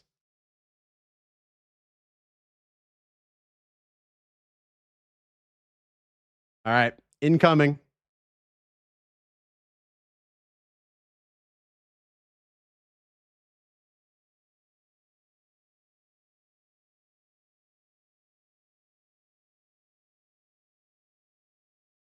Hello? Yo! Oh, shit, I gotta turn. Hold on. Can you hear me? Yes. You may have to mute my stream and put on headphones. There we go. Should be good. Should be good. What up, bro? What up, man? How you doing? Dude, I had this date tonight planned. I got all dressed up. I put on my favorite cologne. I got to the restaurant and I got stood up, dude. I'm not gonna lie. I got stood up. Oh man. You know what, dude? It happens, dude. It happens. What was his name? The thing is, dude, I don't actually know his name. That's the crazy part. We had this Okay, date blind set date. up, Blind and date. the only thing I know about him is that he's a dinosaur. Kind of crazy, right? Yeah, that is kind of crazy. So so it's been like what, like 250 million years since he's been on a proper date. I know, and I think that he may be scared because of that. I would be. Listen, I get scared all the time for not seeing, not going on dates and stuff like that. So 250 million years, he might be a little rusty. He might be a little shy. You know what I'm saying? Just a little bit, dude. Yeah. Well, just send him some ibuprofen. He'll be all right. Do you want to pop up your webcam, bro? Oh yeah, my bad. What the hell? So do we do this on yeah, we do this on Discord, right? Yes, Or sir. you're gonna take care of all the rest. Okay. You get a new Give mic? me a sec. No, I dialed this one in a little bit. I don't know if it does sound better. It sounds way better. Chat, how does he sound? Does he sound That's what cute? we like to hear. Let's see what happens when I close OBS. I don't know if OBS is like doing a filter. Okay. You Do I guys still sound the same? Yep. Turn his volume up a tad. Okay. I mean, it's already. Hold on. We'll do a sound test momentarily, boys. Yo, thanks for being my my plan B though, man. I appreciate you. Yeah, dude. I have no problem being sloppy seconds. I'll take it. That's why you're a real one, dude. Oh, Failed to start camera. Oh no. You could alternatively open up OBS, turn on virtual camera, and then use that in Discord. I think that's what we might have done before. Okay, let's do that. Give me a sec. Fire back up, open OBS.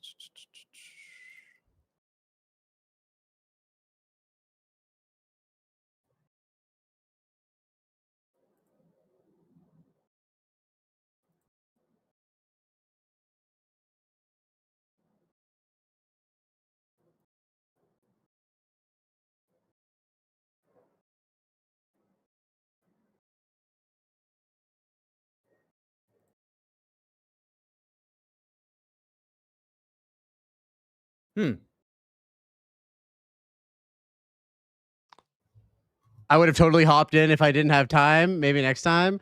I didn't want to jump on your Kadachi. When I appreciate that, but like when we do our episode, I actually want to have like a proper like set of interview questions for you, because you're like my first. Like it'll be the first time I've had you on, and so I don't want our podcast to be like an impromptu last minute thing. You know what I mean? That's why we're having Doc on here, because we've already done the pod and shit, so we can just yap for a bit. You know what, dude? I feel like last time we did this, I didn't use OBS Virtual. Give me a sec. Let me see if see, is it Elgato? No, it's not Elgato. Oh. There we go. There we go. Oh my God. It is Christmas time over there, ladies and gentlemen. Hell yeah. Jingle bells. Jingle bells. Yeah, let me pop this out. Oh boy. Yeah, Okay. I wasn't anticipating this, but you know, here we are.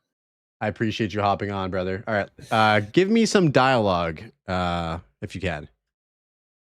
So I'm gonna read chat, I guess. Well, I mean, let's dive into Blaze's specs here, huh, boys? Processor. He's got an AMD Ryzen 7 5800X. It's dog He's shit. rocking that 32 GB DDR4 RAM.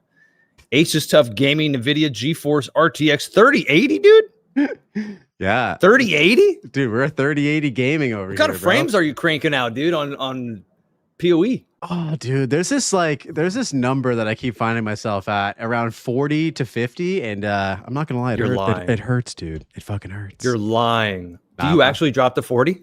Oh yeah. I mean, dude, it's end game, 25% performance, right? Oh my 40 frames. God. It's not good. Tragic.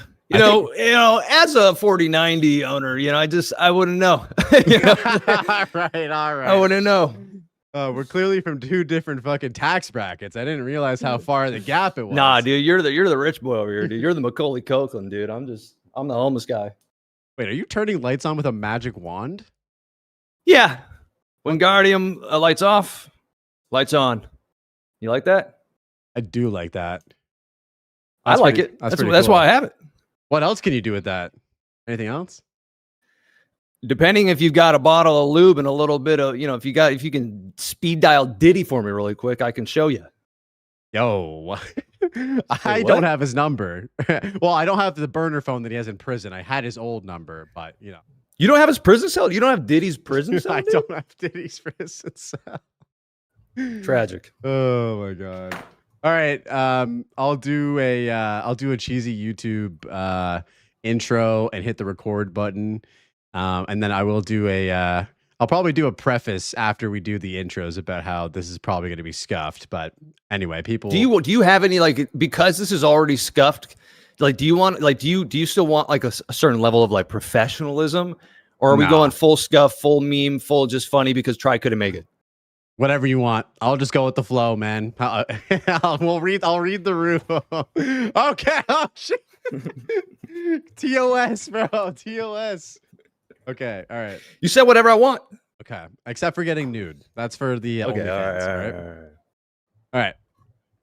3, 2, 1. What's going on, everybody? Welcome back to another episode of the Passive Tree Podcast dedicated to talking about life, Path of Exile 2, and everything in between. I'm your host, Blaze, and today on episode 30, I'm joined by my good friend, Young Wydock. Welcome on, and how the heck are you doing, sir? Hey, Exiles, how are you? Talkative Try here, and just kidding. Sorry, I had to do that. I don't know. Isn't that what he says in his videos? I'm doing good, Blaze. I'm happy I could be here. I'm not a talkative Try, but I am a yapaholic Doc. You know what I'm saying? So we can still have a fun time. I appreciate you being my plan B. We had full disclosure, guys. Today, it's a little bit of a sad day. It's a happy day too, because we got Wydock here, but Talkative Try was scheduled for tonight. He had some health issues that he was dealing with. And so last minute, I saw Wydock in the chat and was like, hey, you're up to bat, sir. And so that's where we are. This is completely unscripted. There are no talking points, no questions. We are just going to vibe for a little bit and yap. And that's where we are at right now. Hell yeah. So you've been playing PoE 2, right? Yeah. I've been diving into the experience of Ray Class, PoE 2. Bit of a different mission this time for 0.4. Okay. Tell me what's your mission right now? What's the mission objectives? Listen, so you know me in the past, right? Like 0.1, we played a warrior. We got to end game, wasn't really feeling it. Something about it felt incomplete. So we skipped 0.2, hopped into 0.3, played a warrior again, a blood mage, got to tier 15 maps, was cranking and blasting, having a great time. This time, I thought, let's do something different. Of course, it's the Druid League 0.4, last of the Druid, so I tried a Druid. But I didn't want to just go through the same game again, right? And I know my boy Blaze, and I know the community that he kind of fostering with everybody else. You guys were really enjoying hardcore. So I said, you know what, dude? I really enjoyed hardcore in the past when I played it in World of Warcraft, for example, in Classic WoW. Let's give it a shot in Path of Exile 2. So that's what we're doing. We have died 3 times. We ran it once with Plant Druid, and it was kind of more of like a all-around everything build. I was doing totems, volcano, plants, fucking wolf form, right? Really mixing it up. Jonathan's vision. And we had a good time. We got to Geonor, we froze, and then it threw our game off, and we died at like 5% on Geonor Act 1. Oh, ran it back, tried wolf form, ran it back again after we died in wolf form and tried it in bear form, died again. And then we went back to the first build. And currently, we haven't died. We took out Monkey last night. We had a great stream. And we're currently about to take on Apex of Filth. What's her name? Queen Big Bitch. You know what I'm talking about, dude. Queen Big Bitch. I think that is her official name in the game. Quite a creative name, actually. Yeah. I didn't mind that. That's actually the original name that GGG came up with. Queen Big Bitch. Yeah, dude. I've been popping into the stream quite often as whenever I can. And we do stream at basically opposite hours, which is pretty funny. But yeah, I saw the clip of you running for your life through the jungle ruins from the monkey. And I said to myself, this is the reason why we play hardcore. Because there are very few things in life that make grown men scream at the top of their lungs like a little girl while running through a video game. And that was one of them. And so yeah, I just wanted to kind of follow up with you about that. So you said it's your first time playing hardcore in PoE2, right? Yeah, I would consider this like my first official hardcore run for sure. I tried it last league. I think I died in like the second zone and was like, yeah, I'm not doing this. It was on the warrior. I felt like this is going to be an uphill battle. I said, F it, dude. I'm going softcore. I went into softcore. I enjoyed myself for 0.3. But this time I felt like, you know what, dude, I'm essentially playing the same game again. There's nothing new. In the Fate of the Val, before everybody found out that it was trash, I already knew personally, just because I know who I am and what I'm interested in. I knew it wasn't going to be enough for me to really like stand out and make the game significantly any different than what I just played a couple months ago and got burnt out on and went to Arc Raiders for it instead, you know? So I thought I got to try something and mix it up, dude. So hardcore has been a breath of fresh air because of that risk, because of the, you know, you're building and building and building up, and each boss fight that you encounter just becomes that much more impactful, that much more terrifying. For me, I get attached to my characters. I get attached to the build and the power creep. You're feeling good. I haven't been getting good gear, and that is one thing that I actually am despising about solo self-found. I can't even get currency to actually do any kind of crafting. So that's a huge challenge. I'm like rocking a level 6 staff at level 43, dude. Like, come on, bro. That's pretty bad, you know? And it's all because that staff had 2 to all spell skills. So I'm still rocking the level 6 staff. We spun the block on Monkey. We killed him anyways. That's great. But I need more gear, dude. I need more currency, some drops. Something's got to give. And solo self-found kind of holds you back. I'm feeling handicapped right now. That's my only complaint. Other than that, I'm really loving the risk reward of just feeling accomplished. There's a sense of accomplishment with each boss you take down. Like, I did that, dude. I haven't died yet once. Not a lot of people would even dare try to take this approach to the game. Most people are going to call you a masochist, but there's a fulfilling sense of accomplishment that comes with playing hardcore.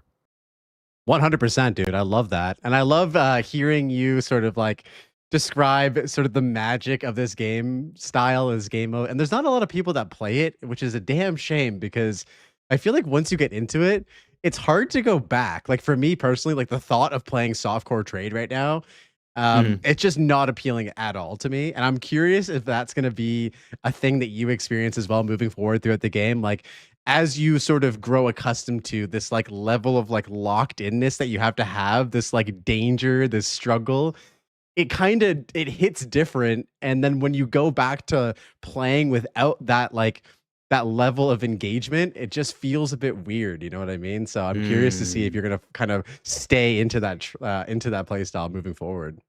Dude, I don't think I will. Like I've heard, kid, look, I like hardcore. You know, it's fun. I've played Elden Ring and all the Souls games. Like I like being challenged when I play video games in general.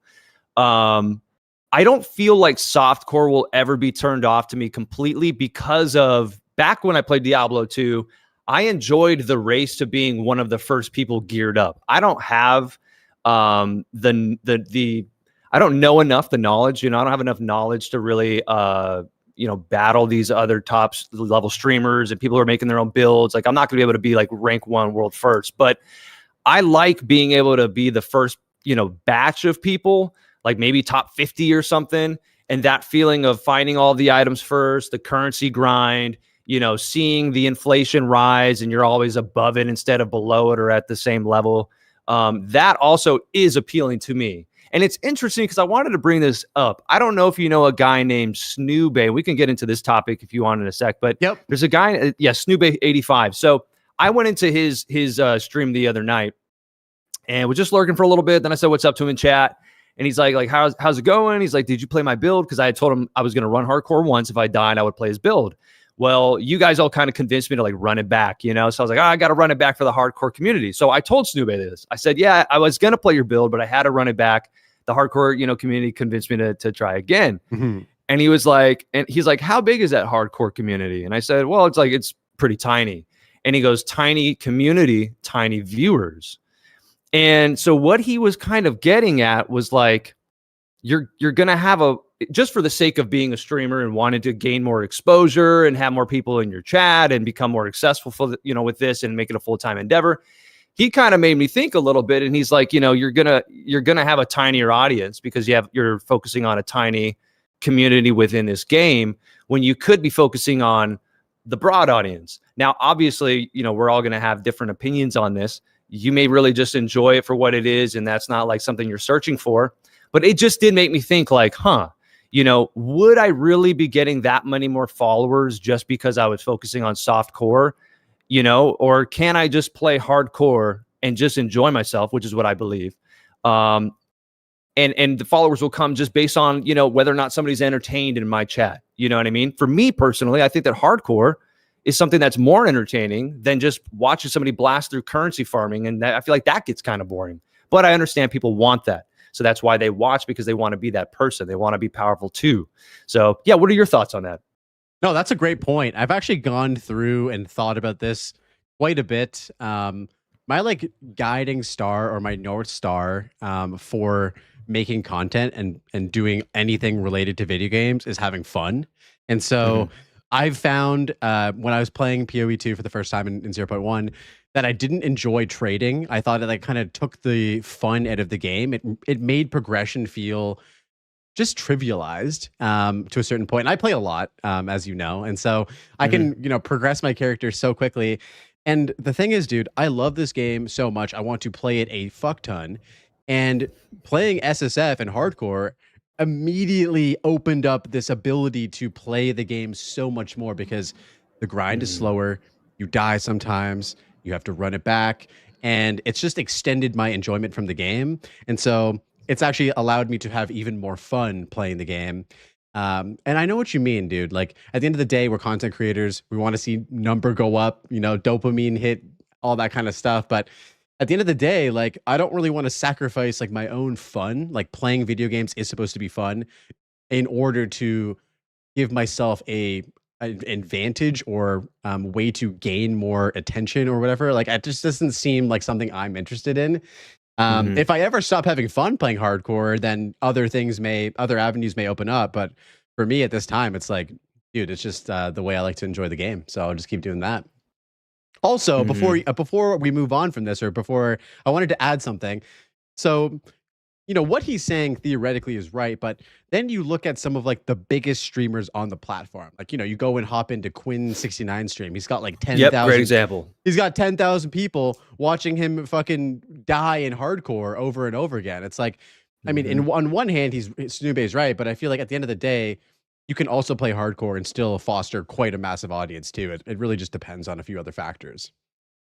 Yeah, dude, that's why I say, like, I think he's onto something and he's correct overall on a broad scale.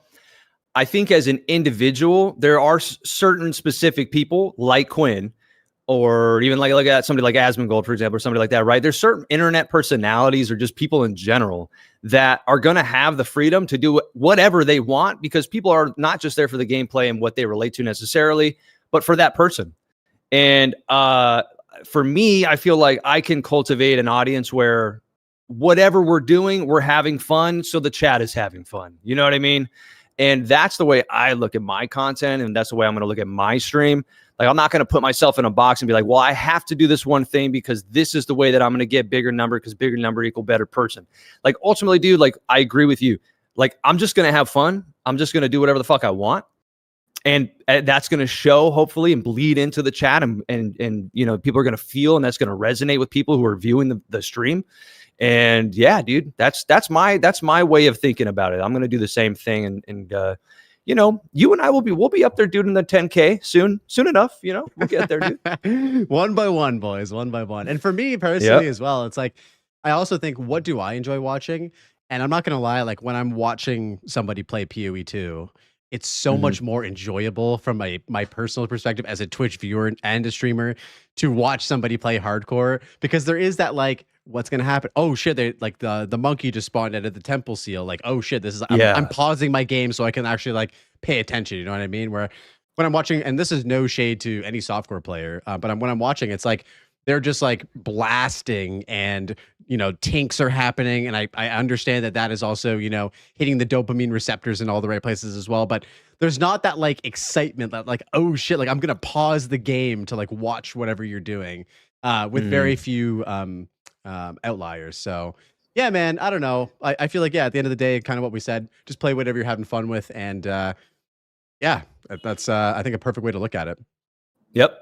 Yeah, agreed. I did discover the secret to SSF though, and I wanted to share this with you. So there's a website called paytowin.com, and if you go to that website and you download the streamer client, I know everyone talks about the streamer client. I had no idea what it was. So it's apparently a thing that you can buy, and so let me put you onto this website and get you set up with the streamer client, because my drops this league have been fucking insane after I installed the streamer client, dude. Have they? Okay. Yeah. Send it to my WhatsApp. Yeah. Okay. Yeah, it's actually crazy, bro. Oh man. So yeah, what are your sort of your thoughts about like the just like the general experience going through with the druid? How's it feeling? Because I haven't played the druid at all. Like, it's funny. I feel like I'm the only one who like hasn't played it. And really, so yeah, I did. That's a lie. I did play the wolf for like maybe 10 minutes off stream, and then I died. And I was like, no one needs to know about this. It's off stream. Yeah, no one needs to know about that. Yeah, no one needs to know about this. So yeah, tell me how it's feeling from your perspective. Yeah, man. I mean, this is gonna be crazy for me to like. It's crazy that I even feel this way, because I almost thought like maybe I'm just tripping right now. Maybe I'm just like in the moment. I think Druid is my favorite class in the game. And I'm not even utilizing the entire arsenal and everything that it can do.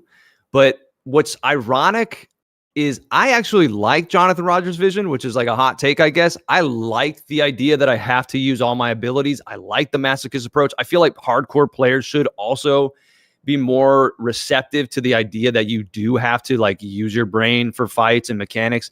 Now, mind you, most of you guys are out here like killing bosses in like fucking 10 seconds, and your boy Young Wydoc's out here having a 5-minute fight with Monkey in the Jungle Ruins, okay?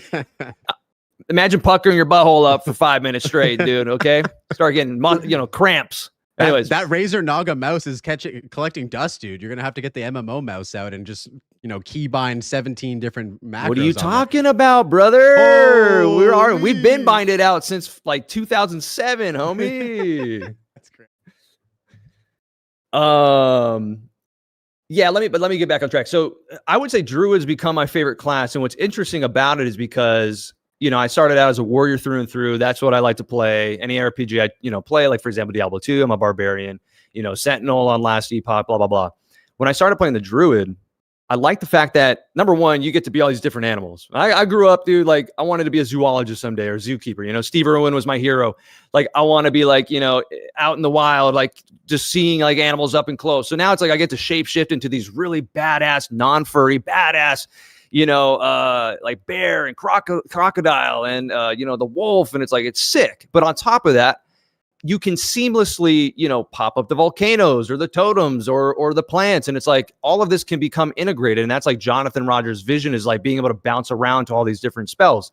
Now, obviously, as you get further into the game, this becomes kind of like, okay, you got to pick your poison. You got to choose what you're going to actually go with, because a lot of these are starting to fall behind, and everything combined, it starts to get kind of messy, and it's just like too much. So you can't get 5 buttons off all the time. So you have to kind of choose.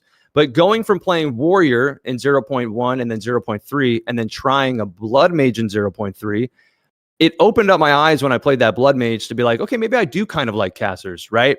0.4, now I'm playing a class that can not only be a warrior if it wants to be, but I can then pop out in a second and pop out a Thunderstorm, which like one of my favorite classes in World of Warcraft happens to be the Shaman.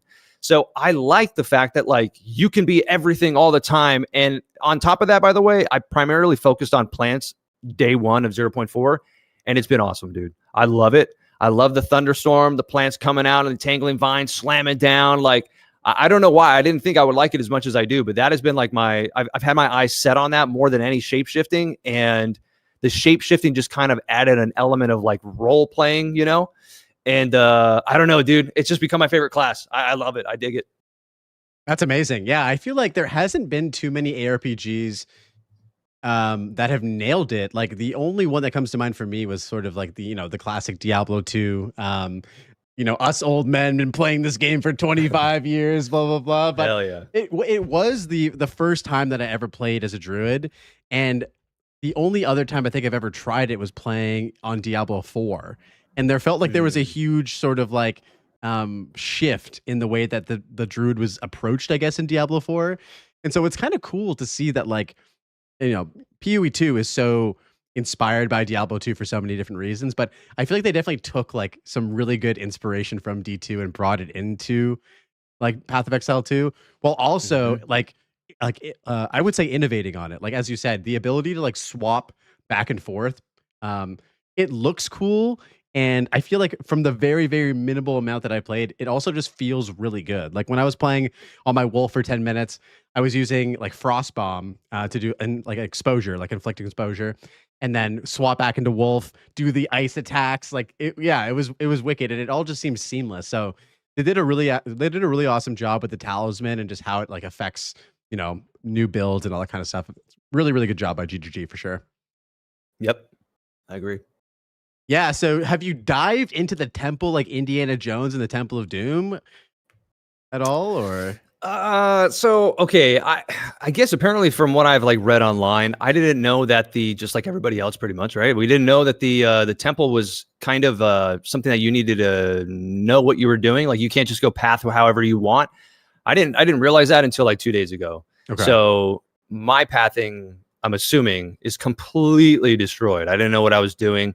I just thought, okay, let me just get to the end. Let me just stack whatever rooms I want.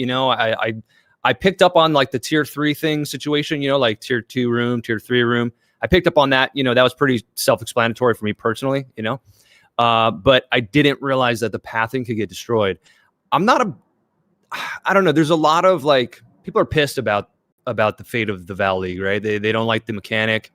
They feel like it's lackluster. What I will say is that even for me in campaign, Fate of the Vow and going into this temple feels like a thorn in my side. It feels like, it's derailing me from like what I want to continue to do. Okay. But at the same time, I feel like because I'm on hardcore, because I'm trying to gain as much overhead on my levels compared to like my boss fights as possible, I do end up clearing them because I think to myself, well, I need this extra experience. I need these XP points so I can get higher levels so that the boss fights, I have a little bit more leeway, especially with like my gear deficit that I'm in right now.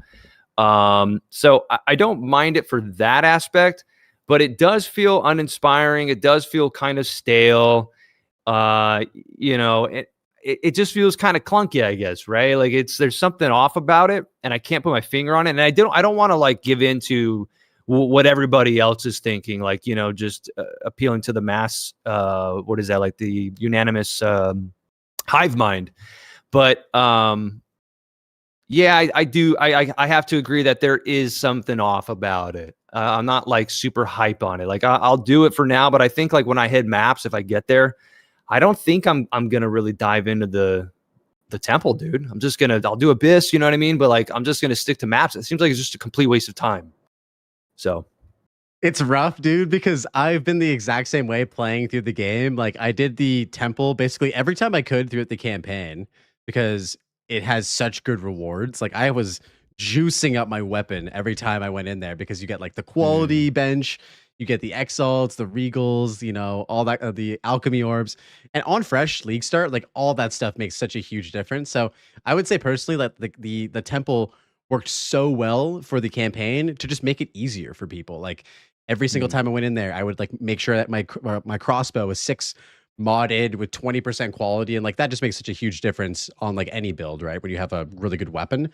And then you get to the end game and all of those rewards just don't elevate. They don't like increase or whatever. Like I was talking with Gazzy about this in the last pod. Like when you get to the end game, I feel like there should be a chance that like those exalt benches turn into like greater exalt benches or even like a perfect sometimes. You know what I mean? Like that in itself for us SSF boys would make me dive in there like short round every single time because I have items that I need to finish crafting. And like, if I can use a chance to get a perfect greater or a perfect exalt, oh my God, dude. Like, and that's just like one aspect of it that I feel like would be massive.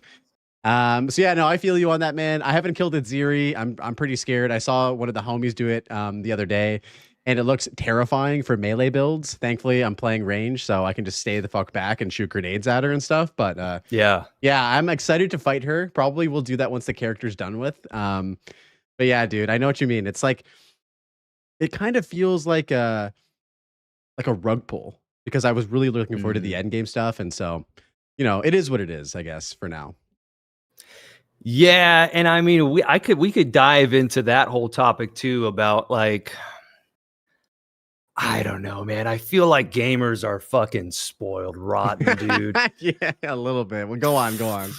Cry babies, dude. Go find something else to do. Like, go fucking walk outside, bro. Like, chill out. 0.5 is going to come around. They're going to do all this shit that it's going to blow people away. People are going to be like, oh, I never doubted him once. Like, hey, dude, fuck off. You were crying like a little bitch back in 0.4 because you didn't get what you wanted. It's like, it ain't that easy. And if you're not a creator, if you don't know what it's like to sit in a room with other people and have to try to organize and orchestrate all these little pieces to come together as a puzzle to create all of this kind of this game, like, okay, if you don't like what Grinding Gear Games is doing, you go make the fucking game then. See how far you get, dude.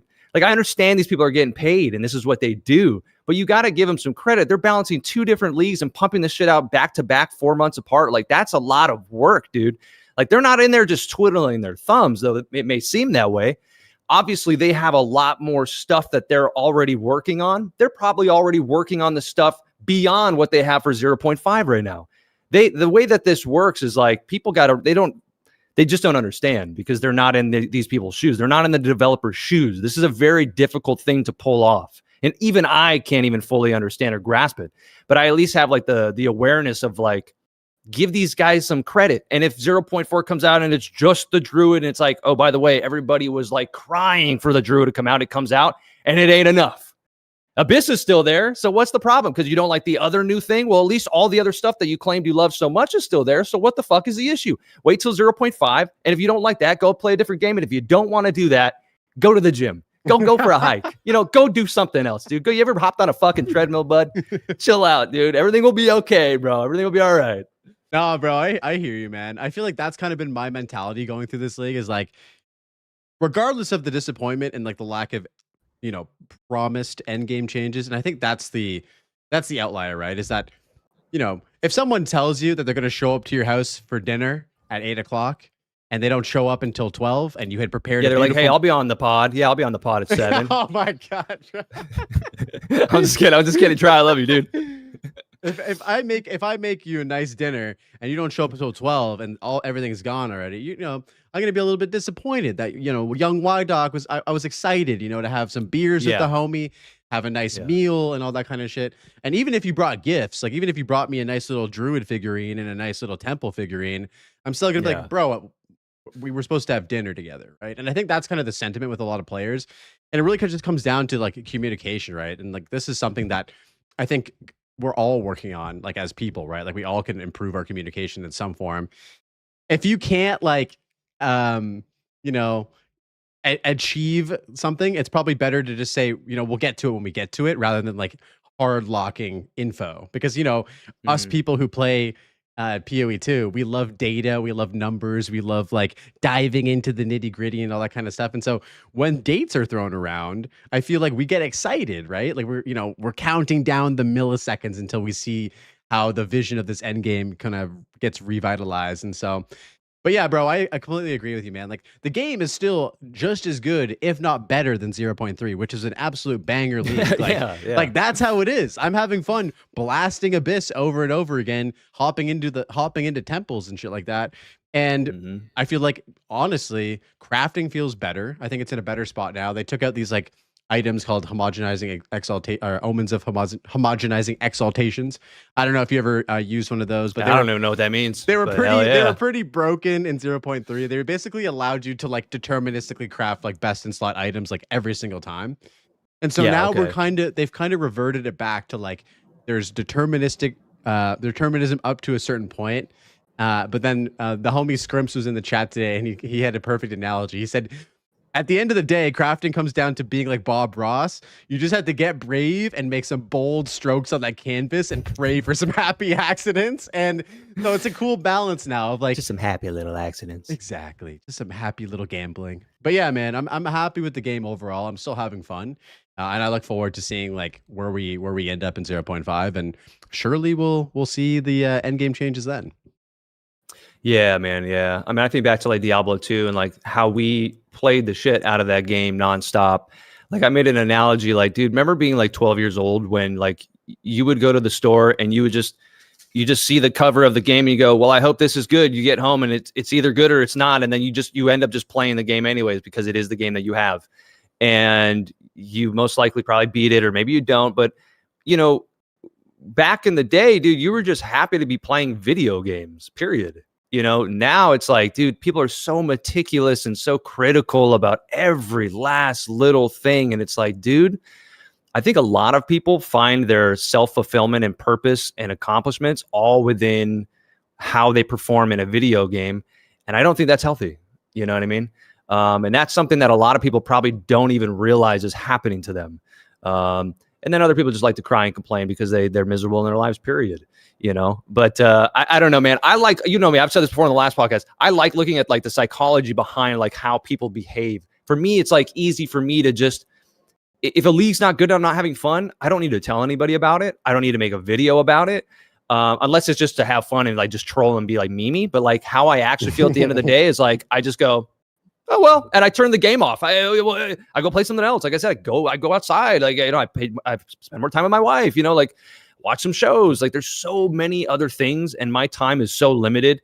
I don't have time to sit here and be like having a catastrophe, you know, within my life, like an existential crisis because Path of Exile 2's current league isn't good, but in 4 months it's going to be fine. You know what I mean? I don't know. So, yeah. Yeah, no, I know what you mean, man. I feel like, dude, I don't know if you've ever seen the creator Josh Strife Hayes, but he has some really great takes about like MMOs and video games and audiences of video games and stuff like that. And he'll get in a lot of shit for basically hopping into a new MMO, leaving a review for it, and it being negative, and basically critiquing like, you know, the issues for the new player experience and stuff like that. And what he describes has kind of resonated with me for a lot of video game communities, and I think Path of Exile is no exception, is that when you spend a lot of time playing a particular one single video game, you develop like almost a parasocial relationship to that game. And it becomes like a part of yourself. And I think that this kind of happens like subconsciously, like you said, like you end up spending a lot of time watching content about this game, learning the intricacies of how to play the game, etc. And so when something bad happens to the game, it almost feels like for players that something's bad is happening to them. You know what I mean? And it's like that is unhealthy for sure. You So know what I usually mean? we just send those people to a doctor, get them dialed in on a nice dose of something. You know what I mean? That way they can be a functioning member of society and understand the societal norms, of like what's like normal and what's not, normal behavior. So, yeah. Yeah. Just kidding. It's Do you feel like you fall into that category? Do you feel like you've kind of built this parasocial relationship where like if you didn't have Path of Exile 2, like you almost wouldn't, like you kind of be lost and like beside yourself? Like, what do I do now?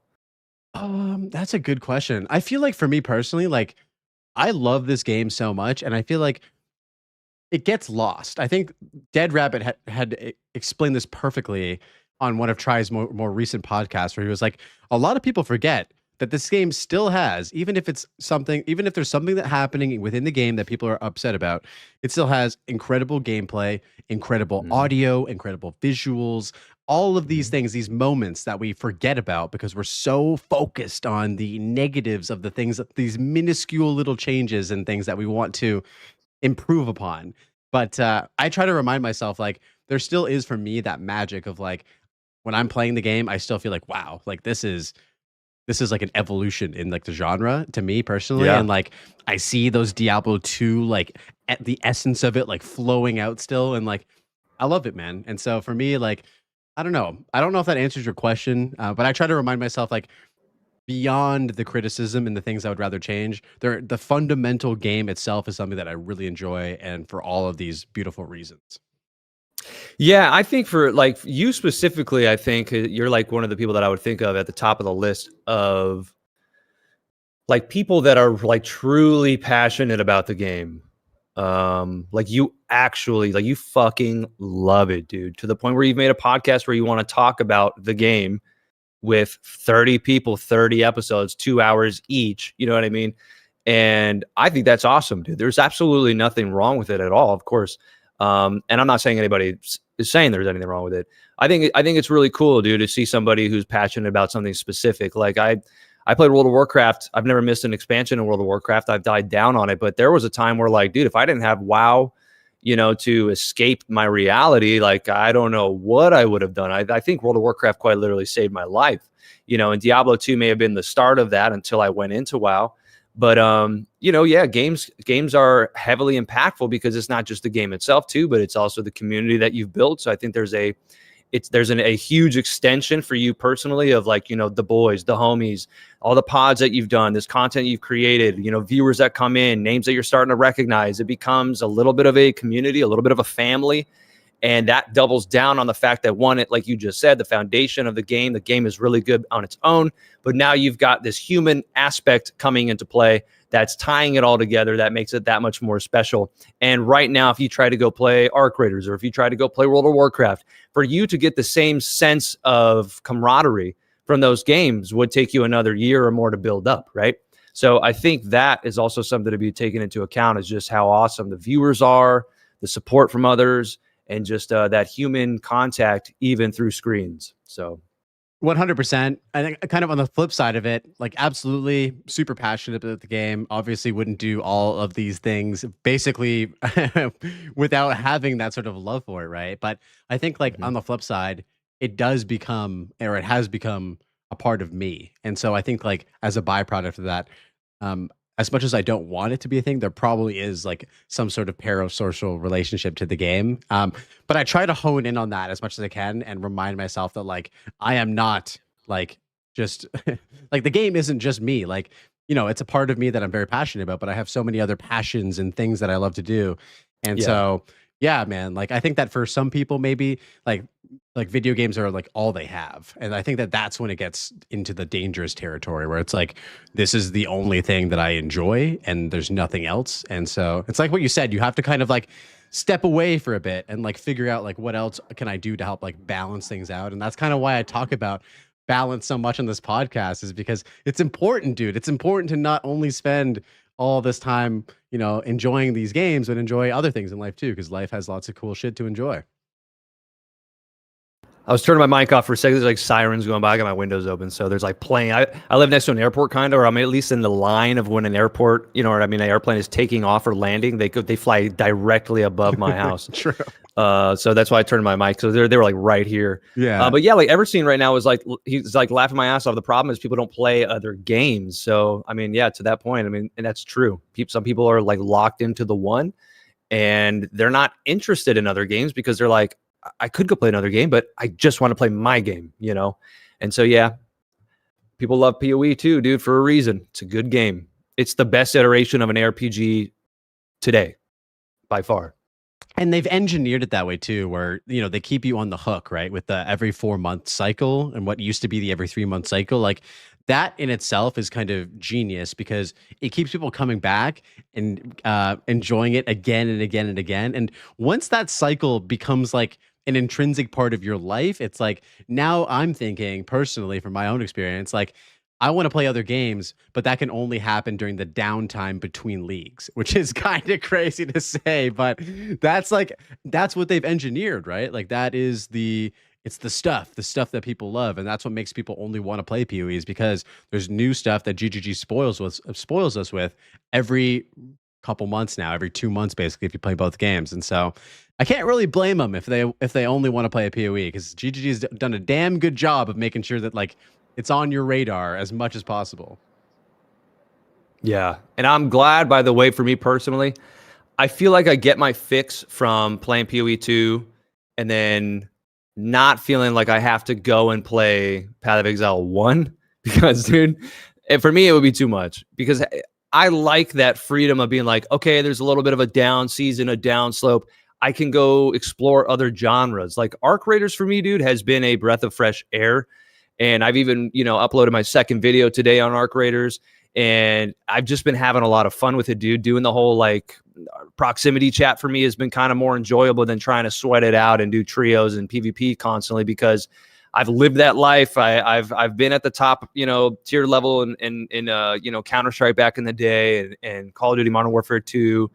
And that didn't really do anything for me except for in that moment just feeling good about myself. Now it's like I'm here to have fun. So my new enjoyment with games is like that, like a shooter is I'll have fun PvPing, don't get me wrong, but like interacting and having these funny proximity chats with people, like other human beings, it's so raw and sometimes even emotional in a way. Like you can even sense like the goodness in somebody or like the decisions that somebody makes to backstab you, you know, it's like you almost get a sense of like this guy's legitimately a piece of shit, you know, because there's people who like can't kill somebody in Arc Raiders, and you know that like that's a really good guy. It's just a good guy. It's a good person, you know, and you can sense that all through just hearing their voice, and it's pretty interesting, man. That dynamic.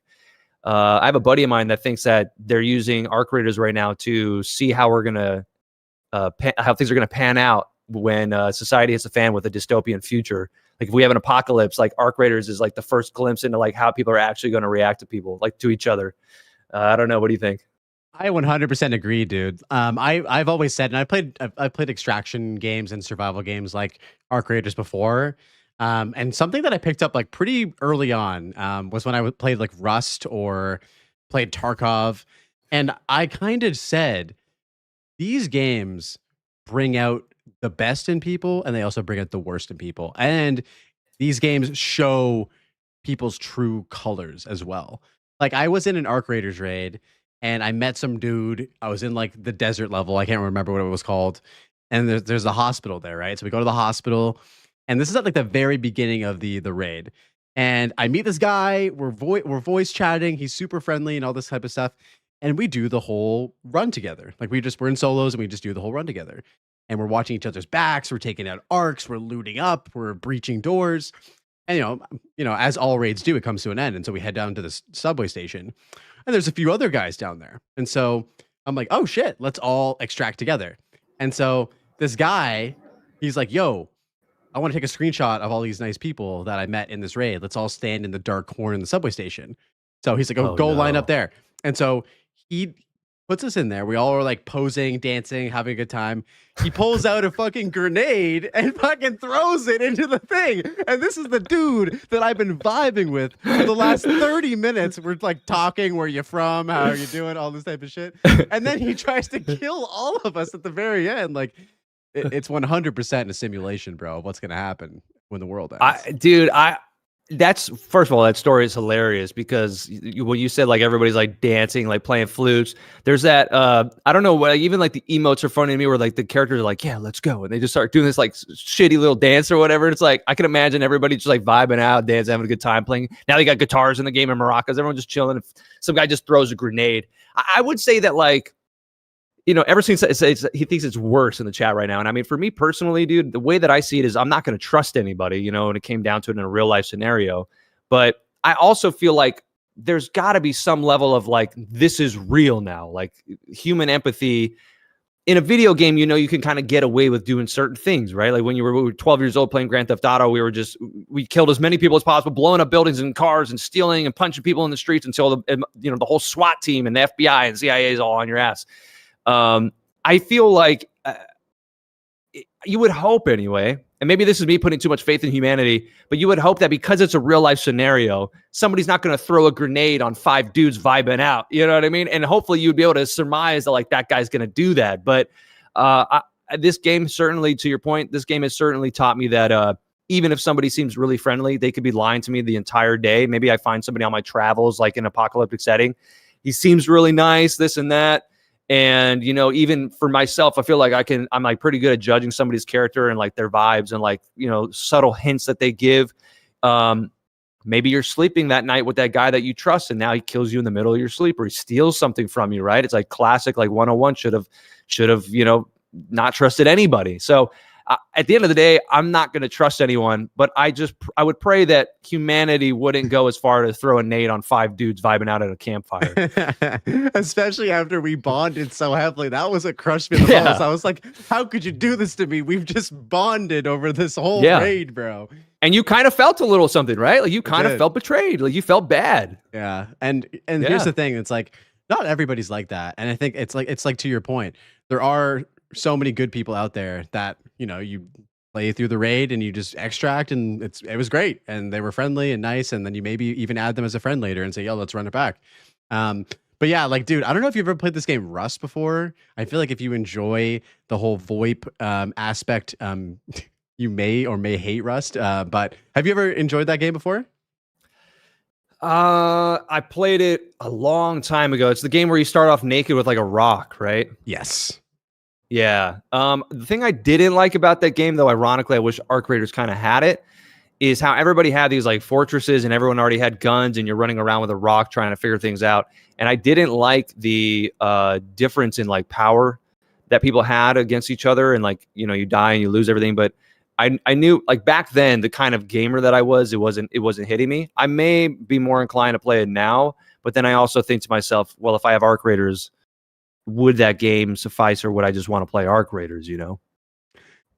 I understand. I think Arc Raiders, and this is no like shade towards Arc Raiders at all, but I think it's like baby's first extraction game. And what I mean by that is like the stakes aren't that high, which is why it's so successful. It's like, it's appealing to a wider audience, I think, but in still a really fun way. Like, you still can get mad when you lose all your shit. You know, you bring in like a pink weapon and a bunch of good shit and tier 3 shields and you die somehow. You're like, fuck, dude, now I have to like go back in and gear up again. But the cool thing about Arc Raiders is that like you always have that free kit, right? That free, you know, if you want to fall back, or even if you have gear and you want to just vibe out and like go in and not risk anything, you can do that. And that's nice. And I think that's why I call Arc Raiders baby's first extraction game.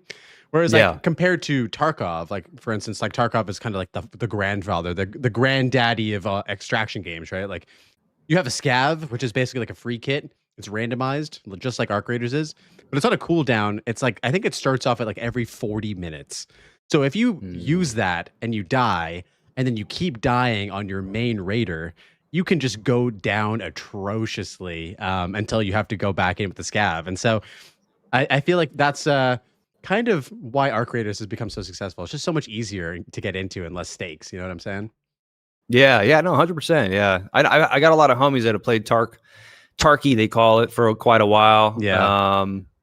I don't know, dude. There was something about that game in particular where I felt like it seemed I mean, I know I understand the appeal, but for me, it was like there wasn't enough there. Also, there was like at the time I didn't fully understand the pricing. Like people were throwing out ridiculous numbers, like, oh yeah, it was like $500 or something to play. I don't know if that was back in the day when they were like still in alpha or something. Yeah. But I was like, there's no way in hell I'm giving that much money to play a game like that. You know, that's what my train of thought was. Now seeing like Burnt Peanut, for example, I was introduced to his content because I've been playing Arc Raiders, because he got big on Arc Raiders, and then I saw like some of his older clips and like older gameplay of him playing Tarkov a lot with a girl named Gingy. Yep. Yeah, and I started to kind of give it a second chance and look at it a little bit with a different perspective. And I think I could get into it, dude. I've even seen Timmy play it a little bit, on his lives a couple times. And it seems pretty chill. It seems very like you're investing a lot. And if you die, it sucks. But yeah, I might give it like a spin. Maybe they do like an updated Tarkov or something someday. I might give it a try. So the game has been in like beta or like early access or however you want to call it for like 8 years. And it actually just got its like 1.0 release, I believe, in November, if I'm not mistaken. Okay. And so it was a pretty big time for Tarkov. It's actually been popping off quite a bit. And I will say, like, from my experience, I have like 2,000 hours in the game.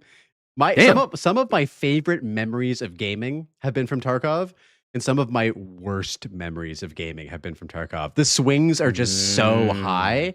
And I think that's why people love it. And there's actually quite a bit of crossover from like ARPGs, because the game itself, Tarkov, is so knowledge based. I mean, you can be a mechanically amazing shooter. Like if you've played Call of Duty, Counter-Strike and all that kind of stuff, like you probably can click on a head faster than some folks can. But like the realism aspect of the game is really where it comes into play. Like there's different types of body armor. They're made of different materials. They have different weights. They can absorb different types of ammunition. There's like 700 different bullets in the game. There's like 1,000 different modifications for like a single gun that you can do. It's crazy, bro. And then basically, I don't know if you know this, but every time you go into a raid, you know how in Arc Raiders you have a map, right? In Tarkov, there's no map. There's no HUD. There's no anything. So you don't know, if you've just hopped in for your first raid, you have no idea where the fuck you are. You have no idea where to go, and you have no idea how to extract. And so that is the knowledge sink, and that's how it feels so good when you play the game, is because after you play for a couple thousand hours, you go into a map, you go into customs, which is like one of the first maps you go into, and you're like, oh, I know exactly where I am. I know exactly where all the best loot spawns. I know where all the other players are spawning as well, because I've played the game for so long. And so the knowledge aspect kind of builds up over time, and that's what feels super rewarding in that game. Sure. See, so that just knowing that makes me not want to ever play because fuck that. I'm not. Yeah. Not gonna have people have 8 years of advancement over me, and I got to learn fucking all these different maps, and I'm just like out there with like, yeah, no, I'm good. So the beautiful thing, I'll play Arc Raiders. It has PvE now, so I'm not trying to sell you on this at all, but I think a lot of people have had the same opinion that you just said. Where like, yo, I'm not going in with people who've been playing the game for 8 years against me, or I don't even know where I am on the map, and so.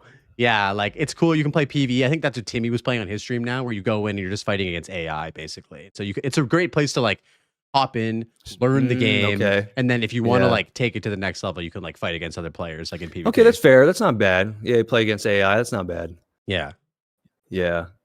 So dude, last time I had you on the pod was like, it's got to be like 6 months ago.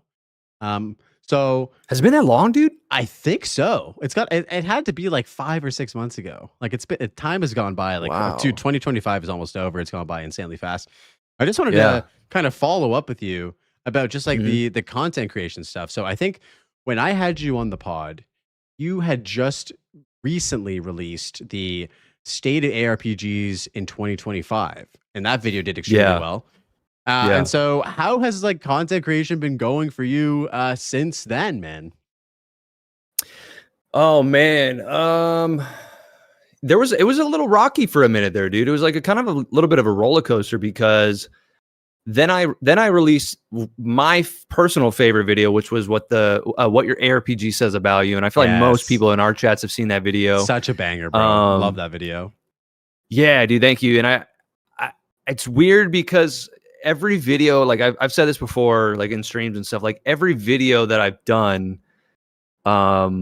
it came to mind immediately, pretty much. And I was able, the way that I work is pretty much like I improv in front of the camera.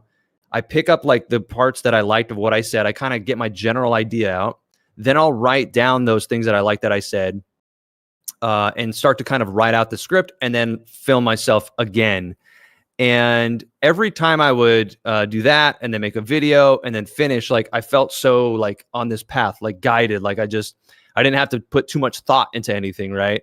The hardest, most difficult aspect of being a content creator for me is just finding enough time with the actions per minute in the editor booth. Editing just takes up so much time when you want to have a quality video like that, and you understand what I'm saying. But then something like derailed, like every time I would finish a video, I would always think like, what's going to be my next video? And I might have like 5 ideas, but the first idea at the top of that list always ended up being the next video that I did. So for me, it was like, I think I always knew what my next video would be. I just thought, well, what are some other things I can do too? And then I would be like, all right, fine, I have to do that video. And then I had finished, I forget which video, but I got to a point where I uploaded my final video, and then suddenly I hit like writer's block. Nothing was coming to mind. Nothing felt impactful. There was kind of a lull in the gaming sphere for me personally. I was feeling kind of burnt out. And suddenly I found myself like going through like a 2 to 3 month like writer's block where I didn't upload or write any scripts or pretty much like do that much. And it really sucked because it derailed me and like my momentum. And the whole time I was going through that, like I really, really wanted to make more content. I really wanted to be uploading videos, but there was like nothing I could do. I tried forcing myself to, all right, just come up with something. I'd be like hitting up I'd be talking to my wife, or I'd be talking to friends. Like, can you think of an idea? Like, what do they know? You know what I mean? So it's like, that wasn't working. And so it got to a point where I was like, I just got to let go and just game and just just live life, go to the gym, just work on other things. And recently with Arc Raiders, all of a sudden, like now everything's back. And, I think that's just something that we're going to kind of come across here and there. Streaming has been awesome. And now I feel like I'm back on the wagon, so to speak, like I'm back on the train, and I'm actually overwhelmed because now I have ideas that I need to get out there. And I'm like trying to balance streaming, real life, everything going on right now with my wife back, in Ecuador at the moment. I've just been isolated at the house since October. And yeah, just trying to balance all that, and now like try to push these ideas out and get more content back out and get back on the train and put out more bangers. Right now, I've kind of been putting out like Arc Raiders content, which feels for some reason to me a little lazier. And then the other thing is I'm going to be probably going out and finding work soon. So like I kind of mentioned that in my newest video I uploaded today. I got to get like a full-time job, you know what I mean? So that's going to be something that just takes away from the time that I could be investing into this. And my goal originally was like, I hope that I can do this full time. I had a savings up for my prior job and thought, I'll give it a solid year, and see if we can like make it so that we can have a sustainable income so that we don't have to rely on going back out into the workforce and working a typical 9 to 5, which is what it is. Right. But that's why that derailment kind of sucked. But now that we're back on track, my hope is that, things somehow flourish in this last month. I'm staying really positive with that, and, trusting God pretty much, and just doing what I have to do to be a good person, dude, and just continue the work at hand with content creation. And if I have to go get a job and do both, I have faith that I can make it all work, but it'll just be a little bit of an adjustment. You know what I'm saying? So definitely. I feel like as content creators too, we kind of get put into this, I don't even know what to call it, like this sort of mentality where we have to keep doing shit all the time. And yeah, if you're not doing shit all the time, it just feels like you're not growing. Failing. Or it feels like you're failing. It feels like you're failing. Yeah. And that mentality, I feel like, is super destructive because it makes you put out shit that maybe you're not super stoked about, just because, everybody says, oh, you need to upload 1 video a week in order to grow your channel and blah, blah, blah. I don't think that's true at all, by the way. But there is that like sort of mindset that a lot of people have where like you need to stay relevant and you need to keep putting out stuff. And I think that like it probably impacted you extra bad because you had just gotten quite a bit of traction from like 2 banger videos that you were clearly very passionate about. I remember, we talked about the state of, or the, what your ARPG say about you stuff kind of before you even put that one out there. And I knew from the get-go, like, I was like, yo, this one's gonna cook, brother. This one's gonna cook. But yeah, man, I think like at the end of the day, there's nothing wrong with, going back to part-time work, full-time work, and doing that on the side. I think like if I can be real with you, that's probably the better way to go about it, because 0 to 100 in YouTube and streaming, like it's a gamble. Like it's a gamble, and it's not sustainable either. And I think that it puts you in that mindset mentality, right, that you have, that isn't conducive to making like passionate, like quality, like banger videos. And so it might actually be like a blessing in disguise, you know what I mean? Because now when you have the time, you're going to be like, fuck, I can't wait to make this particular, whatever it is, piece of content. And you're going to love doing it, and you're going to be excited about it. Whereas, sounds like previously you were like, I can't even think about what I want to make right now. Like, I just don't even know what to do. And so, yeah, the only thing that's going to suck for me personally is like that, what your ARPG says about you. It's like what happens for me is when I come up with an idea, and this is the balancing aspect, right? Again, is like, I get so sucked into editing and creating the video. Like once I have the idea and I get the script completed, I can't help but to just do nothing but edit and get that video out. And that video in particular, it took me like 2.5 weeks straight, every day, like 14, 12, 16 hours a day. So I'm like, dude, how am I going to be able to put out a video of that caliber while having so much of my days taken away from all that editing time? And that's kind of the big fear, I guess you could say, or the worry that I have right now with my channel and the progress of continuing to put out good content, that's of a higher quality.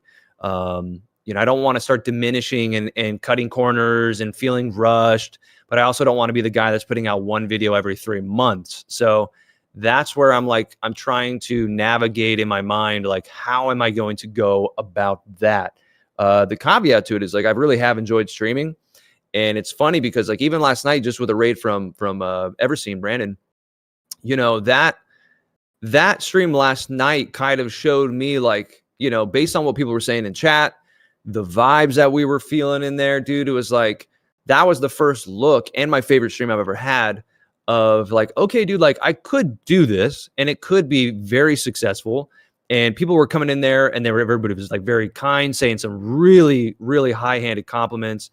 And it just kind of put into perspective for me, like, so I could do this. So maybe it's not going to be something full-time where, I go and I'm working a 9 to 5 and you factor in the travel time and this and that. And, maybe I don't have to do that forever. Maybe this is still something where instead of doing, solely content creation on YouTube and creating these like crazy videos that take me to 2 to 3 or 4 weeks, I can just kind of focus on streaming. I have my foundation on my YouTube channel that's still growing. Yeah. And see how things go from there, because I think streaming can actually work out. Like you said, it's just being online and exposing yourself, I think, is the most critical part. And I kind of been learning that this week, like actually just be online, just be streaming, So it's funny because I can relate to exactly what you're saying about the content, like quality and editing time. Like my videos take a while to make too. Like when I made the PoE 1 as a PoE 2 player, it was like a week of editing, like 10 hours a day, plus the 30 hours that I'd play PoE 1. And so it's like, 2 weeks basically to make a video. And then like, for us, I like, why your content kind of stood out to me was when I watched the State of ARPG video. I was like, this guy spends time adding shit into his videos, like, the sound effects, the transitions, all that kind of stuff. And it's not the type of content that you can do frequently. And so you kind of have to, you have an avenue essentially of like, I either have to lower the quality, which you obviously don't want to do, or you have to accept the fact that this can only happen every 3 months or every 2 months or whatever is reasonable. And like listening to you describe your process, it's like, that's also not a great process. Like you don't want to just be 14 hours a day, skipping meals, not taking care of yourself. Like you have to extend that process, like probably double the amount to do it normally and healthily, while also like balancing out everything else in life too. So there's nothing wrong with that though. Like I sent you that guy's channel, Nakey Jakey, where he does a video every 3 months, and when it drops, 1 million views, like guaranteed, and it's a fucking banger every time. And people will tune in because the hype builds up, right? We're like, yo, log in. Young Y-Doc just dropped his next video. And personally, I think I prefer that over like, oh, it's another talking head with an OBS overlay. And it's just like, and that's the thing. There's nothing wrong with that. It works for so many people. But I think it all kind of circles back to the initial kind of conversation we had at the beginning, which was like, what do we have fun doing? Like, I personally have fun getting into the nitty gritty and like, oh, like what meme complements exactly what my script says perfectly, or what sound effect would go here with this transition. And sometimes it takes you like 20 minutes to find something or download it and edit it and all that kind of shit. But like, I like that.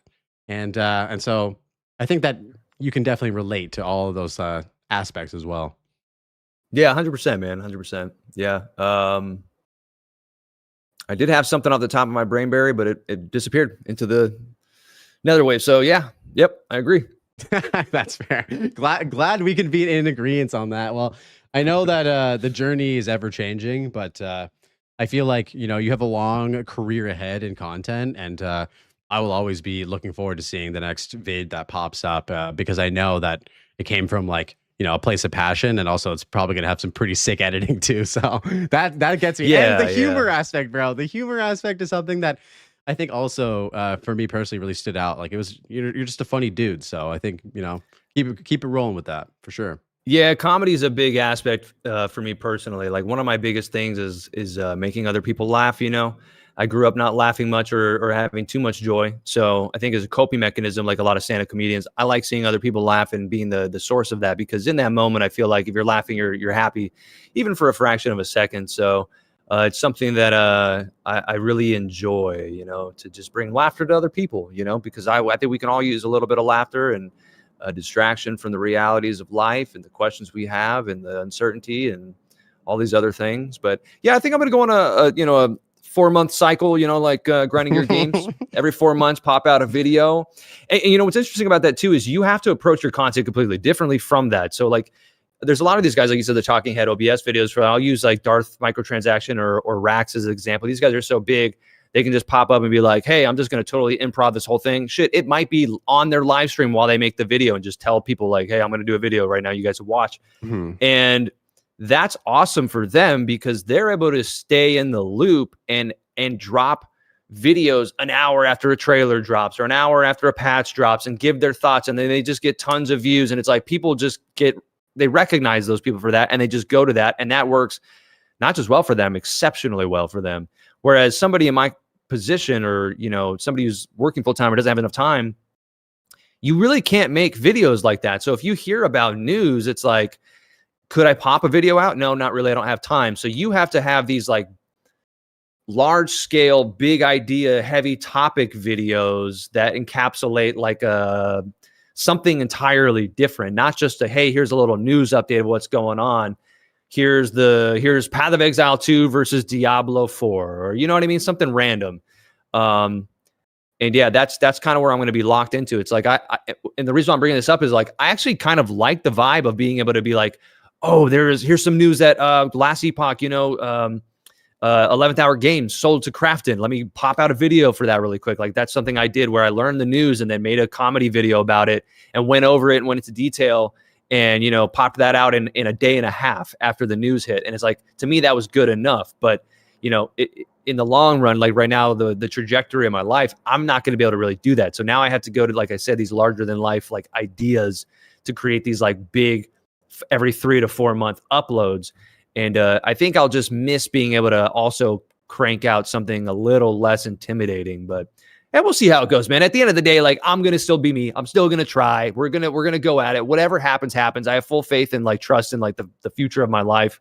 I just take it one day at a time and I'm not really worrying about it too much. You know what I mean? So yeah, I mean, it's all like, this whole thing is just we're trying to have fun and make videos about stuff that we think that other people would enjoy.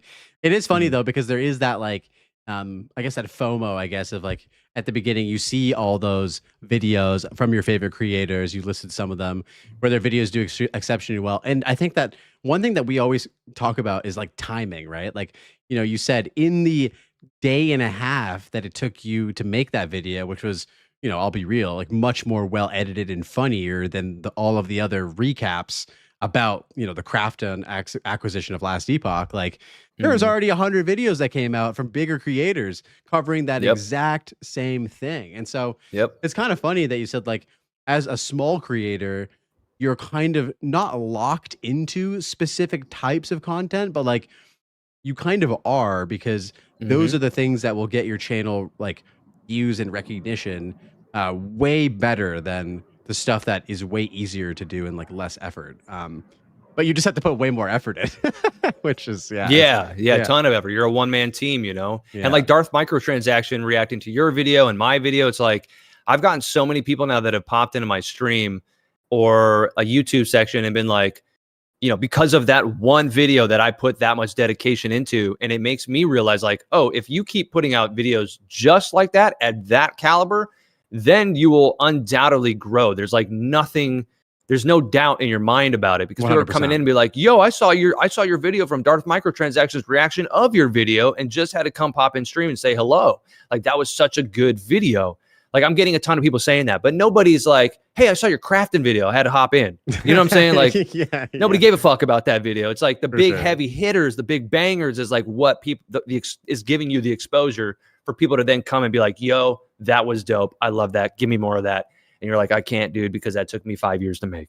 And it killed me. It took 20 years off my life. I literally was, I had to go do rehab for my back because I was sitting so much, dude. Oh yeah. But it's funny because as I talk to, many creators like yourself and others, I think that, a general like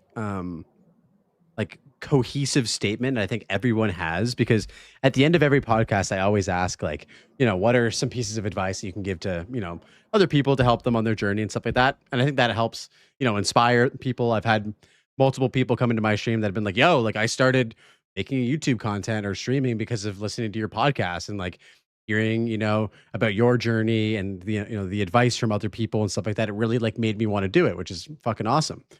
But one thing that also kind of sticks out for me is like the return on investment from like YouTube content is like so much better than streaming. And, we've talked about this before, but it really does showcase like, imagine if you spent however many hours it took you to make that video streaming, you'd probably see, very little significant improvement in the, followers on Twitch or whatever. But that one video that you spent all that time on now lives eternally on YouTube and can be reacted to eternally as well. And so it kind of makes me want to just like, even stream even less, even though the problem is it's so fun and it's so nice to just like hang out with the homies, dude. Listen to beats, play video games, like all that shit too. So it's just a good time. So it's streaming is super fun, dude. Yeah. And like not having to be so scripted is also nice too. Like I like a good script because most of my scripts are, like I said, it's pretty much just me ripping improv and then turning it into a form of a script. And then kind of now I'm saying what I said already, but like saying it again with more a linear, like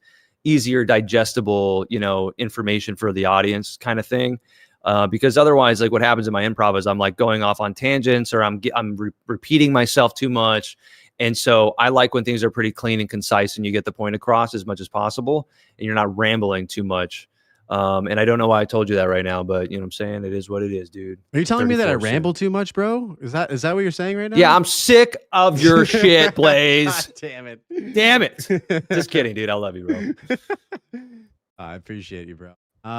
Yeah, so we're at like an hour 10. I don't want to take up too much of your time tonight, but I wanted to see how you're doing, how you're feeling, check in with you. I'm feeling pretty good, dude. When's like the freak off gonna happen? Wait, what? That's later. That's later. That's later. Okay. Yeah, right, later. I've got my magic wand. Okay. So listen, if I'm good though, dude. If you want to keep going or if you need to end it because I'm just boring. No, dude. I feel like yeah, I got some more stuff we could talk about, we could yap about. Yeah, dude. So going back to gaming, I just wanted to ask you a sort of a general broad question. Like, so Arc Raiders has recaptured your attention right now. PoE 2, you've been playing quite a bit as well. Is there anything on the horizon for you that sort of got you really like, I cannot wait for that game to come out so I can play it? Ooh, I'm really looking forward to Hello Kitty Island Adventure 3. They're finally coming out with number 3, dude. And no, I'm just kidding. To be honest with you, so I don't know why, but this is the first one that's popping off on my brain is don't judge me for this, okay? Yeah. The Burning Crusade Classic. I've got old homies that I've known and been playing World of Warcraft with for a very long time that are all up in arms about classic TBC, which, by the way, I could have sworn we already did that like 3 years ago. We did. This is the second time they've done it. Blizzard, right? Fucking bastards. Yeah. So I'm. I don't know if I'm going to play or not. I've had a buddy of mine, like one of my best friends, like my brother. We played every expansion together. Grew up with him. Played Diablo 2 together growing up. And if I would play, I would play for him, and play with him. The only thing is you would have to, like right now, you can make a character, get it to level 60 and have it prepared for when the servers basically go on to the next expansion, which is DBC. So if I were to start, now I would be behind. And I think it's dropping like mid-January or something, dude. So I don't know if that's enough time to level a character to 1 to 60, but I would have to literally know life it. And like, I'm still enjoying Arc Raiders. I still have content to create. I still have Path of Exile 2 streaming. So I don't know if I can really dive into that game, dude. As much as I miss WoW, just the feeling of WoW, you know what I mean? Like the nostalgia, like the way it feels to control your character, all the different original soundtracks to the game, Baron's chat, I don't know, dude. Like there's a calling that I think will always be there to return to Azeroth, and so I don't know if that's right now. What I'm praying for is that an official Classic Plus will come out and things will have been like in all down seasons. I won't have any other interest. Path of Exile 2 we'll be done with it for a little bit. We're waiting on like 1.5 or some shit, And here comes World of Warcraft Classic Plus announcement, and we're all ready to go and play that. I mean, I hope that's the case. But yeah, there's no immediate game that comes to mind, though I'm sure I could find something. So what about you, dude? Is there anything up on your radar that you're kind of excited about? That's a good question. Well, kind of to build off of what you're saying first and foremost, I would never judge you, good sir, for wanting to play like TBC. Like that was the version of WoW that like really like hooked me. Like when I started playing WoW, I hit 60 on vanilla the day that Burning Crusade came out. And I was like, so I never got to play vanilla endgame, but I played the fuck out of TBC. And god damn, bro, it was some good times. And if I didn't have anything else going on and I could dedicate, I think it's like 200 hours to hit level 60, like on vanilla WoW. Like that's like how many hours it takes to get like from 1 to 60. Like it's a time commitment. It's a journey, bro. Like it's about 5 days for me. 5 days. Like 5 days sitting down at the computer like all day. 5 days. Like 24 hours. Yeah. Okay. Yeah. Like I'll sleep, but yeah, it's like 14 hours a day for about 5 days. Yeah. That's you're a grinder. But yeah, well, leveling is my favorite aspect of World of Warcraft, dude. And can I just say something, by the way, for any people who are listening and are big WoW players, I want to share something that I've always loved. This is like one of the only achievements that I love to tout, because in vanilla WoW, I was 12 or 13 years old, around there. I was in a guild called Catalyst on Feathermoon. It was an RP server. We were top 25 guilds in the world and the only guild in my server to down Naxxramas 40 before the new expansion. And that is the only claim to fame that I really ever care to share, because it's like a ancient like whisper, like but you'll never meet another person probably that was like actually there, taking down Kel'Thuzad pre-TBC, dude. But I was fucking 13 out there grinding my soul away, dude, waiting for a spot to get in the old, what do you call that? Ziggurat, floating ziggurat up there. And yeah, that's like my claim to fame, dude. I was there for like the opening of Entourage and all that. I respect you so much more. What's funny? I got a buddy of mine. He played WoW all those years too. And when he learned that, I worked with him in Miami. I was bartending. He was a server, and I told him that, and he was like, "Bro," He's like, that's the coolest shit. He's like, holy fuck, you're like badass. Da, da, da. And he got so hyped over it. And he was like forever, like just like glazes the shit out of me. And I'm like, that's so funny, bro. But I'm like, yes, I deserve it. Absolutely. I mean, dude, Just I never even got to step foot in like Molten Core or like any of the. Oh, you missed out, dude. I know, dude. But I got to fly on Oh. like fucking dragons and shit in TBC, so that was pretty hype. You know what I mean? Like flying And mounts were TBC, sick. yeah, Yeah. those are some good raids, man. Yeah. Karazhan was Yeah. some of the best raids. Karazhan ever, was dude. super fun. So yeah, man, like, Yeah. you know, no judgments there. For me, like, they're not necessarily like games that are. I mean, there's one game. So me and the lady. And there's no deadline on this, so there's no date or anything. But me and the lady play a lot of this game called Stardew Valley. Super fucking awesome game. One of my favorite games of all time.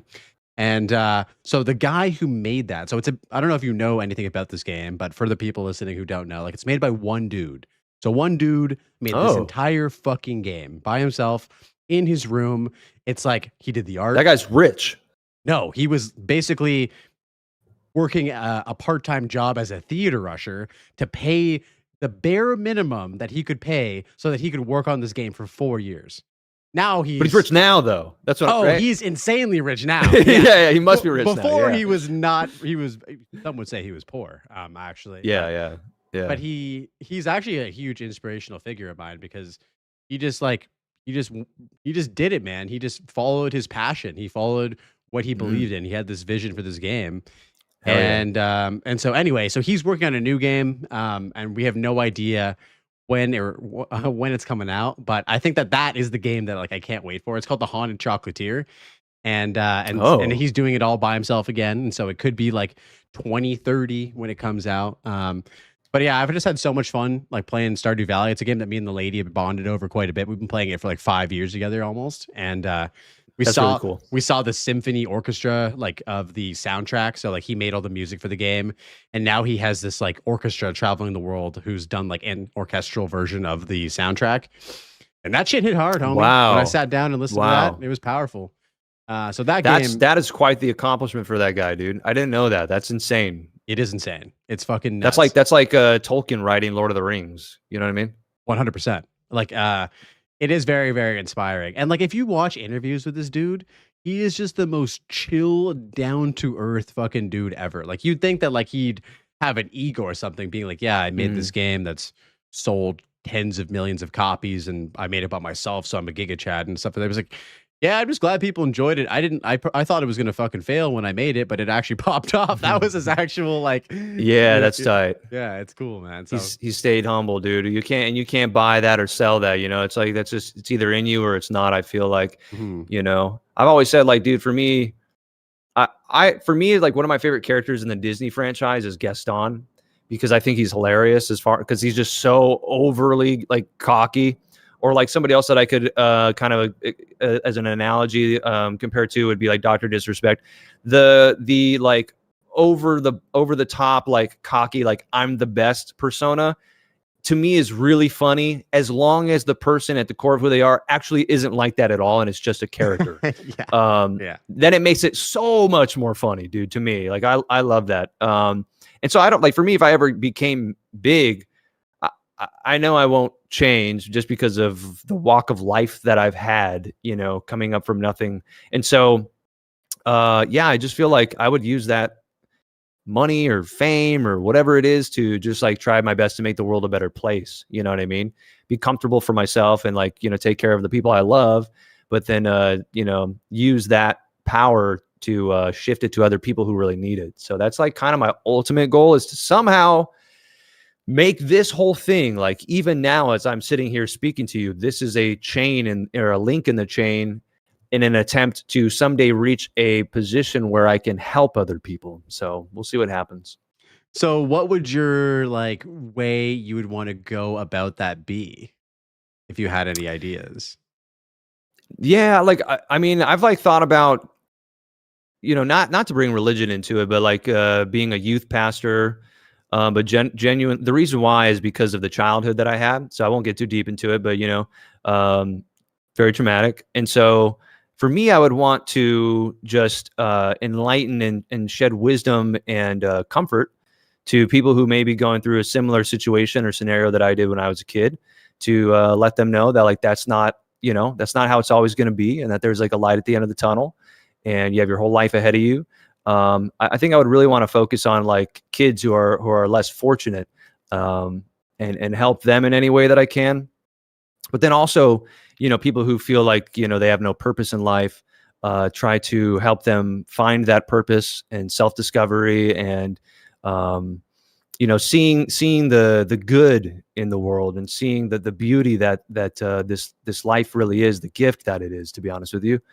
You know, we're all here right now. If you're listening, dude, you woke up today, you know, it's another day to be on this earth, man. And I thank God for it every day. And I thank God for who I am.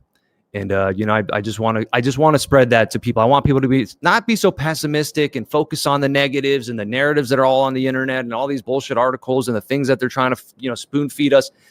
You know, take a step back and just be thankful for your life and see the good, you know, in life. Because when you start to do that, when you have that perspective shift, and you set up boundaries with people that are doing you wrong, or you know, not, you know, serving a positive influence on you, and blah, blah, blah. It's like, dude, you just see the world differently. You know, you just completely, everything shifts. You know, the homeless guy on the corner of the street, man, like, you look at that person as a human being and genuinely wish the best for him and want to help him out. You know, somebody who's being judgmental, you start to like pick up, like, man, that person's being very judgmental. What is that really doing for that person? You know, man, just being a good person. I don't know. It's like something that I've behind the scenes, you know, like I'm like in my 15th week of attending a church that doesn't necessarily have a label, but is filled with a lot of really good people. And it's been life-changing for me recently. And it's just helped me to kind of see life in a different way. And it's something I've always kind of held within me, in my heart. But I'm really been like, not just doubling down, but quadrupling down, dude. And yeah, but back to your original question, I think I would probably start there, is just try to help people kind of see the light in the world. I don't know how I would accomplish that. I think you already are, man. Like, I think that like your content is a way to do that. And I think that it already does that. Like, you know, we talked about this earlier, but like the humor aspect, like, you know, you said like because of the traumatic past that you had, you like to help others, like, you know, just laugh. Like, dude, I feel like that is such a special thing in itself. Like, even if you're able to make a random stranger who's watching your videos laugh and just have fun, like, for whatever it is, your videos are a little too long, maybe cut down the intros and stuff like that. Or like, you know, yeah. 10 to 20 minutes, right? Like, I'm just playing. I'm just playing. Real. But yeah, like, dude, I think you're doing that with the content already. And I think that, like, you know, it's something that it's already achievable right now, even if you don't have a fucking, you know, 10,000 people watching your Twitch or 100,000 subscribers on YouTube. Like, I guarantee you that there are people out there, out of the 100,000 people or whoever watched those videos, who for a brief glimpse, like, just was solely like invested in that and probably enjoyed it and had fun and like saw the, you know, the light, I guess, that you kind of emanate from your content, man. So yeah, I'm a big fan of it. Thank you, man. I appreciate it. Thanks for saying that. Yeah, I suppose you're right. Yeah. I don't know where my content's going to go from here. Like, I'm like, dude, I'm even, and don't everybody don't judge me on this. I'm even trying to like cut back swearing, which is the hardest thing, bro. Coming from working out on the open waters, like sailing with sailors, dude, being a bartender in the service industry for 10 years, growing up around it in my house and at school. It's like, dude, you hear it all over the place with like secular music and everything. It's so hard to break free from. And it's just ingrained in me. Like, the F-bombs just come out, you know, if I let it happen. But what's happening with swearing in your eyes that you want to cut back on it? Is If it so you you can really- be more marketable? You can get better sponsors, you know, Disney, Hello Kitty. No. You know, they want to sponsor No. Young Wydock, you know, what's I think it's kind of like for me, I look at it kind of like the N-word, okay? Okay. A lot of people feel like the N-word that like holds no power. It's only a word, and it's like you define the power that you give it, right? But like, I think what it comes down to is like, well, somebody out there is actually hurt by it somehow. And maybe that's a good person. And so maybe just out of respect for somebody else, I just won't say it. And if there's even one person that feels that way, and it's easy for me to just not say it, then I won't say it. Even if I'm singing a song, you know what I mean? I censor myself or whatever it is. Dan, what'd you say though again? Because I had another thing on the tip of my brain. What did you say right now? Well, I think that's an interesting point that you just mentioned. But yeah, I just wanted to ask. So, like, why do I choose to not curse? Yeah, like what's your reasoning for wanting to like cut back on that? Okay, so to my point I was saying right now is I think there are a lot of people out there that hear these words and are actually harmed by it. And like, for example, somebody might be tuning in and be watching and be like, man, like I would love to watch you, but like I've got my son here with me, or those aren't words that I want to hear and reflect who I am as a person, and I don't want to pick up on those bad habits, because ultimately the word like cursing, and this is going to become more religious, and this is more of a personal belief that, not everybody is going to agree with, and I respect that 100%. But essentially, like your words and what you speak, it's like a rudder on a boat. Like you're steering, your life kind of with your words and how you speak. And when you say, GD, for example, and Jesus Christ, and you're saying these things, for example, as like a derogatory or like a bad thing is happening to you, you're essentially like cursing that thing. And that's what like the term curse words comes from. And so I think like for me, dude, I've cursed a lifetime, you know what I mean? Like more than most people should. And I've said some insane things. Yeah, I've said it 100,000 times. So I'm not trying to be here and be hypocritical or cast judgment to anybody on it. I never will. And I will still hang out with the boys, hearing them curse. But it's for me a personal thing that I'm trying to cut back on, because I think that ultimately I'm just trying to kind of clean up the way that I think and speak. And if that's translating to a more broader audience so that more people can kind of enjoy my content, and mind you, I have a long way to go. I was just streaming last night. I dropped the F-bomb countless times. So that's what I'm saying. It might come off hypocritical. I'm trying, dude, is all I'm saying. I'm just trying to cut back, because I know that somewhere out there is positive stream, dude. We got to get a curse counter now. And then over time, we can track the data, see that number go down, progress. Okay. Yes. Okay. My homie, I have a homie named Frankie. I don't know if he's here watching or not, but we started holding each other accountable for it, because I was like, do you hear ourselves sometimes? Like we'll pass like voice messages. This is a guy that I've known for a very long time in my life, real life. And I'm like, do you like listen to ourselves? Like listen to these voice messages that we'll like pass to each other, dude. We're like dropping so much, like we just sound like trash. Like we're just saying so many F-bombs and shit and bitch and fuck and all. And it's like, yo, dude, let's hold each other accountable. So we started doing a thing where every time that we would say the F word, we would have to do like 5 to 10 push-ups.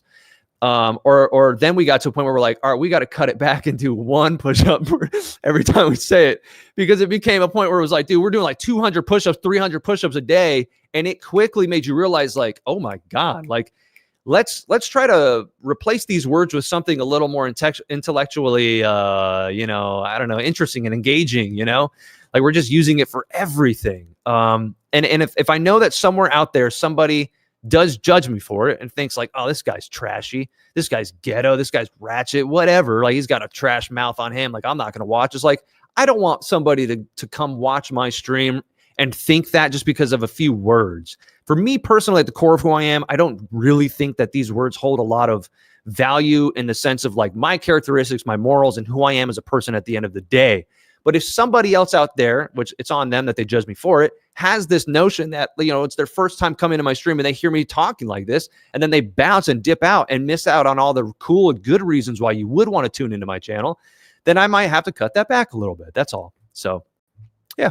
Yeah, I feel like as long as it feels natural for you, I think that's totally fine. I mean, dude, here's the thing. People are going to judge you no matter what. Like, if people are going to judge you if you swear too much, people are going to judge you if you don't swear at all, because you're going to sound maybe in their perspective like a little wishy-washy or whatever. It's like whatever you do, there's going to be someone out there who doesn't like the way that you go about it. All I'll say is like, if that's part of your journey, man, and like you want to cut back for your own reasons, if you want to like improve yourself, I think that's great. Just, don't do it for anybody else. Do it for you. You know what I mean? Like people will watch you because you are you. And I think that whatever feels authentically you is the way to go about doing it for sure. Fuck yeah. God damn. No, I think that's cool, bro. I think that's, yeah. Kind of wrapping back to the helping people sort of conversation that we're having before, like, dude, if I ever made it big and like had a bunch of money, like, whatever, I would think I would try and make a game, man. Like I was just thinking like to your point, like you were like, how can I help people and stuff like that.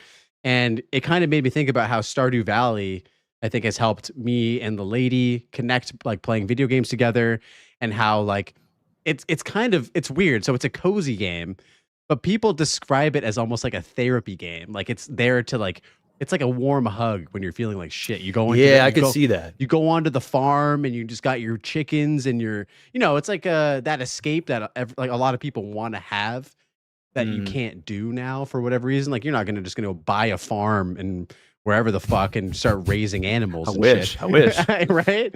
And so like Eric Baroni has like given the world this ability to kind of just like escape the shit in life and like just live a simple life. And I think that's like really fucking cool. And so like I don't know, something about the power of video games for me anyway has like it's given me that like escapism. It's also like allowed me to just it has been like a form of like therapy, I guess, in some weird way. It's gonna sound crazy to say, but and so yeah, I think that would be something that I'd be interested in doing. And like hell, it even could be like a I don't know, action RPG or something like that. But I don't even know where I would start with that. So just call me up for a voiceover, dude. 100% you'll be in the game, dude. 100%, yeah. bro. Yeah, definitely. All right, man. Well, we're at like an hour and a half. Is there anything else you wanted to ask me personally or talk about before we sort of wrap up all these funny conversations? Do you have any crazy video ideas down the pipeline that you're willing to share, or maybe a new podcast guest aside from Try's next visit? Okay, so 2 answers. The first answer is right now I've really been focusing on PoE 2 content, and so I want to do more stuff. I actually offered to pay my friend. I actually have to follow up on him with this about this because I don't know if he's doing this or not, but I offered him some money to basically play the game as a brand new player. He's never played PoE before or PoE 2 or any. He's played some action RPGs. He's played like Diablo and stuff, but and then he has to play it blind. So he cannot look at a single build guide. He cannot watch a single YouTube video. He just has to play the fucking game for whatever it is, 30 hours, I think we talked about. And then make notes about every single thing he had an issue with. So like, did you have an issue with skill gems? Did you have an issue with the passive tree? Did you have an issue with combat? And then do a series of like new player focused videos, kind of as a like what Zizarin did, basically like a university, but for PoE 2, where like you can learn the basics. And this isn't like a crazy video. This is just like, how can I help new players understand this game? And so that was an idea that we were kind of cooking on. I don't know if he's actually played the game or not, so I have to check in with him. But in terms of like grandeur, video essay, like big banger content, stuff like that, nothing at the moment. But I do think that like for me personally, I know that when the game comes out, there's going to be this huge influx of new players. And I do love like the teaching aspect and the guide aspect of making content too, as much as I just memed on it with my most recent video. I don't know if you've seen that, the monkey build guide video, but Yep. I think it is cool. And so, yeah, that's kind of the concept that I'm working on. And then what was the other part of the question, actually? Sorry, I lost my train of thought.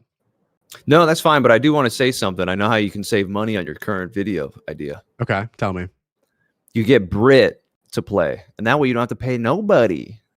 Dude, I know, but I can't put her through that, dude. The poor thing. She needs all the help she can get. I love her to death, but man, she's a I think I carry her in every single video. She's not ARPG inclined. No. She's I think in the time that we've been dating, I've taught her how to play WASD video games because she's never like had those games before, like playing on a PC or anything like that. So it would be like I would have to make a guide on like how to move your character. Yeah. You know what I mean? Like, yeah. And people don't realize that there's so many people out there like that. My mom and my dad were watching my stream one day. My mom called me up and she's like, Cody, you're like, so everything's happening so fast and you're like reading the chat. And she's like, I was like, yeah, no, I know, Mom. Yeah, that's what I do. And she's like, no, but like, you're really good. And I go, I know it looks that way to you. I go, for most people that are in my sphere, in the gaming sphere, I'm just an average dude playing a video game, right? Like we're all so like blindsided or like forget how somebody would try to pick up this game and be just so overwhelmed. They just don't even know how to move around in the tutorial.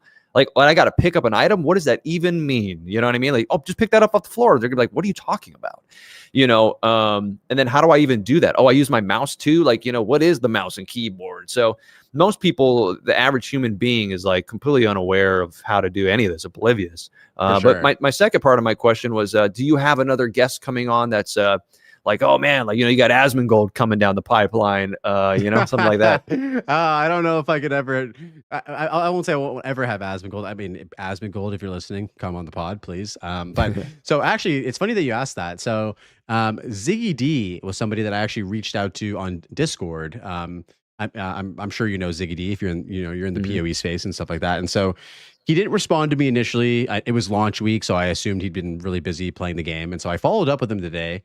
And then he actually popped into my stream, hit me with a follow, and said, I'm keen. Let's do it probably after the holidays. And so I'm very excited about that interview because I think there's a lot of cool lore and story there. I mean, he's been a figure within the PoE community for a very long time. He has a working relationship with GGG. He goes there every patch and talks and interviews Jonathan Rogers and Mark Roberts and stuff like that. So that is one that I'm extremely excited about that nobody knows about until right now. So yeah, very, very nice. Hyped up for that Exclusive. one. Yeah. You heard it here first, folks. Interviewing interviewers on that one for sure. You heard it here first. The Passive Tree Podcast, episode 30. Young Whiteock got it out of him. Yeah. Yeah. It's the least I could do for you, gentlemen. Yeah. What about you, man? As we wrap up, is there anything that I know you just put out a video, which guys will obviously be linking all of YDoc stuff in the video description, but what if anything are you like thinking about making? Like, do you want to make more Arc Raider stuff? Like, is there a PoE video in there somewhere? What's on your mind? Yeah, man. So I mean, the video that I uploaded today, I'll be honest with you boys, like I'm not like that, like it's not that impressive. It's just kind of like I had the footage, I did all the work to film it. Some of the stuff's kind of funny. If people generally like Arc Raiders, then hopefully they'll click on it, like kind of had seen my prior video and then understand. But I think somebody going into my video that I just dropped tonight, they're going to kind of be like, huh, like it's not fully hitting. But if you saw my first video, then it's just going to add to that funny factor. And there's been enough people for my subscriber, list that have seen that video, I think. So it'll do okay. But it's not something I'm like necessarily like super proud of, but I just like, again, I thought I had the footage. It could be like just to add on, and it's just something to upload. I even put in the video description, like low key, this video is like the context if you want to know what's going on in this video, and low key, it's also better than this one anyway. Just being real with people, dude. And then the third Arc Raiders video, it's going to be kind of like the final installment of like the Dave Matthews jokes. In the proximity chat with that is going to be a full 30-minute round. I'm going to chop it up, excuse me, so that it's not like just, deadpan in certain segments, but I'm going to try to make it as entertaining as possible. But it is a one singular round of Arc Raiders where I meet a guy who has a baby, and I hear it in the chat. And this is like the day or day of Thanksgiving. And you can hear the baby and like the wife in the background, and he's like, I got to go AFK. So the guy goes AFK. So I go on to protect him from like snitches and all sorts of arc that are flying by. He's on the roof and he's like crouched, and I go on to protect this guy, and like other raiders are coming in trying to like maybe kill him and like take advantage of him. And then another guy joins me, and he's kind of sketchy at first, but that guy that joins me in protecting this guy ends up going with me on this like wild like GTA mission. Like the whole thing just unravels into this like crazy plot twist at the end. And I want to like preface that video with an intro of basically like saying like, this is what I think it's all about. And the round in itself kind of encapsulates just the vibes of like how far you can take proximity chat and like role playing essentially with other people. So it's going to be leaning into the role playing element. And that'll be like my final Arc Raiders video. And then I'm going to maybe consider doing because of all the drama of everybody hating 0.4, I'm going to do a video potentially of why I think 0.4 is great, or why I'm having a lot of fun with it. And it's because of hardcore. So the premise behind that video will be like, hardcore is awesome. I gave it a try. You should too. Also stop bitching and crying. 0.5 will come soon. Go do something else in your life. How do I endorse this video, bro? Oh, God damn. Yeah. This man is spreading the good word of hardcore here. Ladies and gentlemen, we have another converted player here. I love to see it. Love to hear it, man. Yeah, man. That's dope. That's dope. I have like one other video that I want to make, but it requires me to hit level 100 in like HCSSF. And it would be like my perspective on the game after basically doing that grind. and I'm not close yet. I'm only 96, and like that's not even halfway. to level- Only. Yeah, it's not even halfway, brother. Like you got to be level 98 to be halfway, which is fucking insane. That is insane. Yeah. So yeah, but that's like the other video that I want to make. I just want to have that like achievement, you know what I mean? Even though there's like no in-game cosmetic, there's no title, there's no like in-game reward for this like milestone, but I don't know, that's like something that I really want to do. Because I know I can. So I think that's also something that I'm going to be working on as well. I would set that for 1.0. You think so? Not for me 0.4. Yeah, for me personally, I would set that for 1.0. I feel like because that would be like the grand opening. It would be more impactful. There'd be more players, like you said. Like people are still going to be coming into the game. It's going to have probably the highest, amount of players that it's seen at its peak. And yeah, I think I would wait for 1 point. But well, of course, though, that's a great idea. By the way, I kind of see. I can already kind of. In my own brain, I'm already thinking of like ways that you can approach that video. So I think you got something there. But if you want to do 0.4, you got my support, dude. Yeah, I mean, it's a type of video that not many people have done. Like, there's this one guy named Sarge2 who hit level 100 in HCSSF, I believe, in 0.1, I think, or 0.2. It might have been 0.1. So like the first league ever. And it was just like, you once you've done that grind, which is just like thousands of maps, and you just have like such a good perspective on, the game. Like you understand character development, you understand defenses, you understand how the end game progression is and stuff like that. And so I think you can provide some really insightful experience. And I think that would be actually helpful for like not only GGG, but for like the players, because there aren't many people that have done that, bro. So yeah, it'd be cool. Yeah, it'd be cool for sure. No, I think it would be awesome, dude. I say go for it, dude. Yeah. All right, man. Well, we did the damn thing, bro. It's been an absolute pleasure. Guys, if you thank you, Try, for not making it. Yes, shout out to Talking to Try. Hope you're feeling better, homie. If you guys listen today on YouTube or Twitch, I appreciate you. This was very much a last minute podcast, as I said in the beginning of the video, and we just winged it, man. We just had a totally unscripted chat, which is very easy to do with the homie Young Y-Doc. We've done this quite a few times off stream as well, and just yapped for way too long. So I appreciate you, brother. Thank you so much for coming on today. Hell yeah, man. Thank you for having me. I appreciate it, dude. Thanks for letting me slide in at the last minute. I appreciate you. So yeah, man, at this time, just shout yourself out. Where can we find you? And maybe do you have like a streaming schedule that you're up to right now, or where can we find you when you're live as well?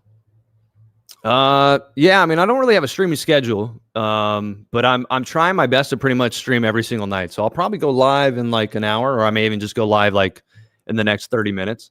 But until I get that job, like I said, man, I'm just going to be cranking them out, streaming as much as possible. And if I'm not streaming, you can be confident that your boy Young Y-Doc is behind the scenes trying to cook up another video for you guys, a little content for your head top, keep you entertained, distracted, and busy with your lives.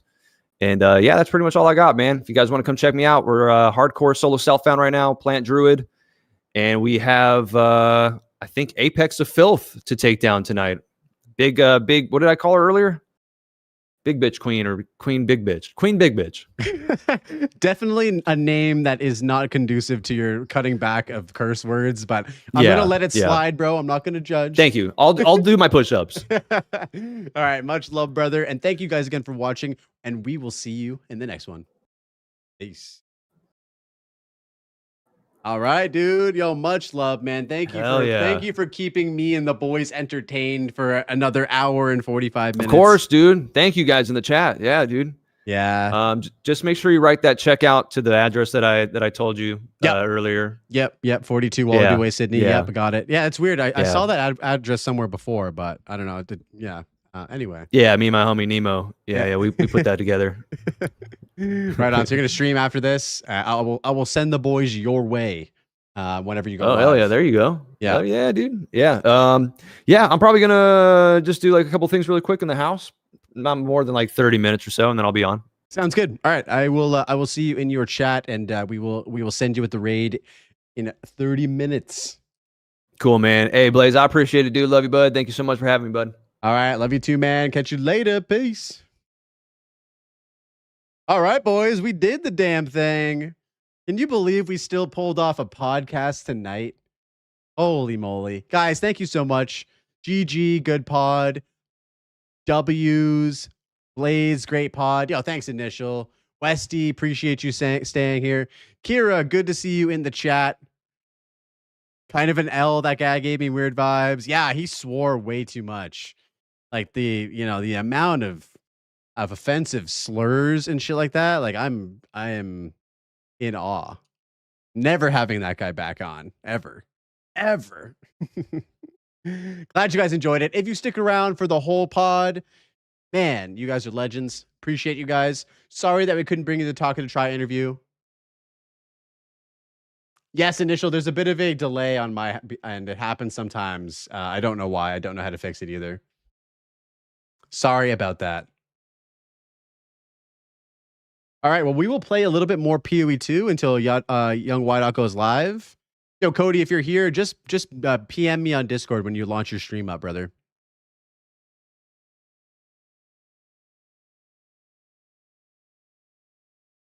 Yeah, appreciate you guys hanging out, guys. Appreciate it.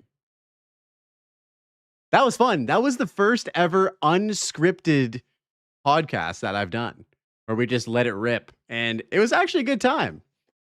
Usually I'm so like everything needs to be so like by the book and stuff like that. So yeah, I hope you guys enjoyed the unscripted, unfiltered convo. Great time. All right, nice. Yeah, we got it. We didn't really talk about PoE 2 that much. We definitely vibed out on the content creation stuff pretty hard.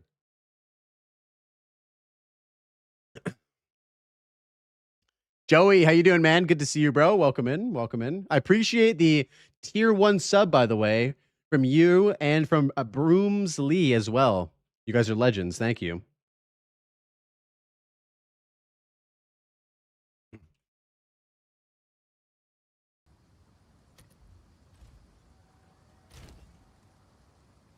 Oh, yeah, we found this rune as well. That's pretty sweet. Oh, it's you.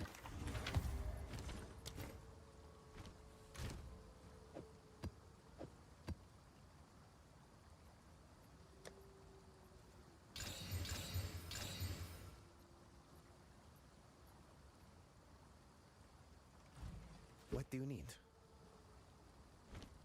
Let us hope Zest now lies dormant.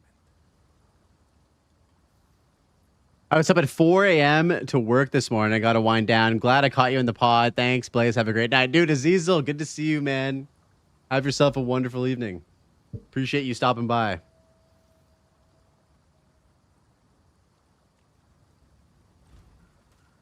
Yes, sir. Catch you on the next one. If you must. Acceptable. Goodbye.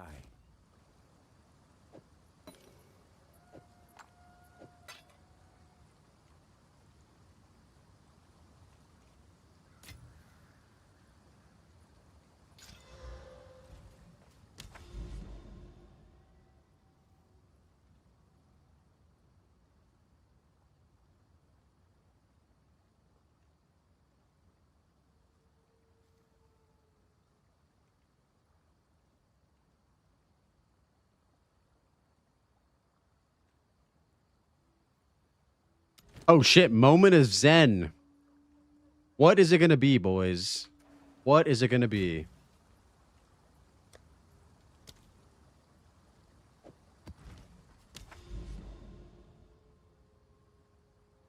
By the way, there ain't no problem with the guy dreaming about having a farm in the middle of nowhere. Bro, I never said there was a problem. I just said that it's hard to achieve that. I also have that dream. My goal, me and the lady's goal, is to just like buy a piece of land in the middle of fucking nowhere, build a house, maybe have some chickens, and just vibe out in our pond, in our hot tub, dude. That is the dream. Nothing wrong with that.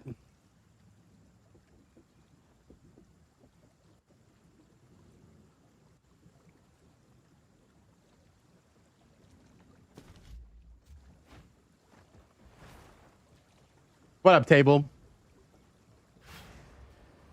Real problem when Lenny started betting too hard. Well, does Waystone level matter in Moment of Zen? Yes, it does. The unique items are only based on the Waystone level. I just picked one that I already had, so that's going in the trash. Yeah, so it actually works out. So if you're farming certain areas or for a certain item, you can actually like put in that level of waystone to help you kind of cap out where you need to, or what like level is going to spawn in there.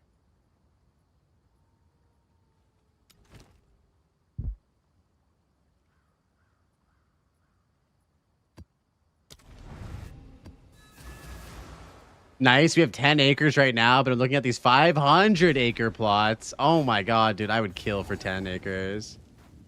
Why does Talkative Try look so weird? Yo, what up, Package? How you doing, man? We had a unfortunate cancellation with Talkative Try. He's not feeling well.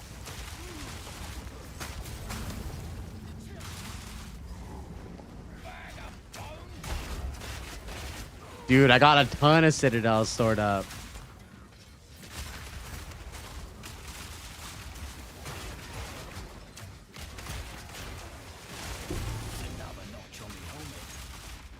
Yeah, we have enough citadels to do 2 arbiters, pretty much.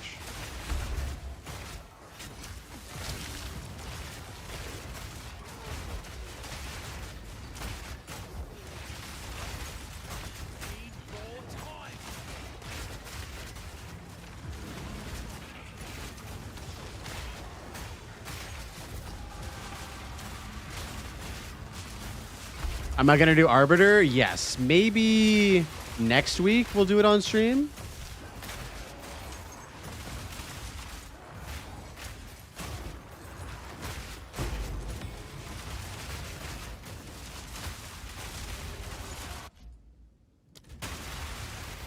Yeah, I think next week on stream would be cool. Unfortunate timing for me with this league. Just started a new job, so no time. I'm still on Act 2. Hey, man, there's no rush, bro. There's no rush. Take your time. Enjoy the campaign, dude. It's a good time. I fucking love the campaign. Why Doc is awesome? Yeah, he's a fucking homie, dude. Solid guy. Shout out to the homie.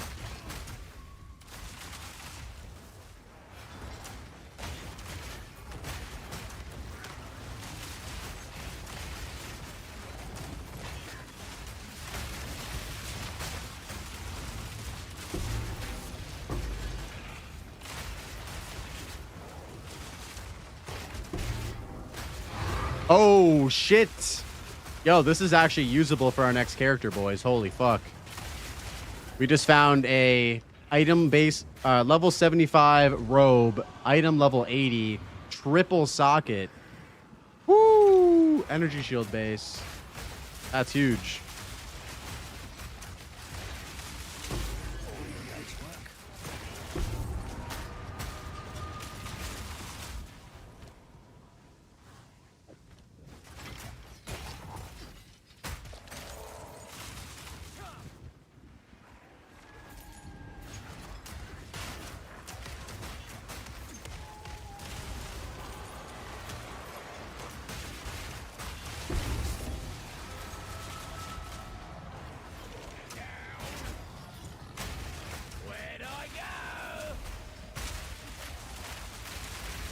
One of these days I'll make it to Act 2. I got swept up with Arc Raiders and some homies. Nothing wrong with that, Kira.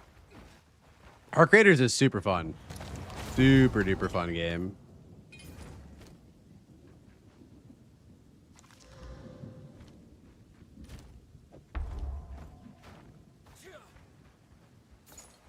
How did the raids go tonight, Kira? Were you guys taking dubs?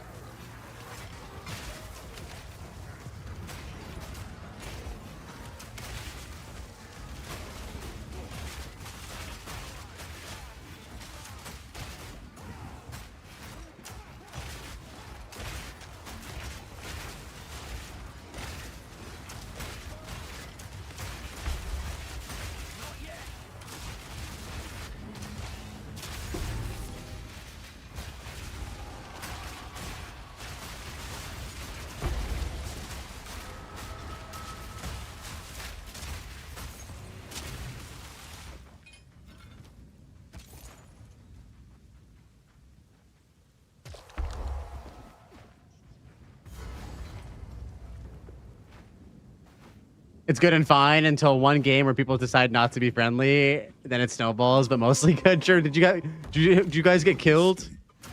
Some toxic players or what?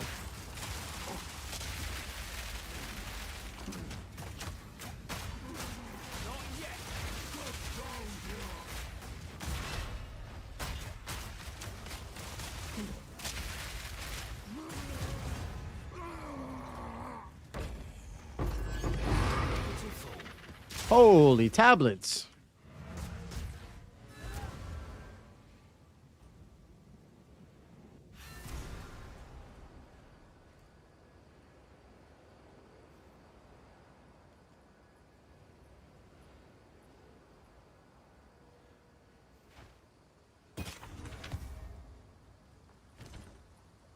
Oh my god. Okay, we gotta hit this with some perfect transmute dogs.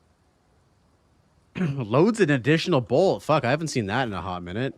Oh, and this is T2 Fizz. Hold on.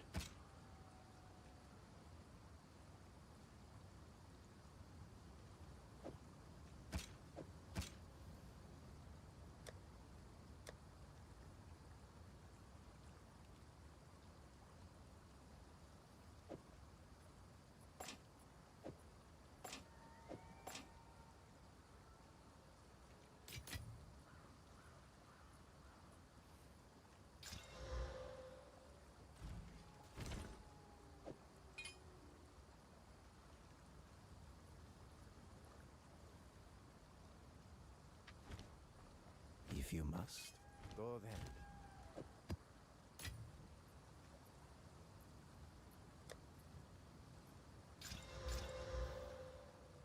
Not a Madonna fan? No, that was a hard skip for me, brother. Oh no, maximum life prefix. Fuck, dude.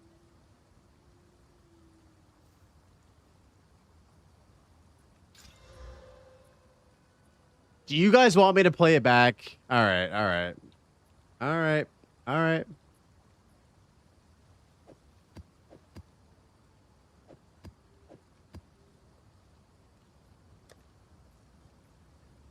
Like a Valor bricked for the very first time. You could have annulment orb that. But doesn't it stay magic? I'm pretty sure it stays magic, dude, if you do that.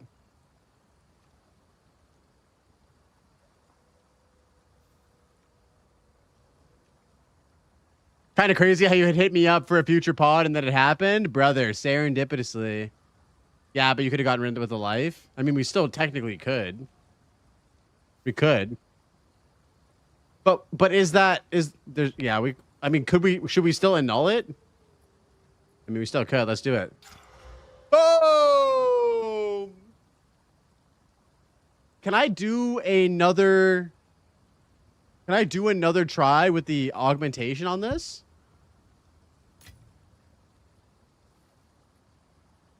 Oh my god, I can. No shot! No way! Oh, fuck, boys. We're in it. We're in it. We're a third of the way there. We are a third of the way there. Bro, what is that? No way. All right, all right, all right. So, do we just safely put this on?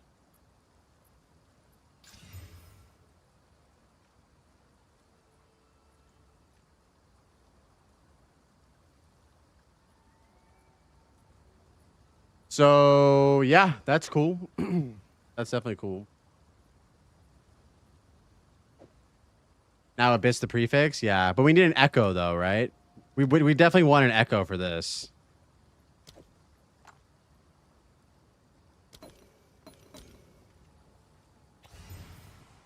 Okay. That's crazy. This could be fucking insane for the Varashta gaming that will ensue.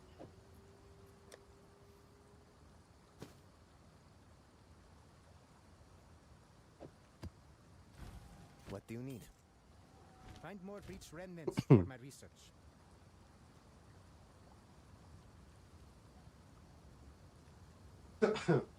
A part of me feels like GGG buffed like drops and RNG or something, or I'm just getting blessed, dude. I don't know. But yeah, I appreciate you, Cody, bro. Thank you for being my first choice all along. Dude, it's that streamer client, Zen. You guys got to get it, man. paytowin.com/streamer client. Install now.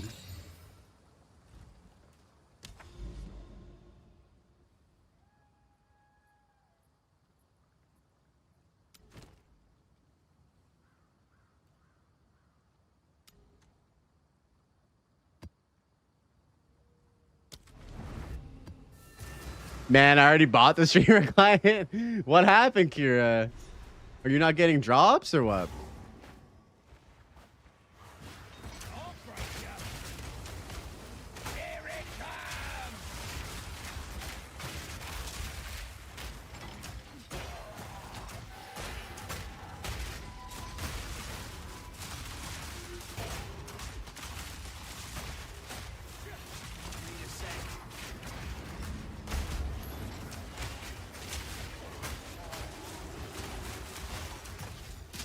I'm just bad. Hey, there's nothing bad about having bad luck, you know?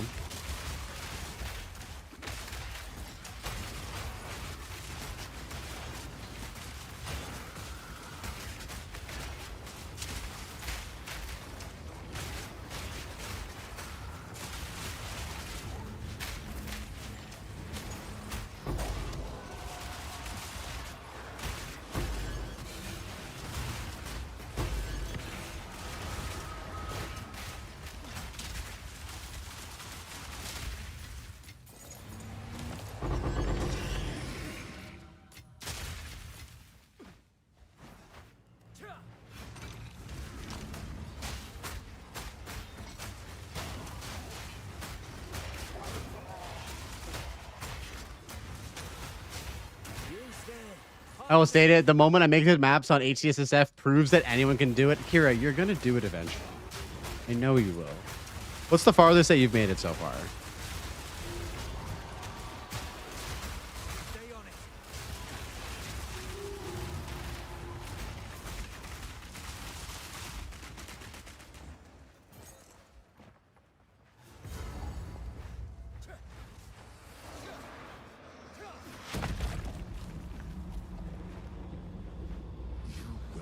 Eternity to regret your intrusion here. Rend your soul.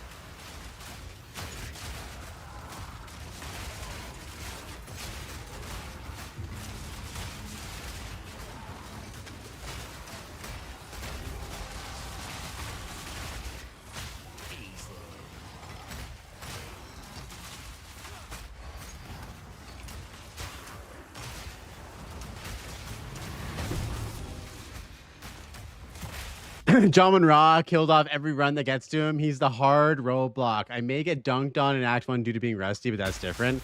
He is probably the hardest boss in the campaign.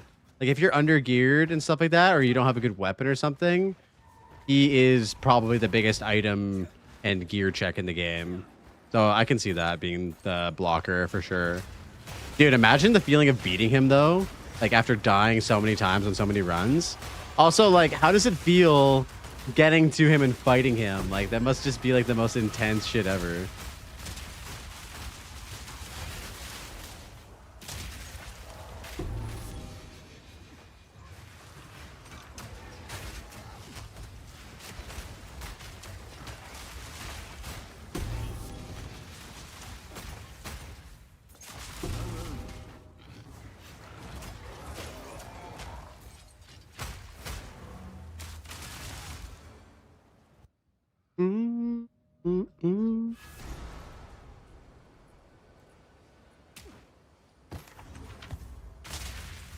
Yes.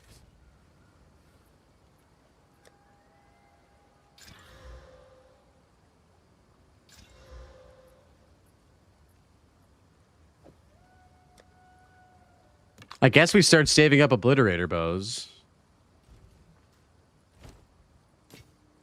Go then, if you must.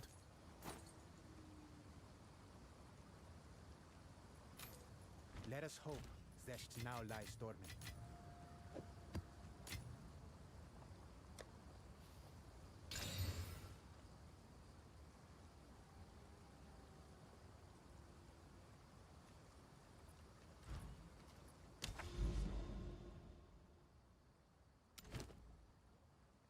Speaking of Drum and Raw.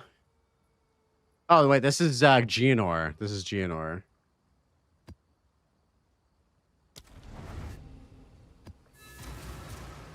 I mean, outside of SSF, I only beat Drum and Raw on 0.1 because of the bug where you could stack life regen from one aura. Oh, I see. I forgot about that. I think you got him the normal way though. Oh, cheese. If you play this song, you gotta do the Carlton, bro. We're just on some 80s vibes right now as we sort of wind down for the evening.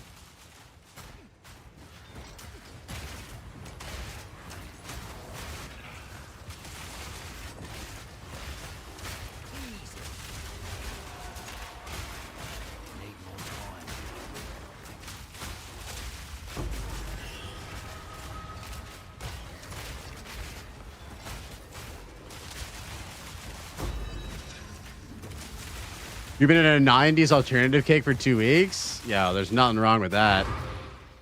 Nothing wrong with that at all. Dude, the 90s had some fucking good music, brother. The 90s had some good fucking music. I mean, so did the 80s, for sure, but... I grew up in the 90s, so it hits home for me. 35s. No. The 90s was the best decade. It's definitely a fucking sick decade, for sure. I can't really speak about the 80s because I never lived during that time, but I fucking love the 90s, man. Game Boy Color, N64, bro. The Matrix. Dude, some of the best video games in history came out in like 1999 or 98 or some shit. StarCraft, Diablo 2.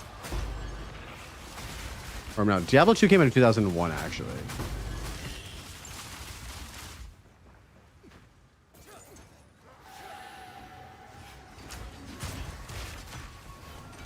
'90s was peak. I grew up in the '80s and the '90s. Trust me. All right. I trust you, bro. You got that experience.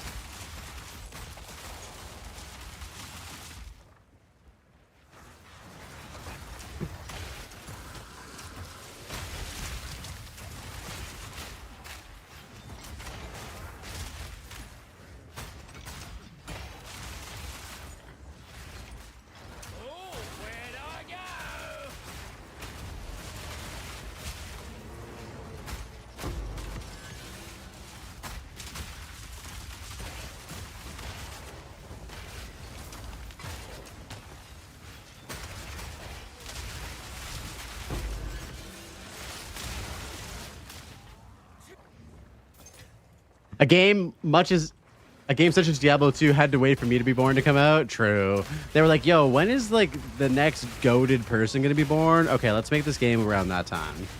Commemorate the birth of this goated person. and that was that. And that it was how Blizzard North decided when Diablo 2 would come out.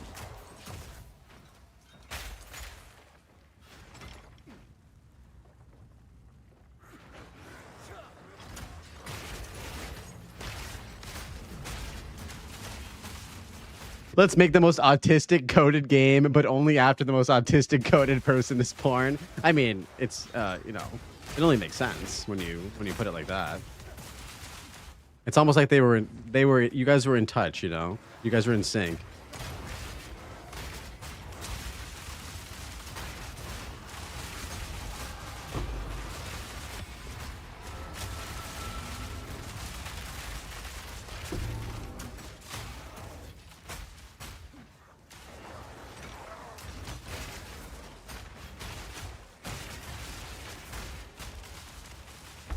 Oh my god, did Everseen die again, dude? No way.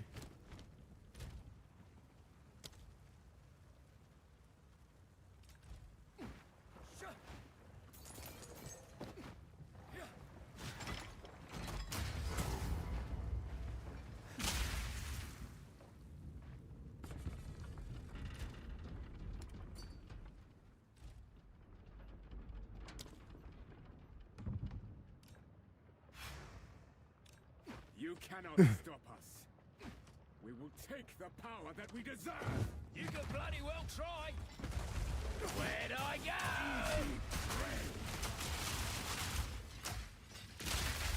First soul's thrust.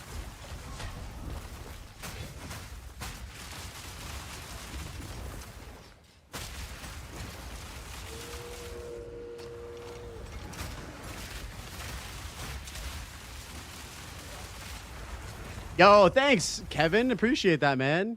Dude, that was super, like, just non-scripted, two homies just yapping. So I'm glad you guys enjoyed it, man. It was the first time I've ever done that. Appreciate you, like, always providing some nice comments, bro. Appreciate the support. You're a fucking legend, dude.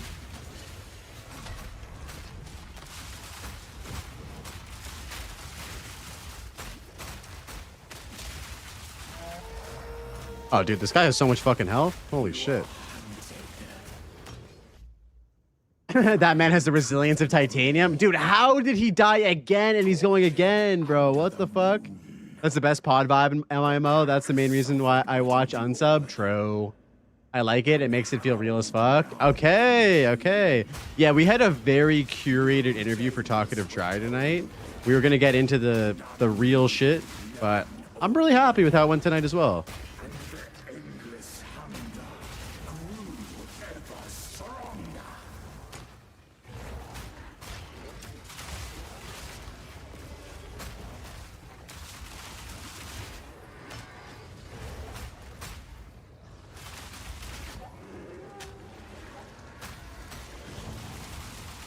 I will take out your heart. Not incineration.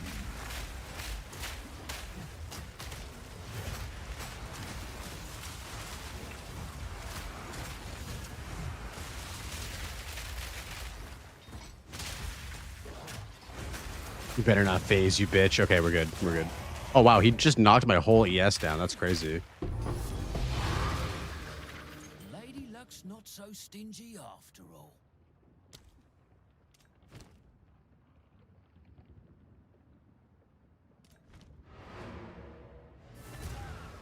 Been sending a lot of positive energy his way. Yeah, bro. Wadlock's a fucking G, man. Love that dude.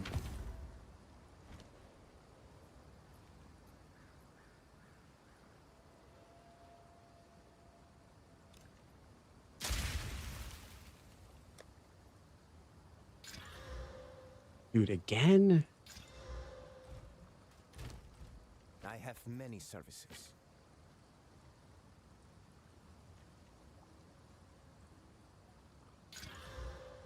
The song requires the elements? Dude, I skipped it, bro. Don't hate me. Acceptable. Go then.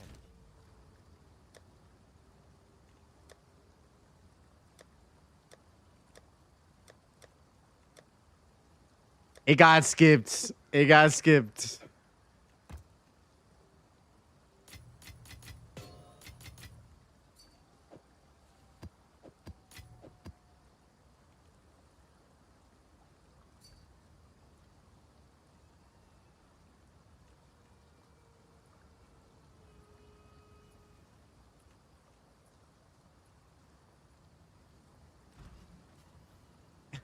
Damn, true. Damn, bro. That's some real shit, felony. Yo, Ein, what up, man? Welcome in, dude. Glad you enjoyed the podcast, brother. And we're only performed by him. Yeah. Rant over. Yo, what up, Shadow? What up, homie? How you doing, brother? Welcome in, man.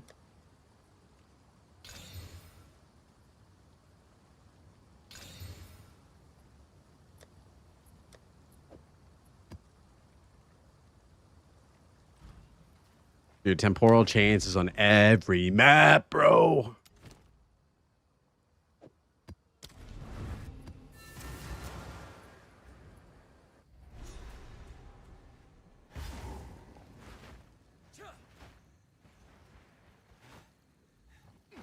Just be immune to slows. Dude, how do I do that?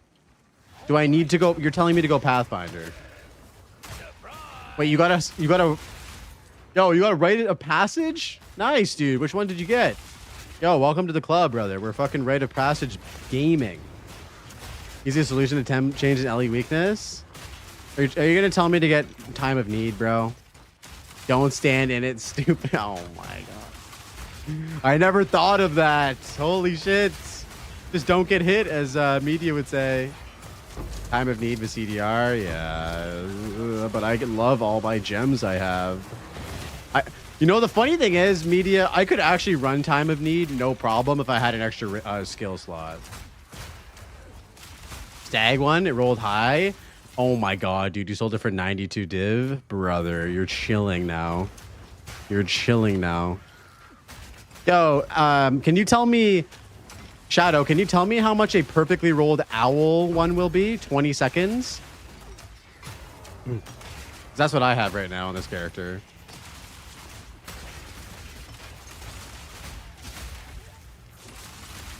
I don't know if it'd be worth as much in trade league as it is in hardcore, because like it's so good for hardcore.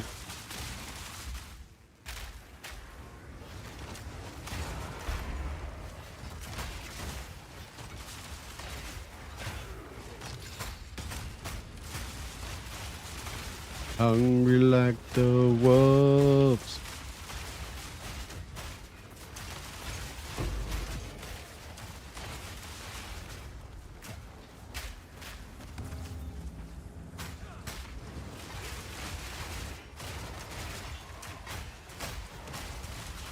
Bow, bow.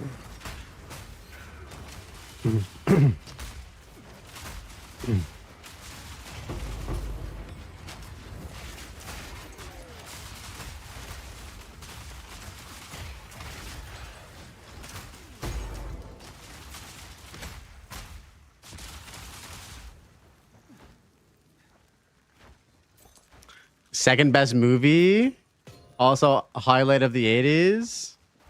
What's the second best movie? I'm missing something here. Bro, got me all nostalgic. Yeah, we on that tip right now. Oh, this is from the Top Gun soundtrack. Yo, Top Gun's a goated movie. I really, really like Top Gun Maverick too. Top Gun Maverick was so fucking fun. I watched it twice in theaters. It was a banger.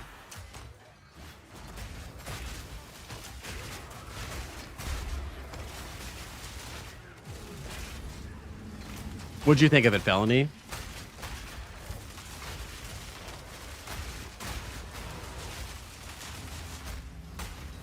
Owl is probably like 40 to 50 divine for 20 seconds. Oh, wow. Okay.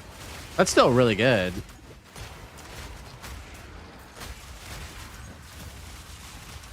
I'm happy with that.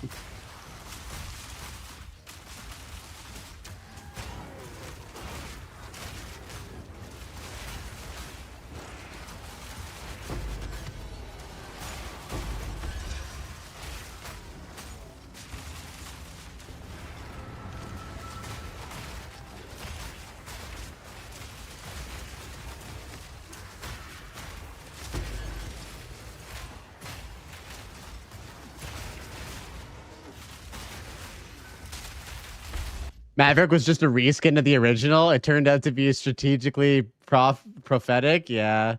Oh, it was a good dope action movie, same as the OG. It was exactly what it needed to be. Yep. The entire plot of the movie turned out to be what the U.S. did to Iran a couple months ago. That's fucked up, dude. The similarities are uncanny. I like how in the movie though they never like say what the enemy country is. They're like we have a foreign nation developing weapons.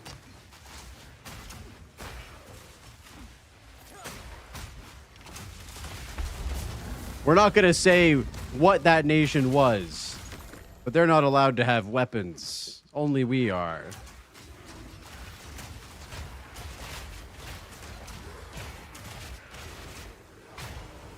Bro, I bought 3 items into the temple to use regals and shit, and they said they were too high level. What level's your temple, brother? If you can't use level 35s, are you in the camp? Are you in Act 1 or some shit?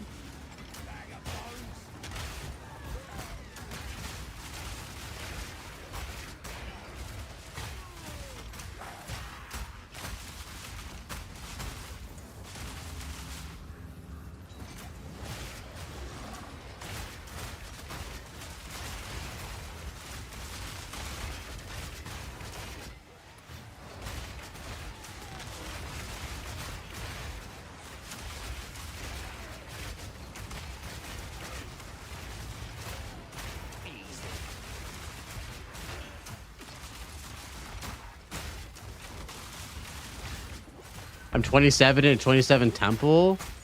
Oh, that's weird, dude. That is super weird.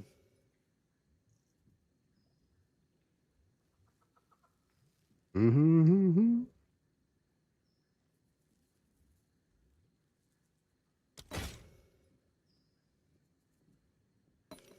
Chaotic rarity, we'll take that.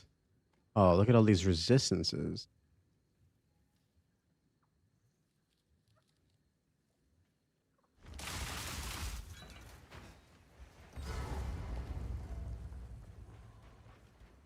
Oh, I fucking hate this bitch. God damn.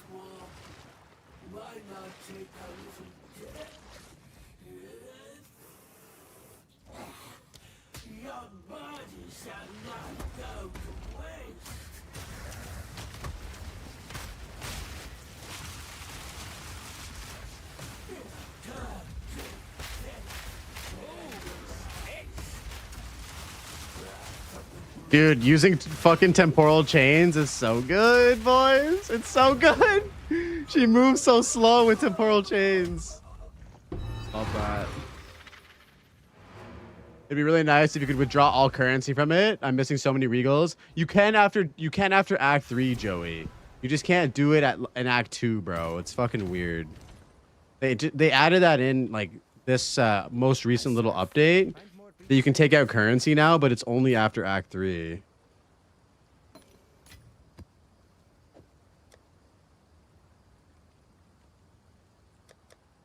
You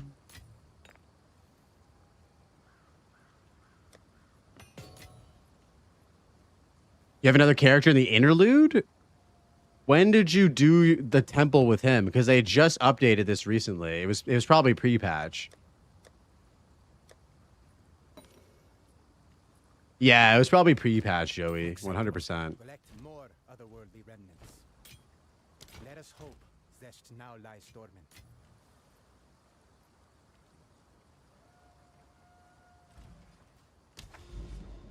For the weekend. Ravine? Yo, let's go. Okay, hold on. What if we respec a little bit of shit here?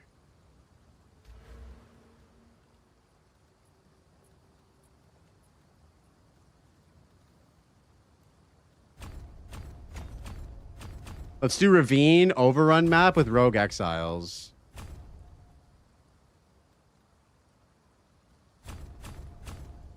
And then what if we do...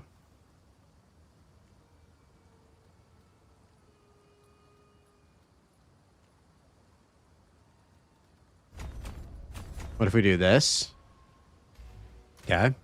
Hold on. We're cooking, boys. We're cooking. And then what if we do the Overrun map, Abyss Overrun map? Yep. And then we do Rogue Exiles. Okay. Rarity and Rogue Exiles. Rarity and Rogue Exiles. All right. Shadow, it's just Blade. Here.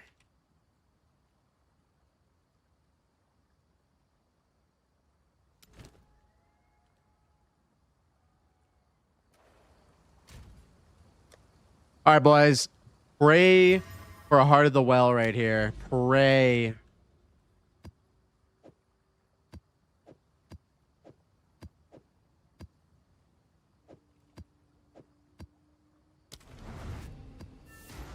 Giving away the strat? Bro, this is a big strat right here. Big strat. We're going to be getting that fucking Heart of the Well right here.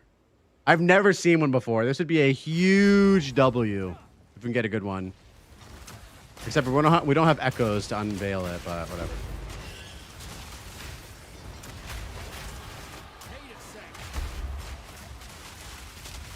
Yeah. Send it to me, Shadow, for sure. Good luck. Oh, here she is. Is she influenced? I don't know. No, she's not. Fucking bitch.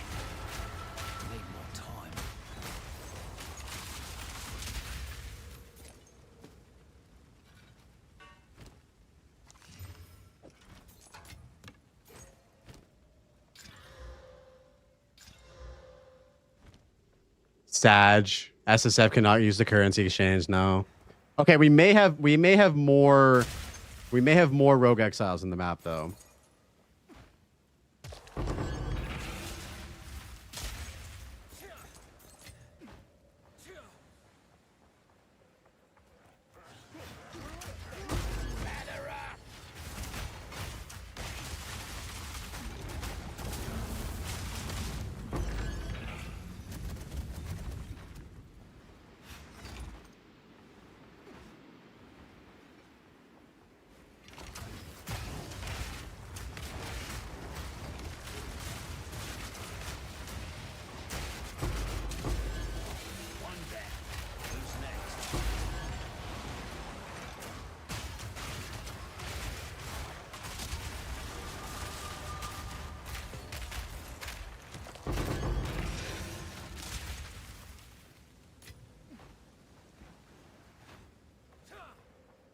Come on, give me some more abyssal areas. Give me some more Rogue Exiles, please.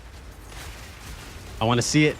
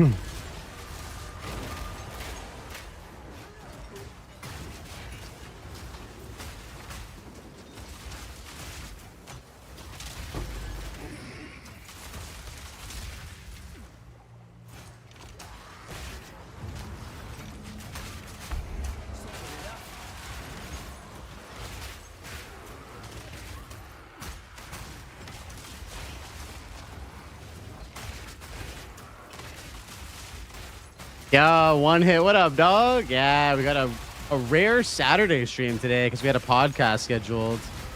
We're just vibing out on Saturday night, man. How you doing, bro? No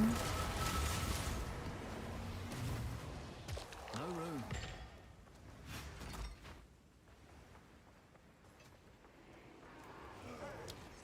GGG, please fix your game. Oh, no. Trying to get Act 4? Let's go, dude. HCSSF, right?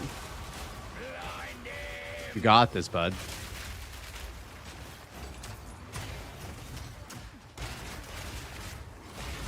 How's the build feeling?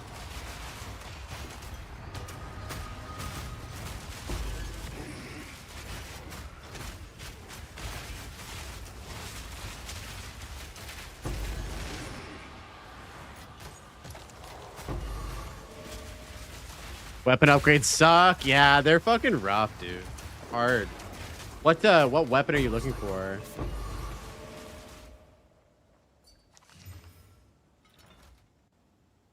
E2 max energy shield.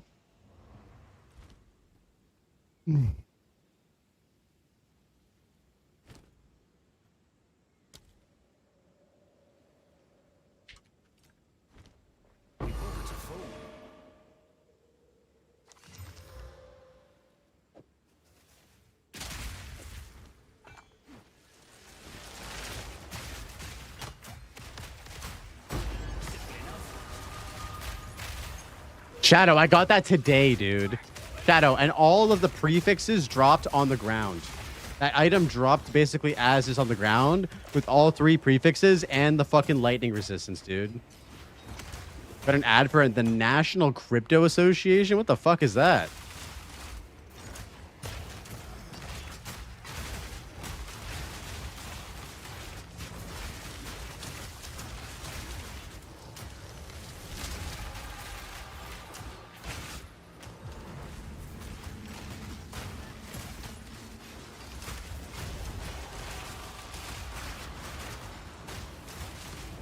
Crypto is not a scam. And you're SSF too? This league you're flying? Dude, the RNG has been crazy, Shadow, for SSF. It's insane. Like, that body armor is crazy for fucking trade league standards, you know what I'm saying?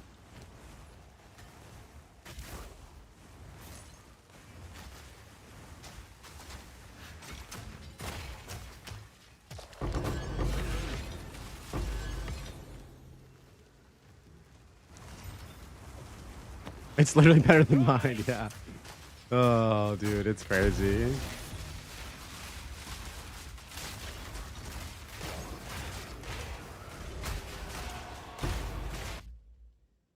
My favorite ad is, what would you do if you saw a little Jewish boy being harassed? Wait, there's a Twitch ad for that? What the fuck?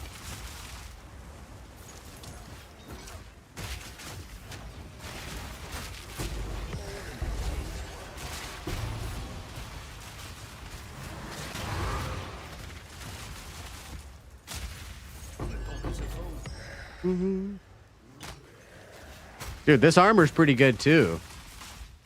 Tier 1, tier 2 for the armor of and evasion, or sorry, armor and energy shield enjoyers.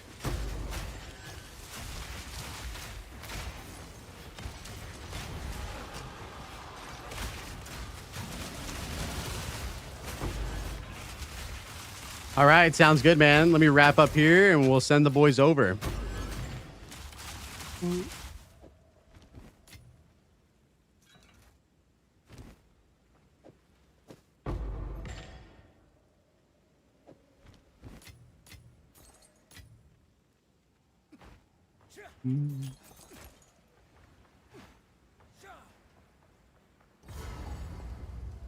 I do love murdering this boss.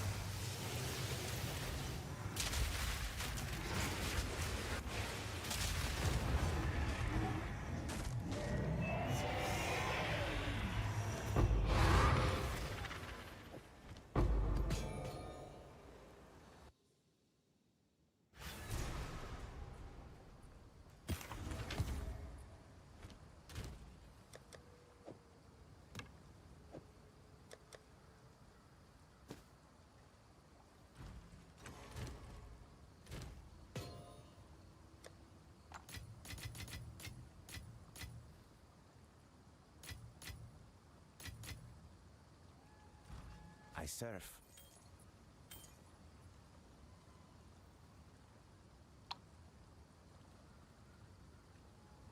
It's not bad.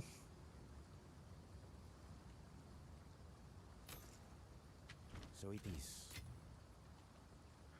9% damage with plant skills. Hmm.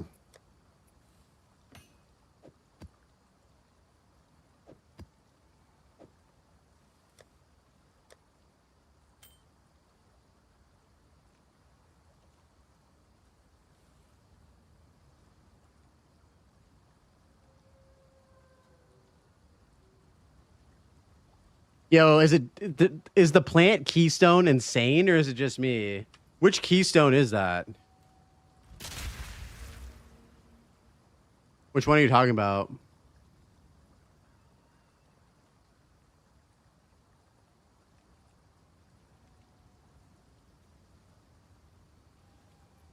What's it called, Scrimps?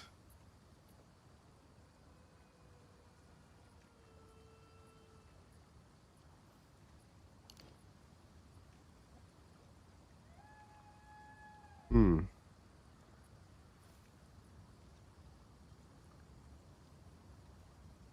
Oh, wow. Okay. So it's such a lazy design, but it's strong. That is just a lot of power right there. Yeah. That is fucking crazy. Well, what up, Muzz? How you doing, man? Good to see you, bro. Hope you're doing well. That's my favorite grumpy PoE1 player. Yeah, the less cost is crazy, especially when you get to the higher tier levels of skills. They wrote you 3 bullet points and sent it. Yeah, they're like more damage, more or cost less, and less duration. Boom.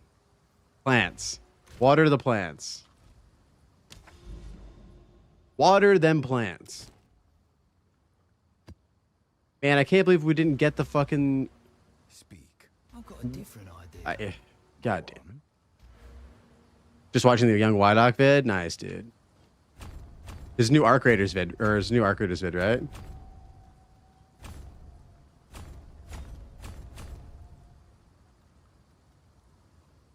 Oh, the interview. Oh, hell yeah, brother. Hell yeah.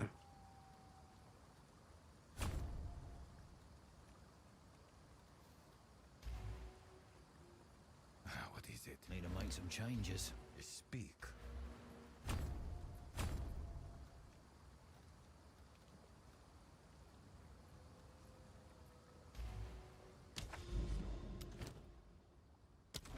Yeah, I was supposed to talk with Try tonight, and then he bailed, so we just had an impromptu convo with Wydock, and it was fucking awesome.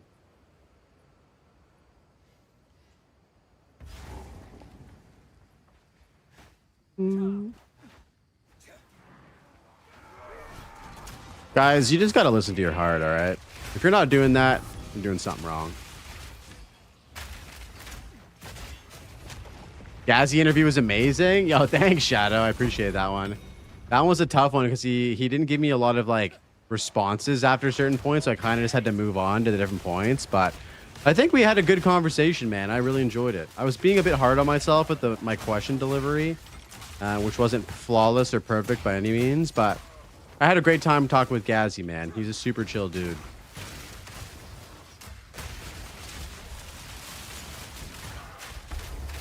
Glad you loved it, bro. Yeah, and we may have a podcast with Ziggy D in the new year. It's very exciting.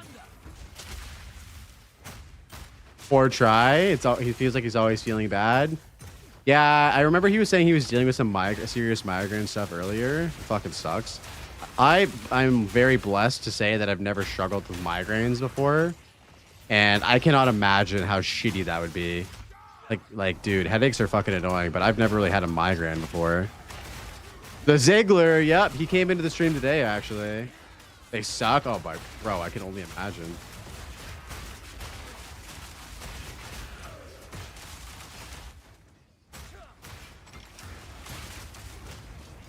What's love got to do with it?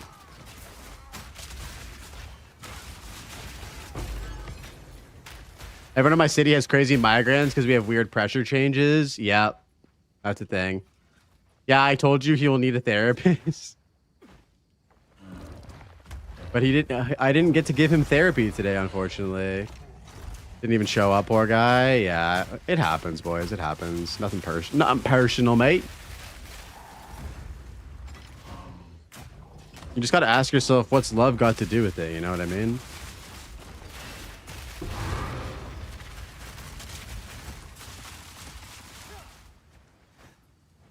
Yo, Spider Woods feels like a lot smaller of a map now.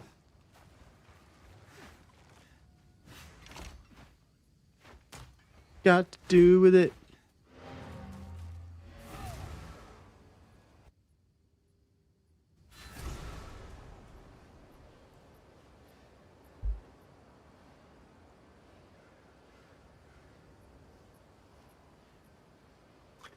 Spider Woods is Tiger Woods is lesser known cousin. Bro. Oh my god, dude. You're fucking, that's amazing. Spider. Oh, Jesus Christ. Dude, Spider is kind of a badass name though. Hey, yo, Spider. Get over here. I don't know why he's from New York, but is this the rank 1 streamer? Yup. I'm the best. I'm the best tactician, which basically means that I'm playing a dead class that no one's playing, but I'm the best. Aha. What up, Brooms? How you doing, homie? Appreciate you sticking around and appreciate you dropping the T1, man, or the Prime. Oh yeah, it was a T1. Rank 1 overall community, man. Yes, dude. Yes, you see the vision, brother. See the vision.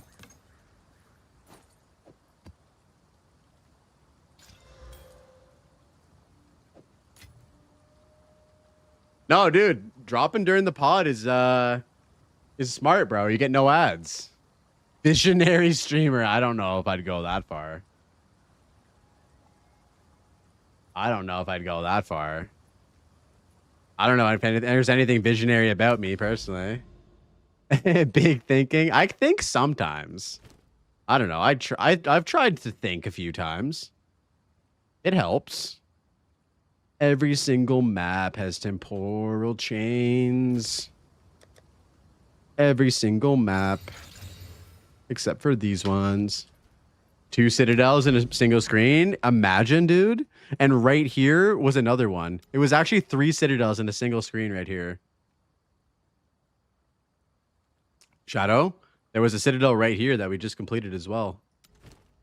We're farming right now, brother. And I owe it all to you.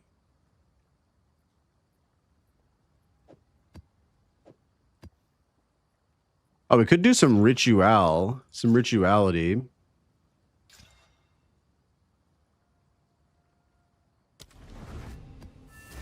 New Sorkward is kind of good. Are you feeling super tanky, Brooms? I haven't seen a single citadel yet, and if you refuse to buy RB entries, bro, you're fucking rich now. You're like the Jeffrey Bezos of PoE. You're like the Elon Musk dude. You got 92 divines. You're ready to go. You buy some RB tokens. You deserve it.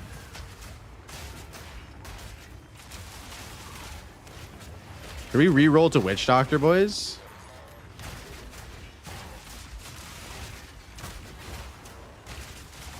I want to find the citadels myself. You will. I believe. You just got to go up really far away from the center. I'm on my 2nd round of citadels right now.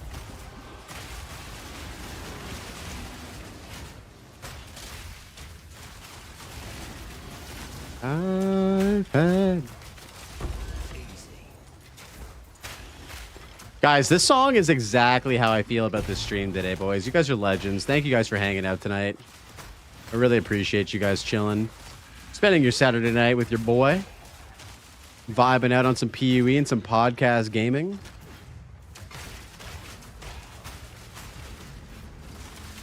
There as much ward as you do life. Oh, wow. That's fucking huge.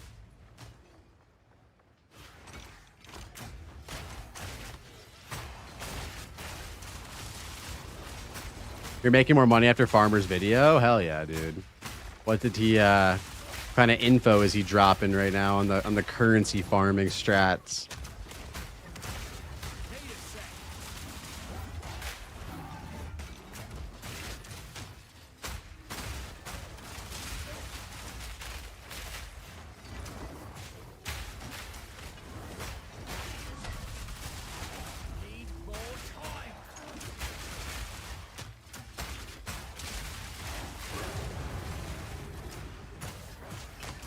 The time of my life.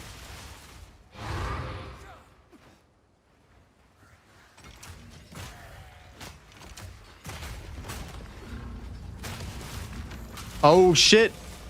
Boys, I think we got ourselves a temple.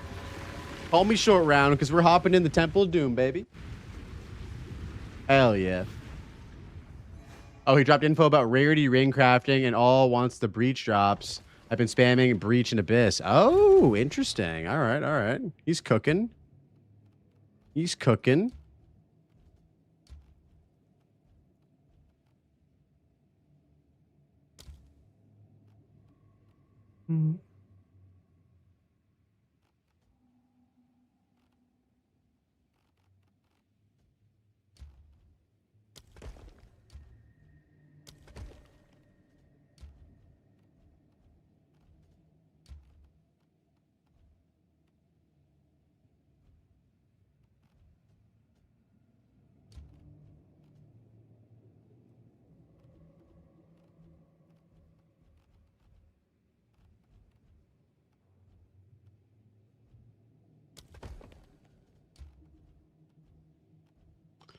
Man, I just want to make this area level 3 and I can't do it. I don't know how to do it.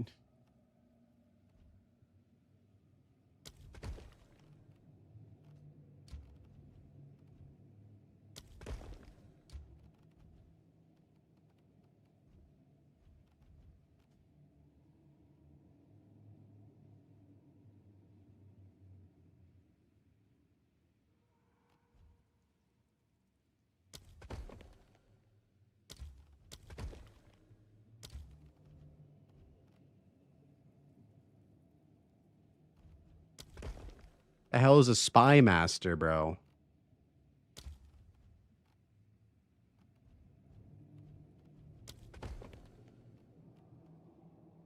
All right, I guess we'll send it.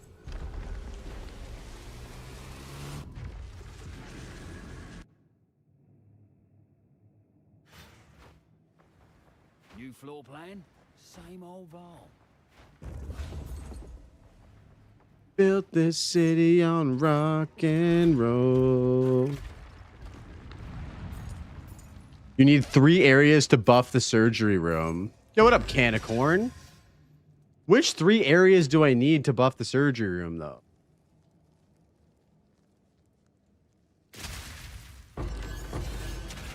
I've done it wrong, I feel like, and I have to reset the temple now.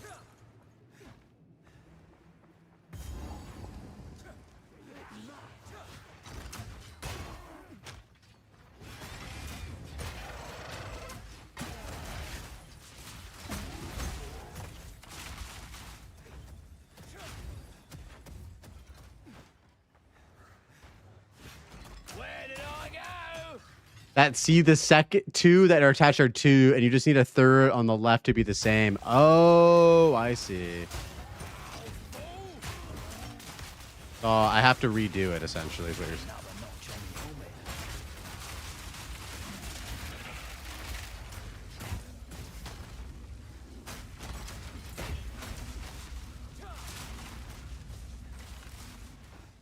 Oh, as long as it attaches, because the whole thing is surrounded now. So if I attach another thing to a tier 2, the whole thing will grow into a tier 3. Yeah, we need to run this like one more time probably to figure it out.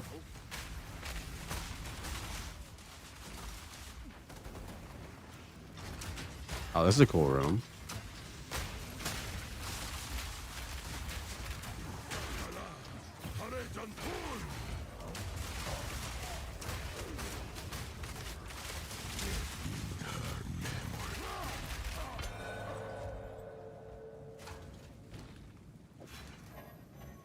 Oh, fuck. I thought this was tier 3. Whoops. I'll hold this medallion for you. On rock and roll.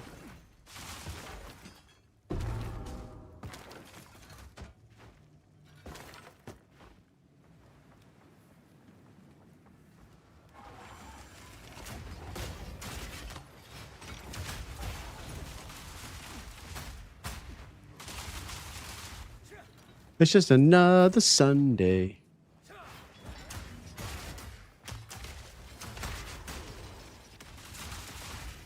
Keep killing the art and you'll be able to spam your temple. Okay. Okay. Simple enough.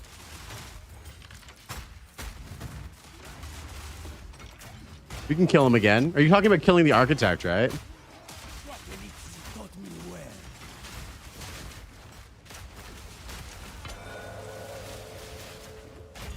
Yeah, okay.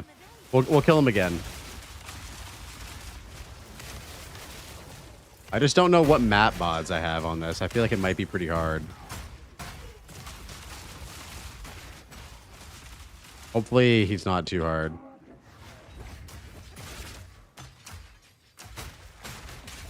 Oh, then you can do the temple back to back. Okay, I got it. It is on for size.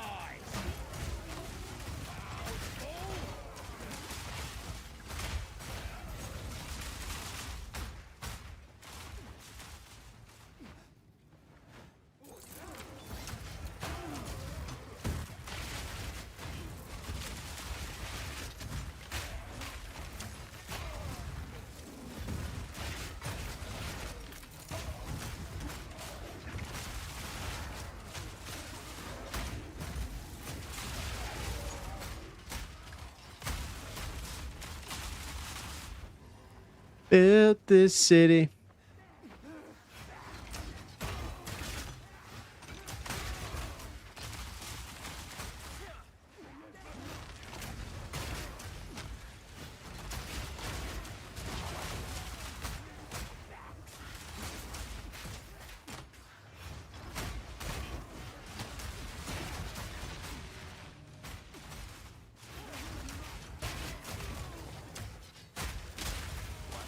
Anyone had the boss of the Thane and Lady bugged out where the fight didn't start? Are you talking about the act, like the interludes, or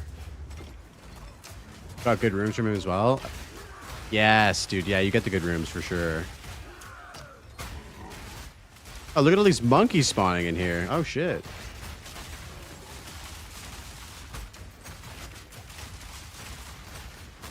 Playing melee, I realized I hate chaos damage. Dude, you need to go CI, brother. You need to go CI. Oh, really? What the hell, Westy? I've never seen that, bro. That's so weird.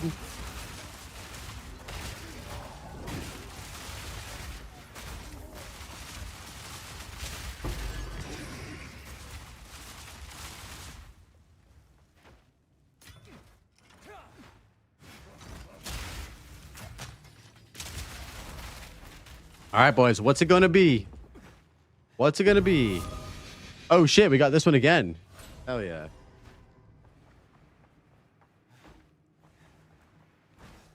Do I have the architect chamber unlocked? I don't think I do, actually.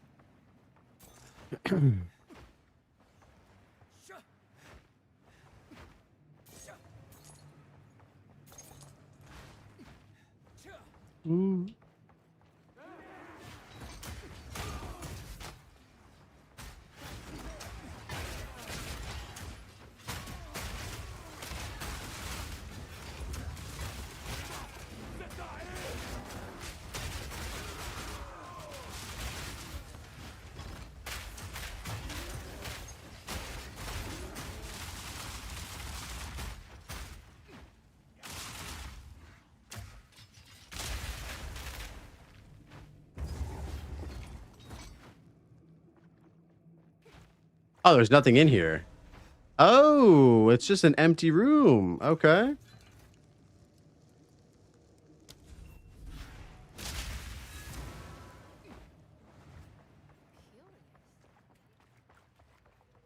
Wait, did we get the architect? Hold on, let me check. I don't think we did.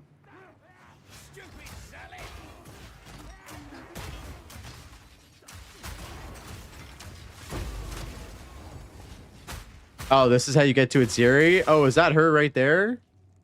Whoa. All right.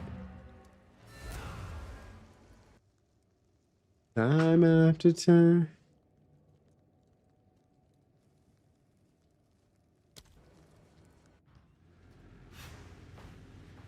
Yes.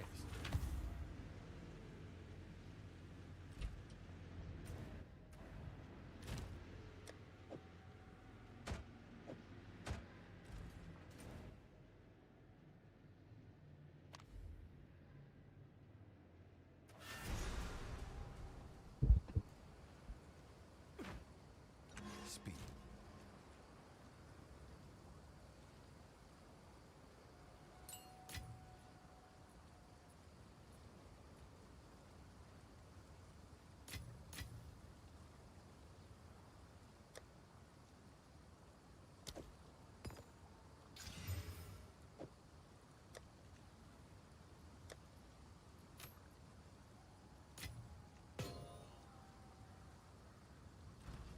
I have many services. Time after time. Man, we didn't get a crossbow at all today, though. Fuck, man. And we need currency. We could do this logbook real quick. Hail.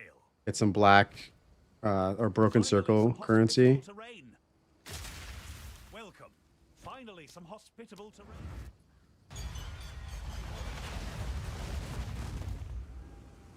You there, local.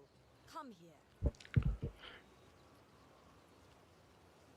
All right. Where are the chests? Blown up.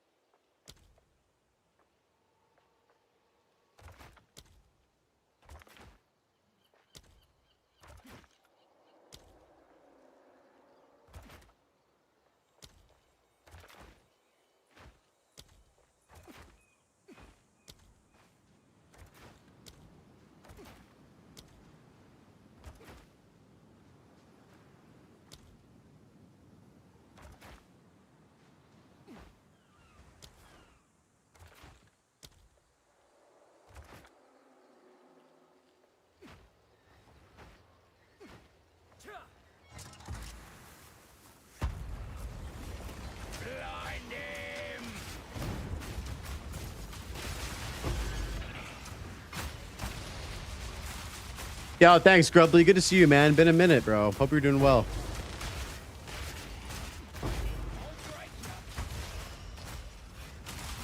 Yo, peace out, Kira. Thanks for stopping by, man. Have a good night. Take it easy.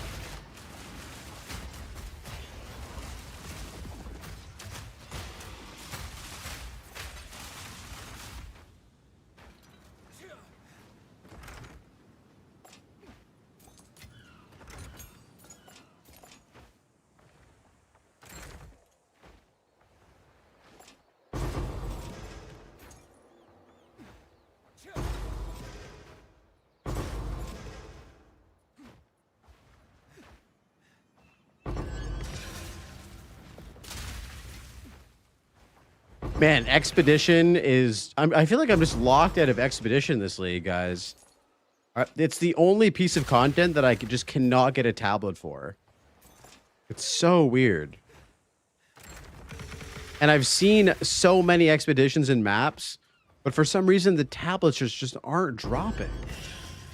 It's so fucking bizarre. And they said they buffed tablet drops as well.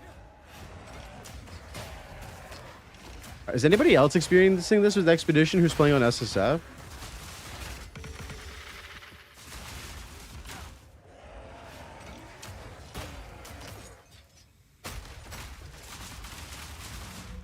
I'm so excited.